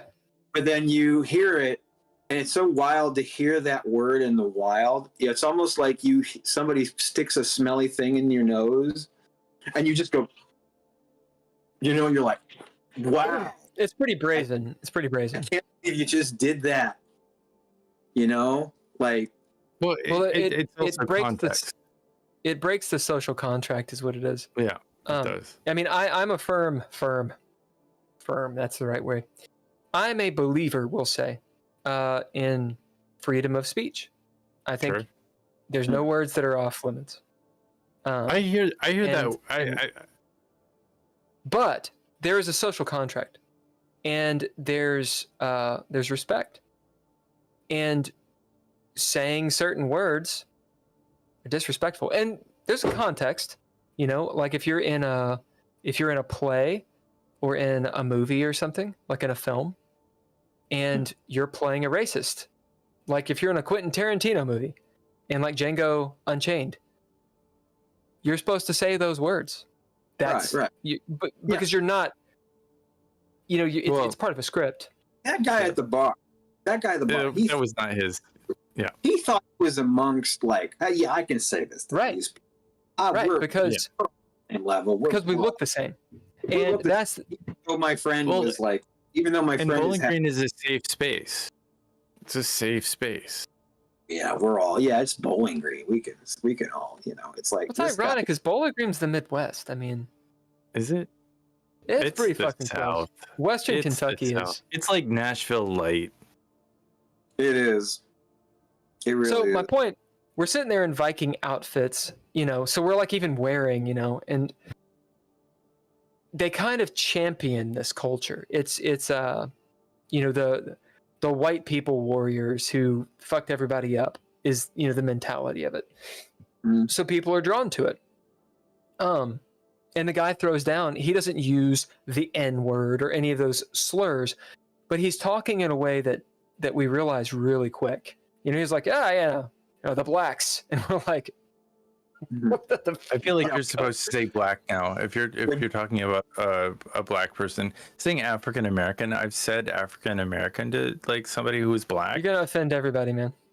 And you're gonna offend everybody. Literally, like the dude was like, you can't say like this is like dude was hard. Like this guy was like out of South Central. Like he formed his own company. This guy's a genius, and he's like, oh shit, no, that's not right. It was the dude that pointed the fucking gun at the, like I did an interview with oh shit, I shouldn't even talk about this. So this guy, like he's a gun rights activist, and he pointed a weapon at a federal agent, a black. He's not making militia. A good case for himself. It's a black militia, and I said African American in front of him. He's like, no, dude, like you can't say that. I was like, okay. Will not say whatever, that. man. People are gonna be called whatever they want to be called. Because my own for himself. He may not say, he may feel that way, but that doesn't mean he speaks for every other. Yeah, who the fuck knows? I mean, like he doesn't speak for everybody. He clearly doesn't speak for everybody. He's a really interesting, smart dude. Like that's the thing is that nobody speaks for everybody. Like that's I think the point we're driving, or that at least I'm driving. Someone's gonna get offended however you do it. Part of communication is the willingness to try to understand one another. So if I'm immediately offended by what someone says, then it means I'm not listening. I mean, if they're trying to be offensive, it's one thing. But if they're not trying to be offensive, it's like, well, then why am I getting offended? And moreover, who gives a fuck if I get offended? Well, what does it mean? But I mean, I think that, as a bunch of white guys, the guy's name was Grandmaster. You're not white, Ken. Stop acting like you're white. I mean, like you can't pick and choose, motherfucker. No, I am Hispanic descent. There we go. Are you? Yeah. Yeah. No, I'm a quarter Cuban. Did you tell me that? I didn't do that. Or did I don't think a lot of people know that. It doesn't matter. I know it does. It doesn't. No, it does because we're not just three white guys. Is what I'm trying to say. Yeah. Well, I think there are white Hispanic people just like there are black Hispanic people, and that goes across. There's also a lot more line. African American blood in us than maybe a lot of people would like to admit. Sure, and we're all black. I mean, don't even fool yourself. You're black. I mean, Conan O'Brien may not be black, but everybody else is. Well, I can point to ancestors that are definitely black. I'm just not. Anyway, it doesn't matter because my point. I'm also Jewish. That doesn't make. Are you Jewish? Me. No, not at all. Because in the Spanish Inquisition, my family became Catholic. Not Jewish. You turned away from God. Good job. Well, no, I'm an atheist, so I totally did. Like, sorry. Okay, so but this my point is I said African American to Grandmaster Jay, who got convicted of pointing a gun at a Fed, and the dude is smart. Wait, who's Grandmaster Jay? Shit, I'm gonna get in so much trouble. You're telling the story. I mean, if you're gonna tell a story, if you're gonna tell a story and you're gonna interrupt my story, you better fucking tell me who Grandmaster Jay is. I've done too many. He's a militia leader. He was sentenced to some prison time. He pointed it was a Black Lives Matter in Louisville march. Okay. Which side of that was he on? He cited somebody, a police officer, who he looked through the site. Yeah, he shouldn't have done that. On a That's building. stupid. He shouldn't have done that. You don't That's look really through a fucking site. stupid. It was stupid. Hey, someone who's a proponent of guns. I'm a proponent of guns. But I think we should have firearms. He's definitely. Let me finish the thought. I'm a proponent of having guns. However, if that's a contentious statement, I'm not saying I'm right, but that's what I'm into. However, if you're trying to convince people that guns are okay, pointing a gun at someone defeats your purpose. Can't do that. Like that's fucking stupid. It was a very compelling interview, and certainly it happened during a very contentious time.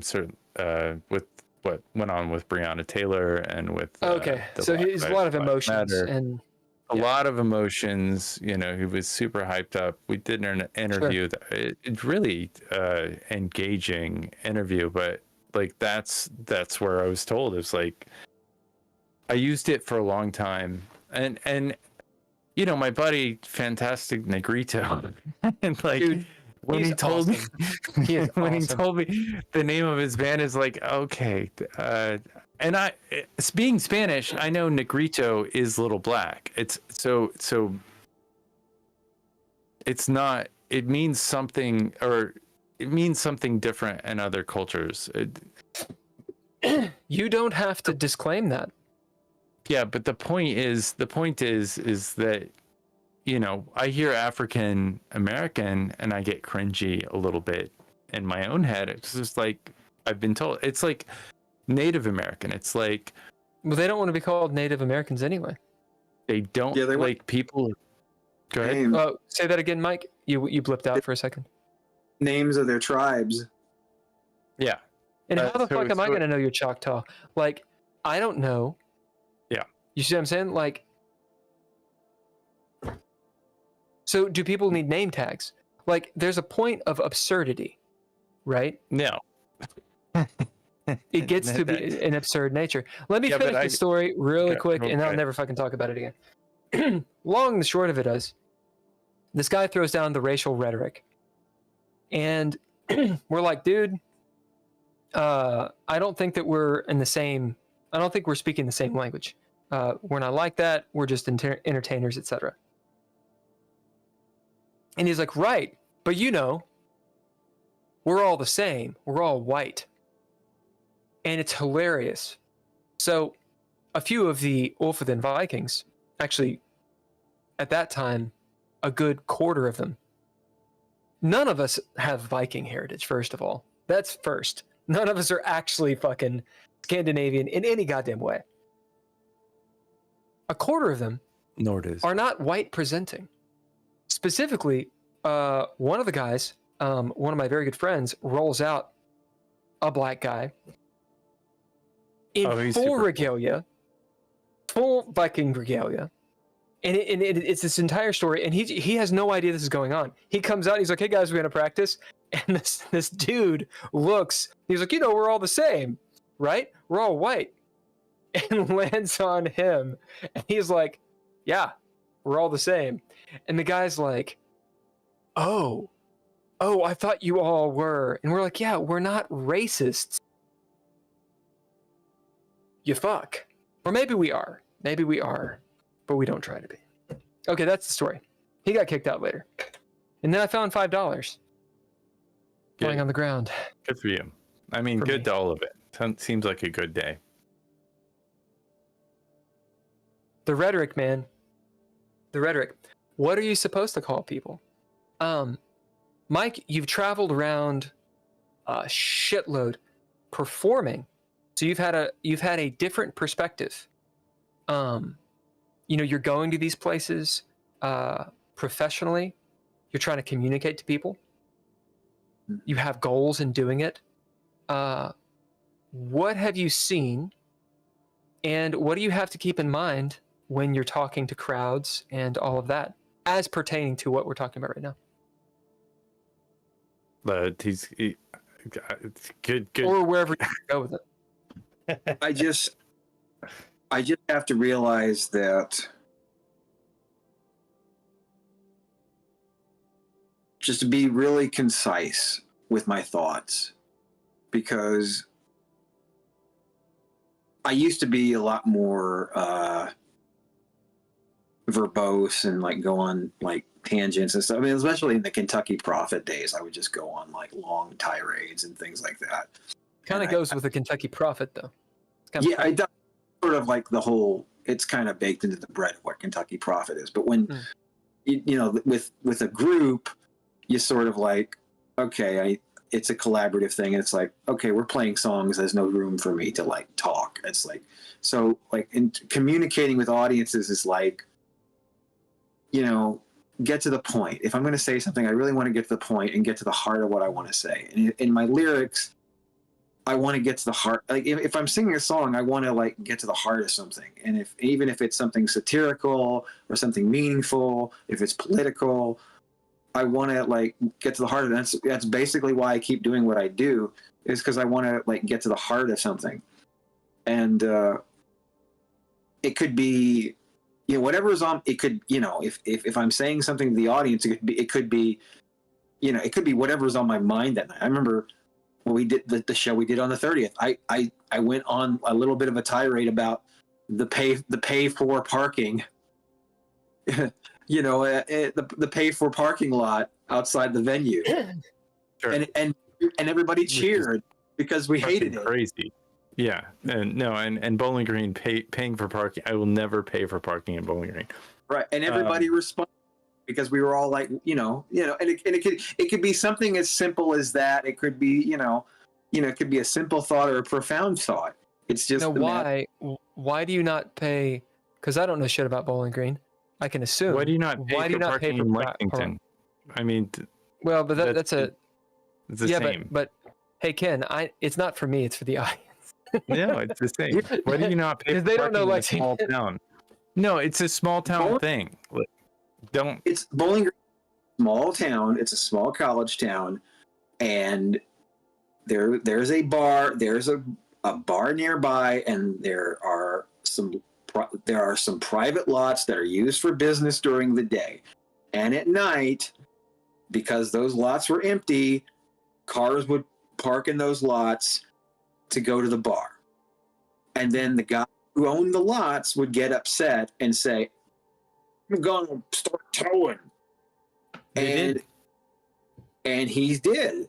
So what he started doing was he started instituting a thing where you had to download an app and download an app and buy the parking space for the night.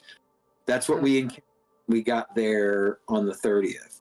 And everybody, so, instead of like, in Nashville, if you go pay for valet parking or pay for parking, there's a little guy there and he, gives you your ticket and you park in the lot. And at the end of the night, you Here's your ticket. You take your car and leave. Now, he's not going to do that. And if he picks up a few bucks, he picks up a few bucks a night because somebody downloaded an app to save some money not parking, then that's great. But most people are just like, to hell with him, we're not going to park in this lot, which is all he wants. He doesn't want anybody parking in his lot, even though nobody has ever really caused him any trouble. There's never been any problem because of that lot. It's just he finds it to be a massive inconvenience. And we just said, fuck him. All it would really take is for all of the parking, all it would take is for the towing companies to go, no, we're not going to do it. We're not going to. They want that money, dude. Yeah, they want that. If there's any tow, sorry, go on, Ken. No, I just said I was agreeing. I just said exactly what you said. If there's any towing companies that happen to be watching, if you're a tow truck driver, okay, listen.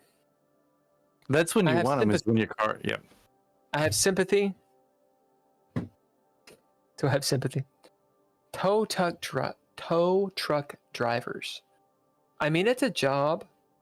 That's respectable.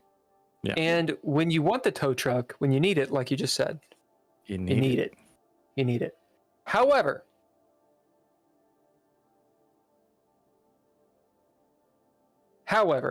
if you're fucking stealing people's cars and then extorting them for them,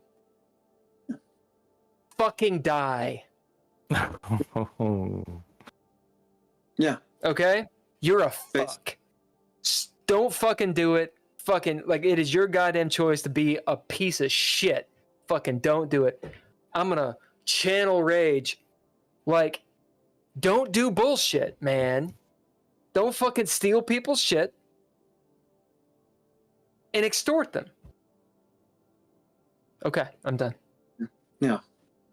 Yeah, and it's like, it's really inconvenient to, it's just an inconvenience to the people who It's awful. It's awful. It's people who it's basically a big middle finger to the community, because it's like, if we were parking in that lot during the day, he's absolutely right. We should be towed. Absolutely right. Because that's a business lot and people rent those spaces during the day. Does he own it? He owns that. He owns those lots.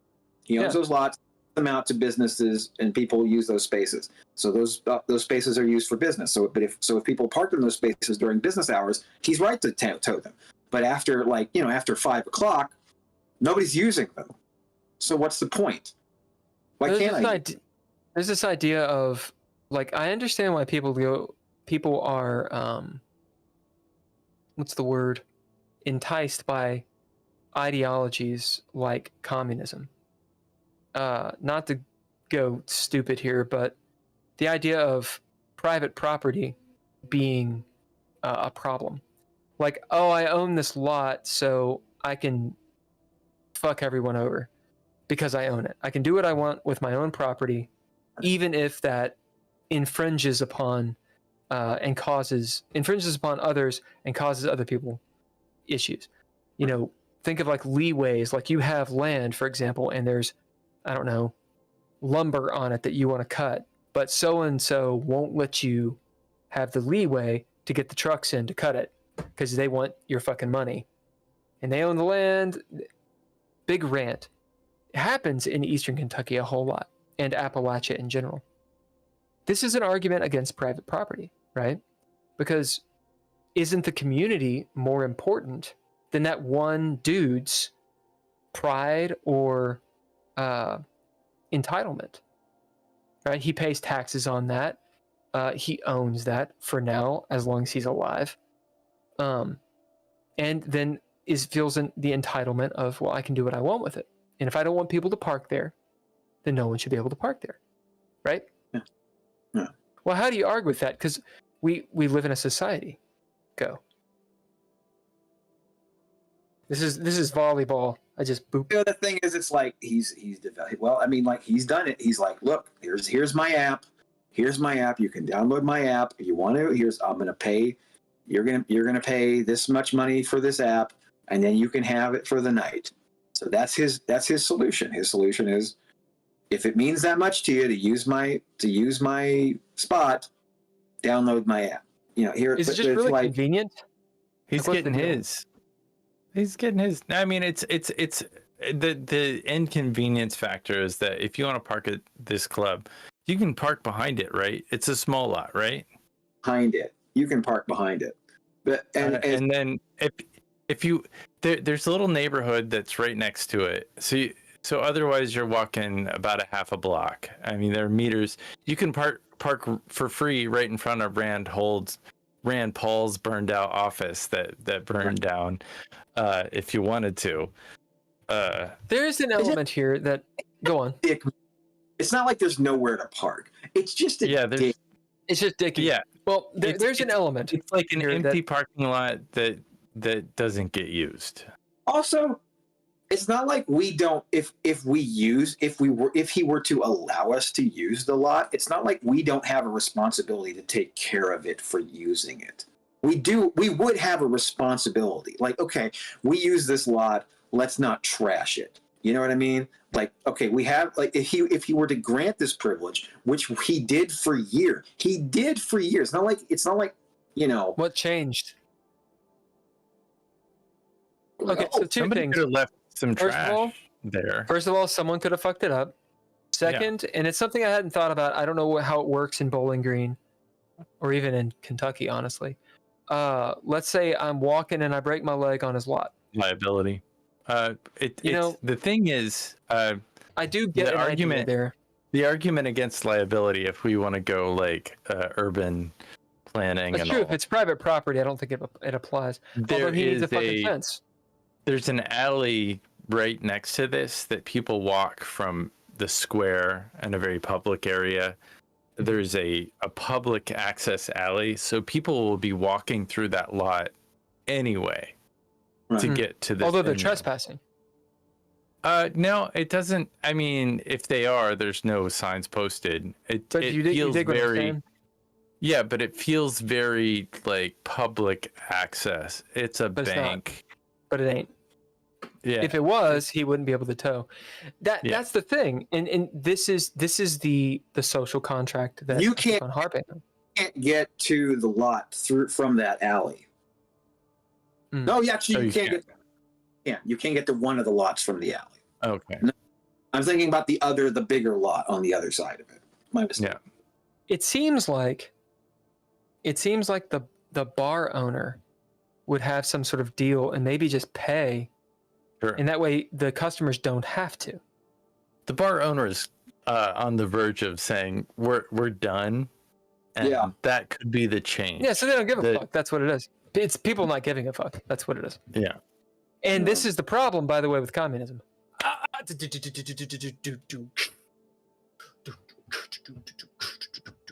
Because people think that if nobody owns anything and everything is everyone's, then everyone will take care of it. They are wrong. Try living with a roommate. Because you have the same trash can and you have the same kitchen.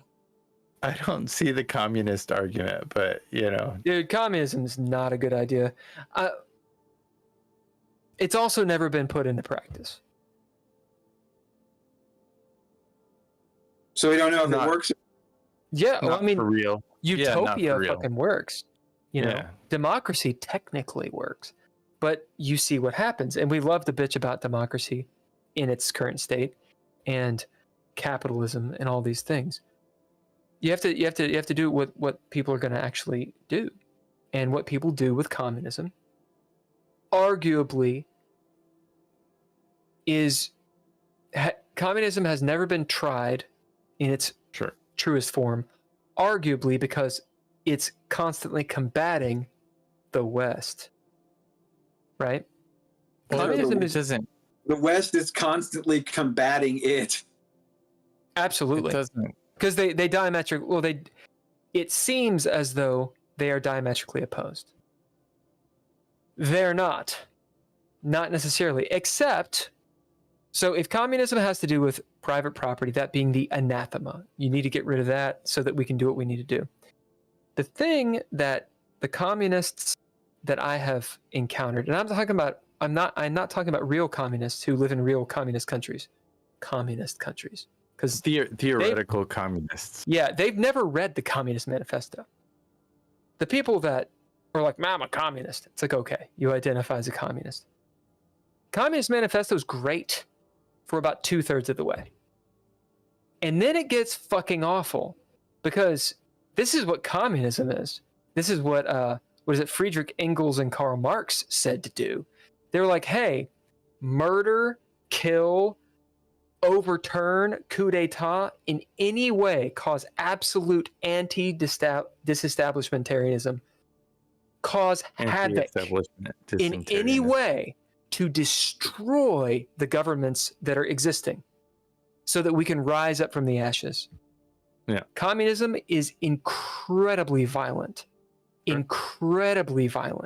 warmongering, because it's a necessary evil to get to what we need. That's in the Communist Manifesto. And this is the spirit of what was going on in World War I, the 20s and 30s, and all this bullshit that actually Rachel Maddow talks about in her podcast, The Ultra, or just Ultra. Communism's vile. It is not what people think it is. Bill Bunkum's heavy metal communist parking lot. I mean, it's kind of cool to be like, oh, we all own everything. How about this? How about we're not dicks? That's all. How about don't be a dick? Yeah. Own your shit. Don't be a dick. Was it expensive? I mean, is his lot? I mean, to me, it's lazy. Like, I wouldn't even consider parking in it. Having lived in LA and driven around, like, I don't park in parking lots. If I can avoid it, I will not park in a parking lot ever. Like, I don't want to park in a parking lot. If I have to walk a block or two in the rain, I'm not going to park in a parking lot. I don't care. I don't want to deal with, like, people. Like, and that is a thing. When I think of a parking lot, I think of, like, I got to deal with some shithead that, like, has a parking lot, and I don't want to deal with it. That's my thought on parking lots. I think it costs more to park in that lot than it did to get into the band, to get into Tidball's. Oh yeah, night. I believe you. It's like $10 or something, or $5. No, I mean, that's the cover that night. Yeah, that's lame. I think it was a $5 cover. It might have been a $10 cover, but still, it's like, but the amount of time to download his app and then, like, plug in your credit card, and then, or even if they had a QR code and you, like, snapped a little.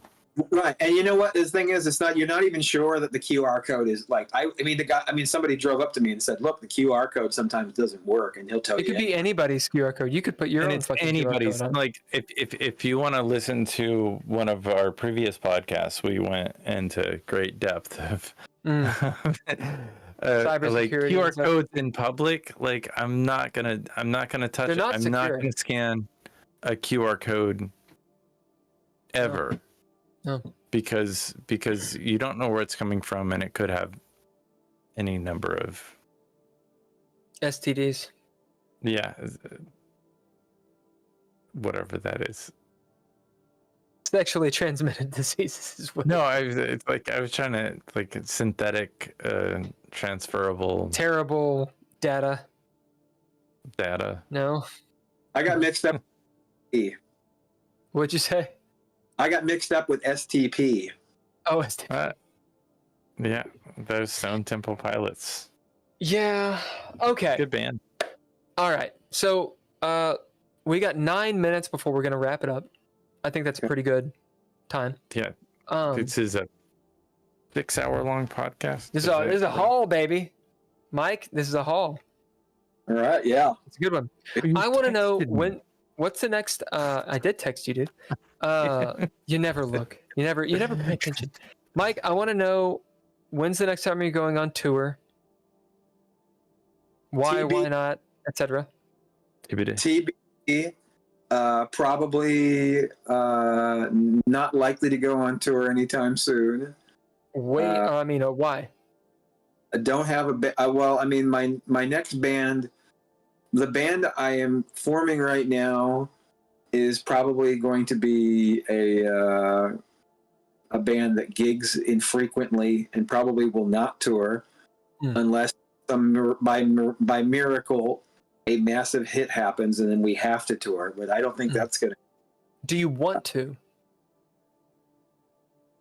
Oh, I'd love to go on. I'd love to tour for but I mean, I'd like to play for audiences. I don't want to just book a tour for the sake of booking a tour. I don't, because I've done that. Okay. So we're getting to something. One of the reasons that we did not tour very much in any of the incarnations of bands that I've had, it's because after a while of playing at the 1-2 person show. Yeah, venue. Well, I mean, you're putting your band out there, but the venues don't market. No. So it's really on you if you play. So you actually need a publicist wherever you're going. You have to hire a publicist if you want to play for people. Right. Well, in that town that knows the market. I knew that Kentucky Profit was over when I played a show in Greenbrier, Tennessee, at a coffee house, and 6 kids showed up, and I was like, okay, I'm gonna get through this, and I did my songs. I just closed my eyes. 6 kids sitting in front of me, 6 teenagers sitting there. I'm just gonna close my eyes and do my set. I'm gonna close my eyes. I'm not even gonna look at them. Holding the microphone in my hand and singing my songs. And after a few songs, I finally opened my eyes. All the kids are gone. And who were in front of me? A goat and a rooster.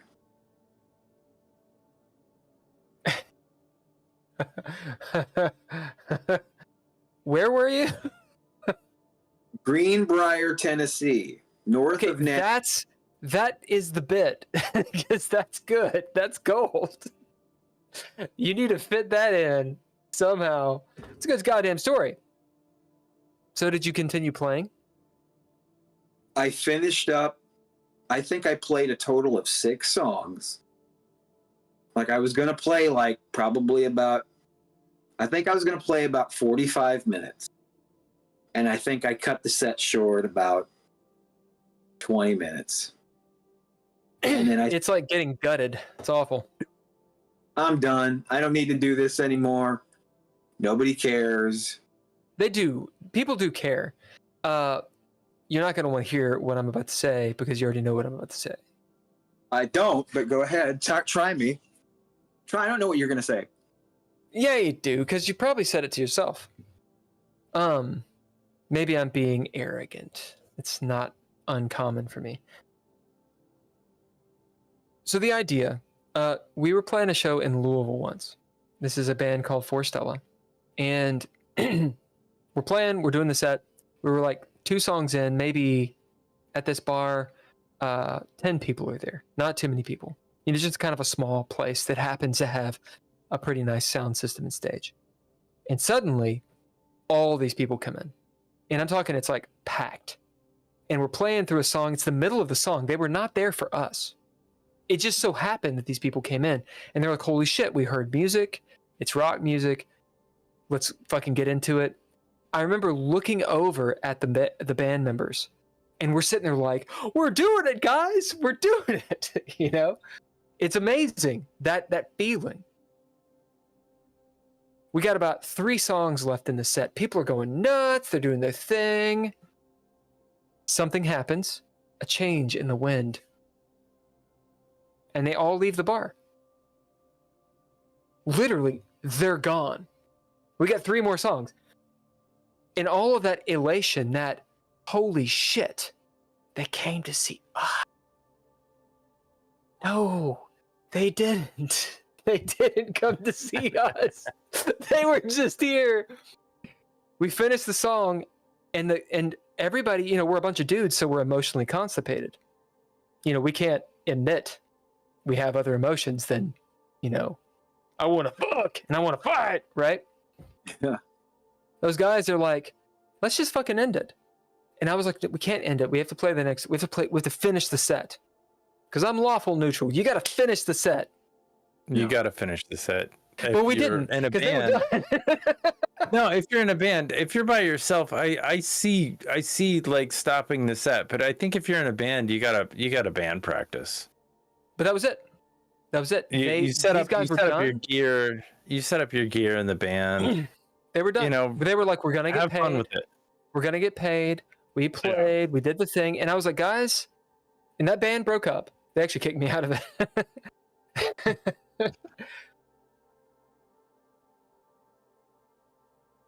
I was like, guys, it is important that we finish this.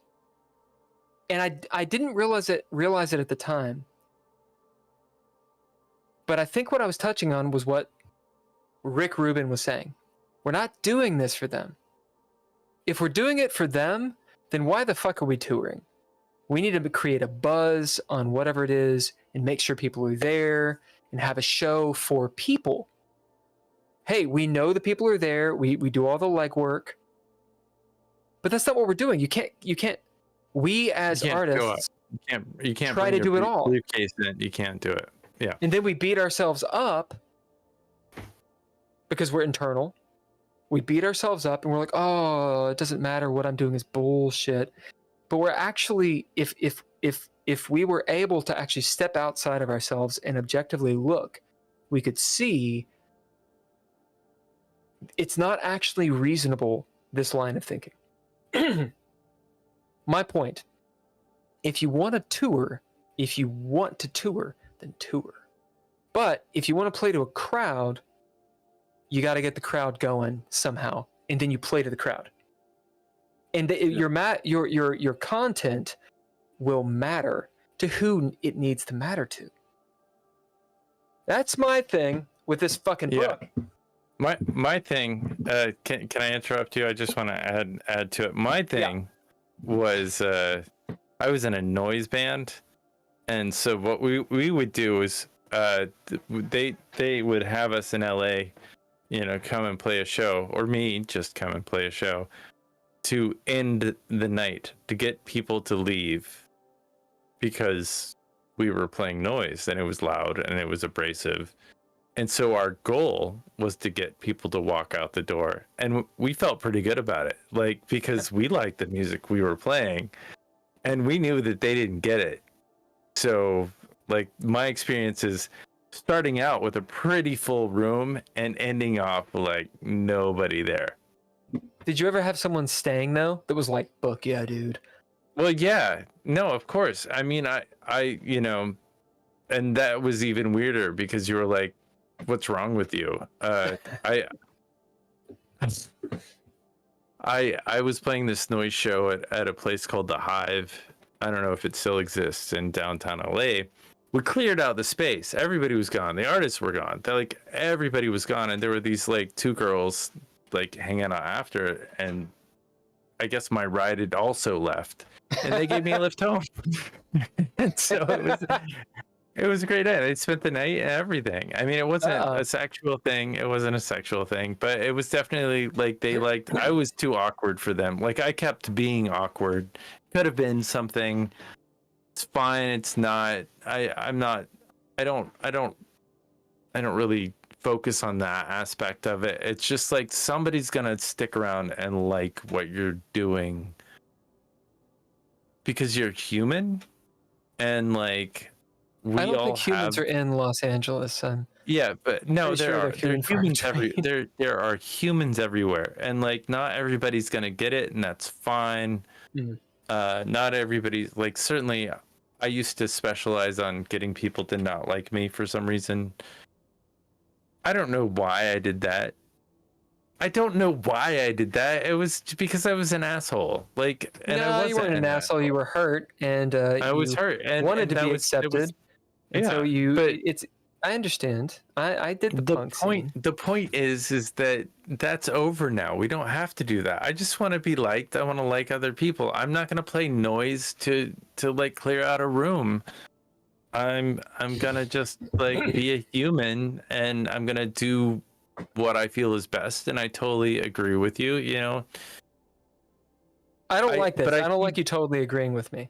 No. I see the fact that if you're with a band and you're playing with a group of people, like you finish it out. But I also see that if you are solo and you don't have that much invested and the sound system isn't necessarily amazing, like Mike, you would have finished the set if like the venue was awesome. If you were standing in a theater with phenomenal speakers and you were vibing and feeling and like you were in a good headspace, like you would have like I would just go right now and to the opera house locally, and I would bring my keyboard and my thing and like just play just for the fun of it.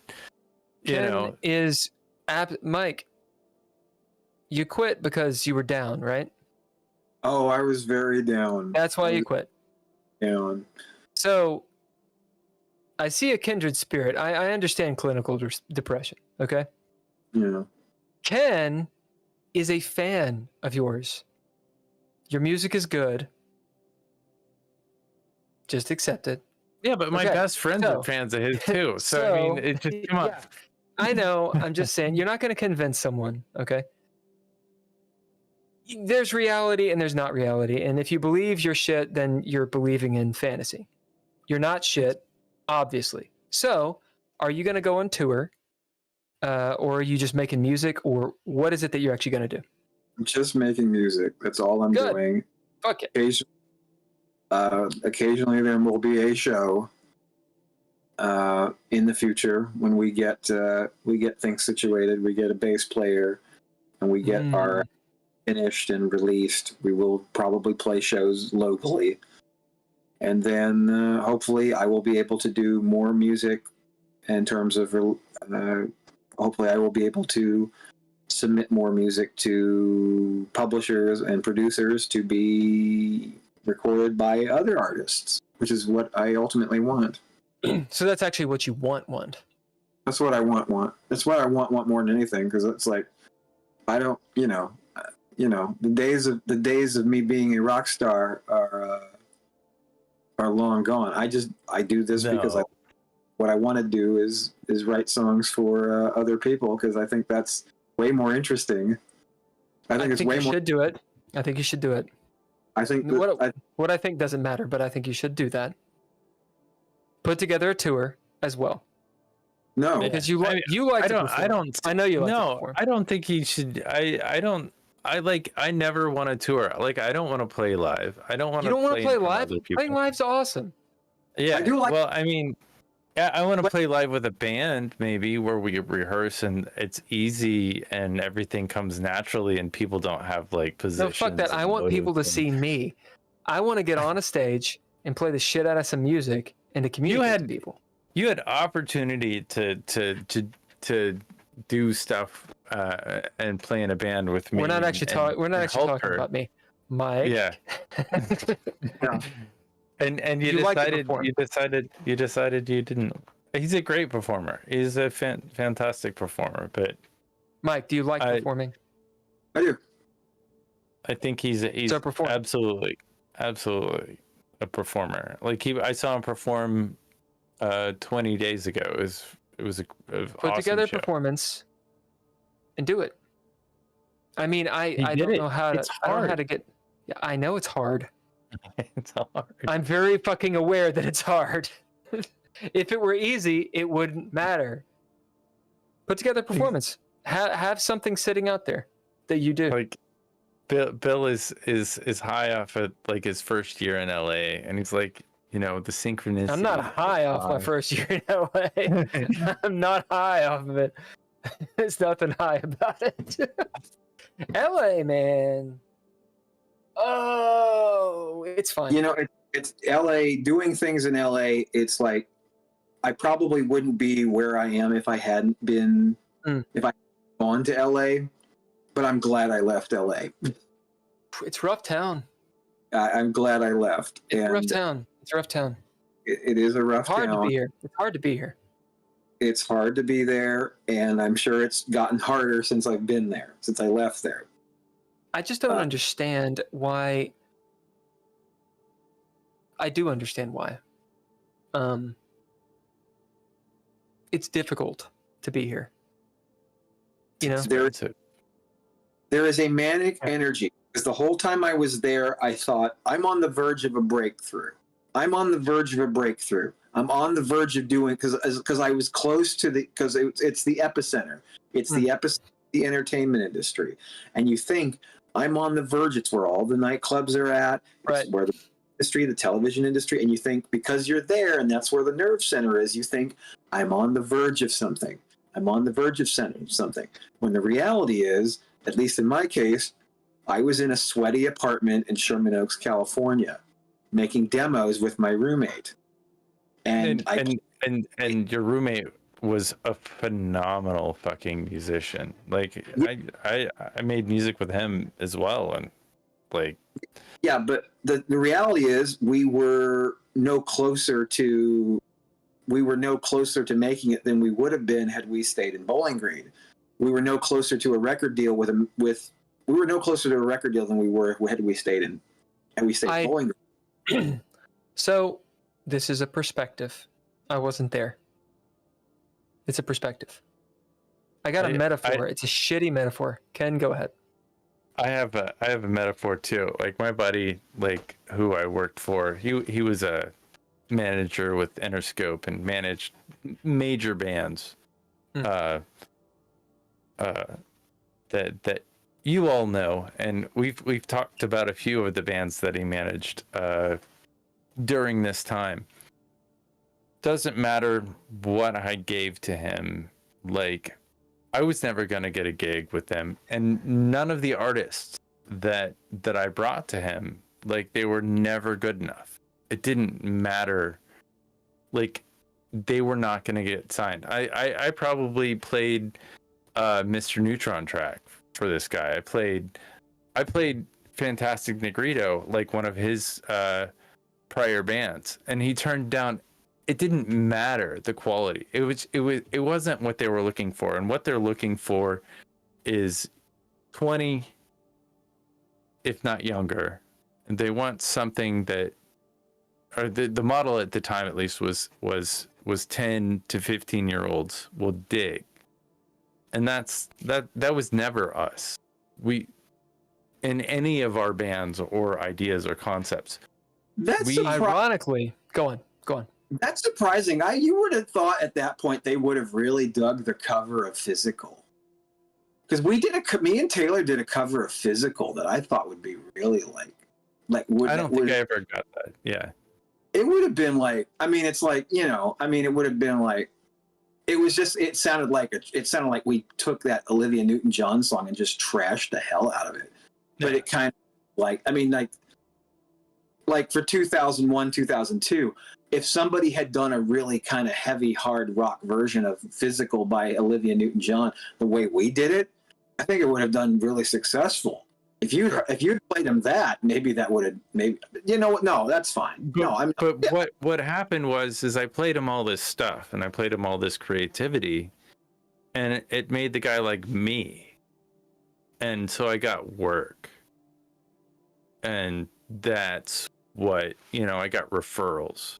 And people like connected me to other people. They didn't do shit for my friends. And still won't. They like me, they'll answer my phone call. That's awesome. But it doesn't matter. I mean, it does matter. Because you said earlier, and I never stopped thinking about what you said earlier. It's like, you talk about why Mike don't or me? You. Oh, well, you shouldn't ever quote me or even think about anything that I say, sir. You said earlier something about like, I'm a different level of actor than you are. Like, I'm further into the system than you are. I mean, it's because they have it doesn't matter what they say. They could talk about you all day long, and the connection is with that one person. It's not with a different person. Right. It's kind of like what Mike was saying earlier. And when you guys were talking about, fuck, I can't remember the dude. That John Black, is that his name? Frank Black. Frank Black. But Black. You know, there's a system. There's a system, and from the outside, it looks like one thing, but it actually isn't that thing.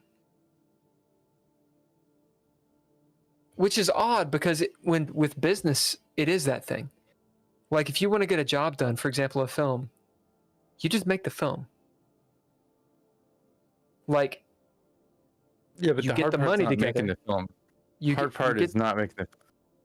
Doesn't matter. Making the film is easy. Distribution, getting people to watch it, that's what's hard. Right, but what I'm talking about is making the film. Yeah, but like it. But that's me being an actor. That's the answer to the band. You want people to show up at the concert. It's not about making the music. It's not about making the song. You could have a great song, a great band, all the right places, but like if you don't have a promoter or somebody doing the thing, nobody's gonna be there. This is a cyclical conversation. Sure. So we're all musicians. I'm a musician. I maybe used to be a musician. We've had this conversation. I get it. But it's a cyclical thing. It's a one thing and then another thing and then another thing. It's the argument that a person has. We've already addressed this, actually. You have to have that yes and mentality. I made notes. Oh, good. Yeah. The idea of, well, I can't do it because of this, and if I did this, I can't do it because of this, so I'm now back to square one. Well, go fuck yourself. Yes, it is that easy. Make the fucking film. It is as easy as doing it. It is actually that easy. You actually get the people together. There are steps. There's things you have to do. You make the fucking film. Oh, and then you have to do shit. And you do the things. But what we want to do is be like, look at this shiny thing. Everyone like it. And then if they don't, then, kill me now. No one likes anything I say. Why would they like a song that I made? The reason why anybody ever saw Double Brothers Double Trouble, the film that you made at the Louisville Independent Film Festival that got in, the reason why that room was Mike, have full, you seen this film? I haven't seen it.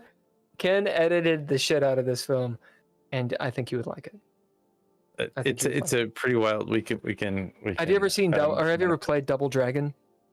I've played Double Dragon. It's basically Double Dragon as a film, except it's stupid. So it's really stupid. I spent the day before, or maybe 2 days before, just talking to all the filmmakers, getting people to come and show up, and they did. Yeah. You did the legwork. If you want, like, but we don't have that luxury. I had that luxury because I'm from Kentucky. I had a place to stay. You know, I paid gas to get to a different city, and I paid, this and that. I did get paid for that film. I mean, I'm not complaining about the money part of it. You can complain about it. You didn't get paid much. For the amount of work you put in, you didn't get paid much. It wasn't about that. It was about like my experience. But what other people did that went to that film festival, they paid for plane tickets, not only for them, but for a bunch of other people. All those people went to see my film. I did not see their film. Like, no, I might be an asshole, but like I was on my trip. And so I think pulling this into music. Yeah. I think pulling it into what Mike is doing. I think with music, Mike is on Mike's trip. Like he is in his creative space that he needs to be in to make it work for him. So he's gonna play when he wants to play, and he's not gonna play when he's not feeling it. So it's Mike, just like, you're here. I am a demon on one of your shoulders. Ken is an angel on the other. Tell us the truth of this. Well, a part of it is, I mean, like, okay, right now I have a band in development, and I guess Technology versus Horse, whenever they decide to awaken, I awaken that sleeping minotaur. And these are bands that have members, and these members have families. Yeah. And that is a reality that has to be dealt with. Yep. These have families that have to be taken care of. These people have jobs that have to be, they have jobs to take care of their families. And that's important. So, like, that is why it is important to do, okay, it's like we can take a night off to go do a show. That's okay. To take like a week off to go do a tour, that would take more moving around and taking some sacrifice.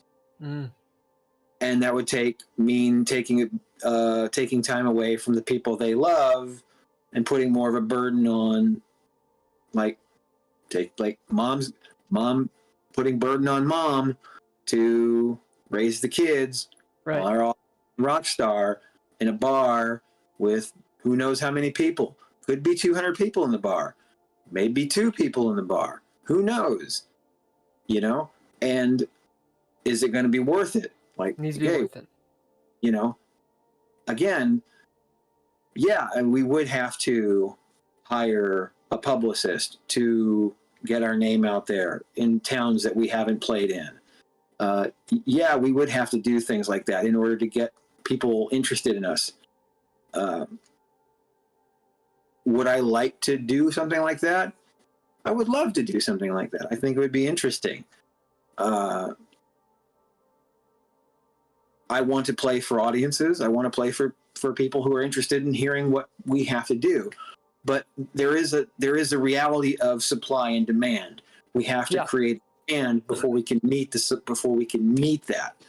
And there's no reason to tour if there is no demand. Do you have a Patreon? But it's also an infrastructure. Like, you don't have the infrastructure in place. You don't have people in place to like manifest some of this stuff as well. Like, it's like with filmmaking. I've got a film where I would make money. I would get paid to do this film. All I have to do is find 1 or 2 elements that are difficult to get, and it's like I'm right on the verge, and the film's gonna get made.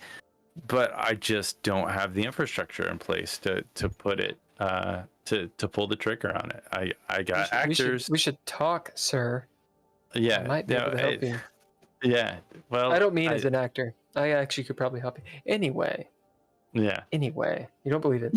You asked if I have a Patreon? I do not have a Patreon. I subscribe to a podcast on Patreon. That's it. So, thank you. Having a Patreon or maybe a GoFundMe, some sort of crowdsourcing, if you have your own project, because it sounds like you have these other projects, these bands, and they have priorities. Yeah. Which is great. But we did do a Kickstarter in 2011 to fund the production of a 7-inch single. Yeah, and Kickstarters, and was it successful? It was successful. We printed up 100 copies of a 7-inch single, and we had incentives. That's awesome. That's awesome. And it was great. We did great. It's a separate kind of, it's coming at it from a flanking maneuver, but so from the gaming perspective, there's a guy named Eric Bloat, and his company is Bloat Games. That's BLOAT. Eric Bloat is he kicks or helped me. He was a Kickstarter backer on Dreadlore. He has loads and loads of games. Really cool guy. He might be on the podcast at some point. Very solid dude. At any rate, my point of saying this, we should have a drinking game for this episode of how many times I say this is my point. He wants to create games. He loves role-playing. But what he's done is he's created this business around Kickstarter where he comes up, it's pretty much a small operation. He creates these games. He figures out the artwork, maybe with an artist, whatever. He puts it out there, boom. And now Bloat Games has an audience. You dig where I'm going with this? Yeah. He's created the traditional, I'm going to go be a musician, I tour, and because people see me, now I have an audience. That's viable, but there's another way to do it. There are several ways to do it. You creating a brand online, whether it's a Kickstarter, since you know how to do it and it's been successful, whether it's a GoFundMe, a coffee page, a Patreon, and it's literally stuff that you can do in your current situation with the music project you have. You're building up not just your target audience, but the people that actually support you. You build up that crowd, and then you say, hey guys, I'm going to be at this tour. I'm going to plan a tour. It's a week long. Let's do a Kickstarter for a fucking tour, for the gas, for the whatever, for the boop, boop, boop, boop, boop, for the promotion. There you go. Like, and this is stuff that fucking blows. I hate this shit. But you can do it, and people would respond to it, and you know how to do it, and you have the product. You have good fucking music. Like, you could have a Patreon. Oh fuck, you could have a Patreon that's like, hey, look, there's the $3, the $5. Hey, just support me. You got the one that's like the $15. It's like, hey, look, I'm gonna type these fucking messages. The one where it's like, hey, I've got all these fucking B-sides, and I'm gonna release whatever. Live stream such and such about talking. Blah. Hey, we're getting the fucking band back together on the Zoom call. You can be a part of it if you're in the Patreon. Right. You know, it's like I'd be, you know, it's like, I mean, it's an interesting way to look at it. I mean, it's like there are certainly ways to look at incentivizing a band that beyond, like, on an independent level that I've never really contended with because I really don't know how. I feel that. I really don't know how, you know. I mean, it's like the way that it was done when I came up with is largely over. Yeah, absolutely. Largely don't do it like that anymore. The idea of, like, you know, you tough it out in the clubs and pay your dues, and then, like, somebody discovers you, and then you get signed to a deal, and then, like, you put, you know, that 90s kind of Gen X kind of grunge idea, like, getting discovered, that doesn't happen anymore. Now, so it happens. Here's the deal. You're right. What the guitarist roommate of mine, he doesn't actually have a band, and they're already signed. It's not even a fucking band. They were signed before they had a band. Sure. I don't understand this. I was talking to him. I was like, "What are you talking about?" He was like, "Oh yeah, when all the documents are through, we're gonna go." And his music's awesome, and it sounds great, and all these things. It's honestly derivative. It is. It's derivative as fuck. But it is incredibly good, and it no doubt will be good. Kind of mathy metal, hardcore, whatever the fuck you want, with a female vocal. You know exactly what I'm talking about. They're signed. They have a tour. They technically don't have a band. I get it. But things that do exist, set up, what is the tour you want to do? do a Kickstarter for it. There's a lot of legwork, a lot of back end of figuring that out, and have it kickstarted. At the very least, it's fucking paid for, and you go from there. And you can do, maybe it's a mini tour, maybe it's something very manageable, something local even, like boom, where you are, bam, Nashville, whatever the fucking trifecta thing is. Do that. And you start building up that, and maybe it's not even, it's an internet thing. Dang, you pick one of the social medias and you're like, hey, we're here. Totally real. I bet it would work. Right. Yeah, worth a shot. Why not? Okay, I'm going to shut the fuck up. I'm going to give you guys the last 5 minutes of this. That was like 15. No, I messaged you. Oh, okay. Yeah. All right, go. Go. If you have anything to add, Mike, I don't have anything. Well, I want to thank you for having me on. I appreciate being on. I know that I'm geeky about some things. I'm not geeky about other things. I'm not really like I am geeky about wrestling, and I am geeky about music, and I don't want to gatekeep geekiness. I think that people can be geeky about anything, and I don't think it has to be a detriment to your personal health. I think it can just be like a thing that you are singularly kind of obsessed with and maybe a little too knowledgeable about. Maybe you know a little too much about the minutia of. There are all kinds of very basic white women that know the minutia of Taylor Swift, and you could call them geeks. They are geeks, and they are Swifty geeks.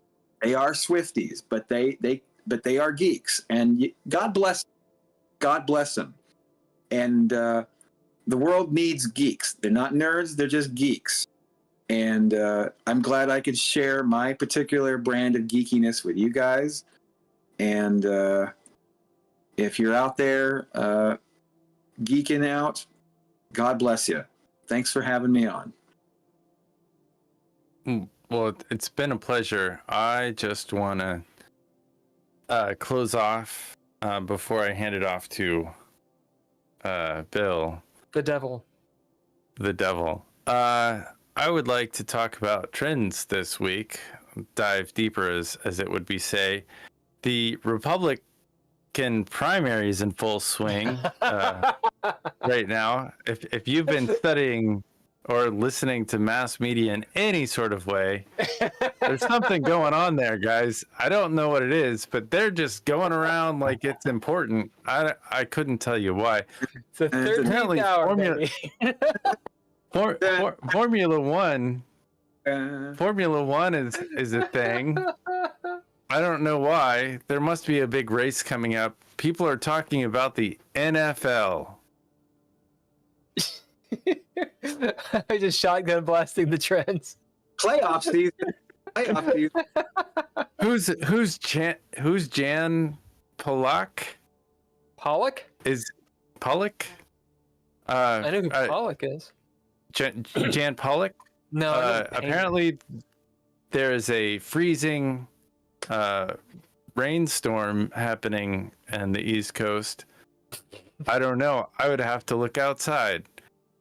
Why are the Lakers trending? I don't know. They're probably playing basketball. Why is the Wizards of Waverly Place trending? I don't know. Selena Gomez. It could be her. Law and Order SUV. Why are they trending? I don't know. If you're a professional wrestling fan, Kazuchika Okada just announced he will be leaving New Japan Pro Wrestling in, I believe, at the end of January. So if you're a wrestling, that's a very big deal in wrestling circles. You guys don't care. Where is he going? I don't know. He'll either go to AEW or WWE, but he is the biggest star in Japan. Wow, And- that is a big deal. I mean, I know a little bit of fight stuff, like moving venues like that's a pretty big deal. Yeah, he would be a big asset for each company. Sure. Is it just a bigger audience? Because it seems like Japan would have a pretty big pro wrestling deal. Well, New Japan is the biggest company in it's obviously the biggest company in Japan, and it's one of the biggest in the world. But WWE is okay. the in the world, so it would he's be moving up to the. just a bigger international audience Yeah. Wow. And what's his name? and more money. Kakushka. What? Kazuchika Okada. Kazuchika Okada. Yeah. All right. Ken, you want to roll us out? Thanks to our Patreons. Patreons. Yeah. Patreons. You guys are great. Nostalgic. Daniel Hulker, who was on earlier. That guy. He was really good. Asked a lot of questions. Thank you to Nostalgic. Yep. And also Art Media by Couchfire Media. It's in the title. Twa Replay Productions. Whoever the fuck they are. We won't get canceled without them, so just I think I could just say canceled and it'll make Bill laugh. All I have to do is say canceled. Just woke canceled incels. Oh, come on now. It's 2018 to 24, by the way. Just saying. I'm just. Oh yeah. Copyright. It's a new year, dog. I mean, who like?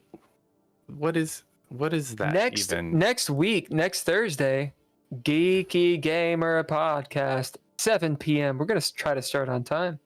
7 p.m. Eastern Standard. We got Lucas. What's his last name? Lucas Fudge. I don't know. Lucas his last name. Fudge. It's not. That is not his last name. He's actually quite a cool. Like, I've been a fan of his podcast for a long time. He does the Ballad of Seven Dice. Yeah. They've been going for quite quite a bit of time, and they are. He's from Canada, and I felt like that was important to have Canada represent. Fucking you, catfishing, motherfucker. Canada. They run some Call of Cthulhu. They run some. They would. I think there's a Pathfinder. Like, I don't know what these words mean. Word. But he could teach Bill a thing or two about how to describe a scene. Potentially. You mean a boat? How I could try it? how to set up a moment. He's got a really phenomenal voice. He's a very inclusive fellow, and I'm just sure. really Give a him so swell much shit. dude. So before he decides not to join us, I do have to. Mike, I actually confirm. love Canada. I just give it shit for no fucking reason. I just assumed, I just give it shit. Canada's great. Thank you, Mike. Go ahead. Yes, real quick, Mike. I want to get you on, if you're interested, a Monday night Theater of the Mind where you play your Marine guy. Okay. Your Space Marine. Okay. You, me, and Ken can get down on Discord and create a character and just do a one shot in the campaign. I think it'd be really cool. Okay. Yeah. All right. Oh, Ken, I also have an apology to make. Oh no. All right, so Black Lodge Media, Black Lodge Games, excuse me. I contacted them. It turns out, according to them, they did not delete any of my comments. Don't know where the comments went. I don't know if it was a moderation, an automatic moderation. I don't know if, maybe it's just the YouTube interface and I'm too much of a Luddite to understand it. Not sure. There is a suspect idea there, but regardless of all of that, the fact that they reached out and addressed the situation, I did apologize online. And I said, hey, look, maybe it's my error, whatever. Thank you for at least addressing the fact that, these comments were missing. So, Black Lodge Games is okay. The Eye Wizard, still calling you out, motherfucker. You want to sit down and talk about some rules light games? Get on the Geeky Gamer Podcast and let's rock and roll. Stop hiding behind that screen. Let's have a conversation. Okay, that's all I got. Is there an apology for like the pejorative term that you used last week? Which pejorative term? Soy boy? Soy boy. Who did I call a soy boy? Oh, you didn't call anybody. You just used the term. Oh no, I'm not going to apologize for using that term. If somebody actually has a reason why it's not good to use, I will correct my speech. It is it's not a common term that I use. In fact, I think I just seen it that day and was like, oh yeah, right. The person looks like a soy boy. Just a stereotype that goes. And when I say person, it was a non-player character. It was an NPC. It was a description. It was a description of an NPC. But no, I think that's silly. To apologize for that. Well, Unless if there's a real person who's like, hey, look, that offends me because of this, and I think that it warrants an apology, then I would truly consider apologizing for it if it was on that. Otherwise, no, not at all. Well, that's where we are, and tune in next week to see if we find anybody who gets offended. If you're by offended, anything. please jump on our comments, subscribe, like, message the us. bell, man. We're available. If anything offends you, please. Hey, we also have a Patreon. If I offend you, first of all, you can go fuck yourself. Second, we have a Patreon, patreon.com/dreadlore.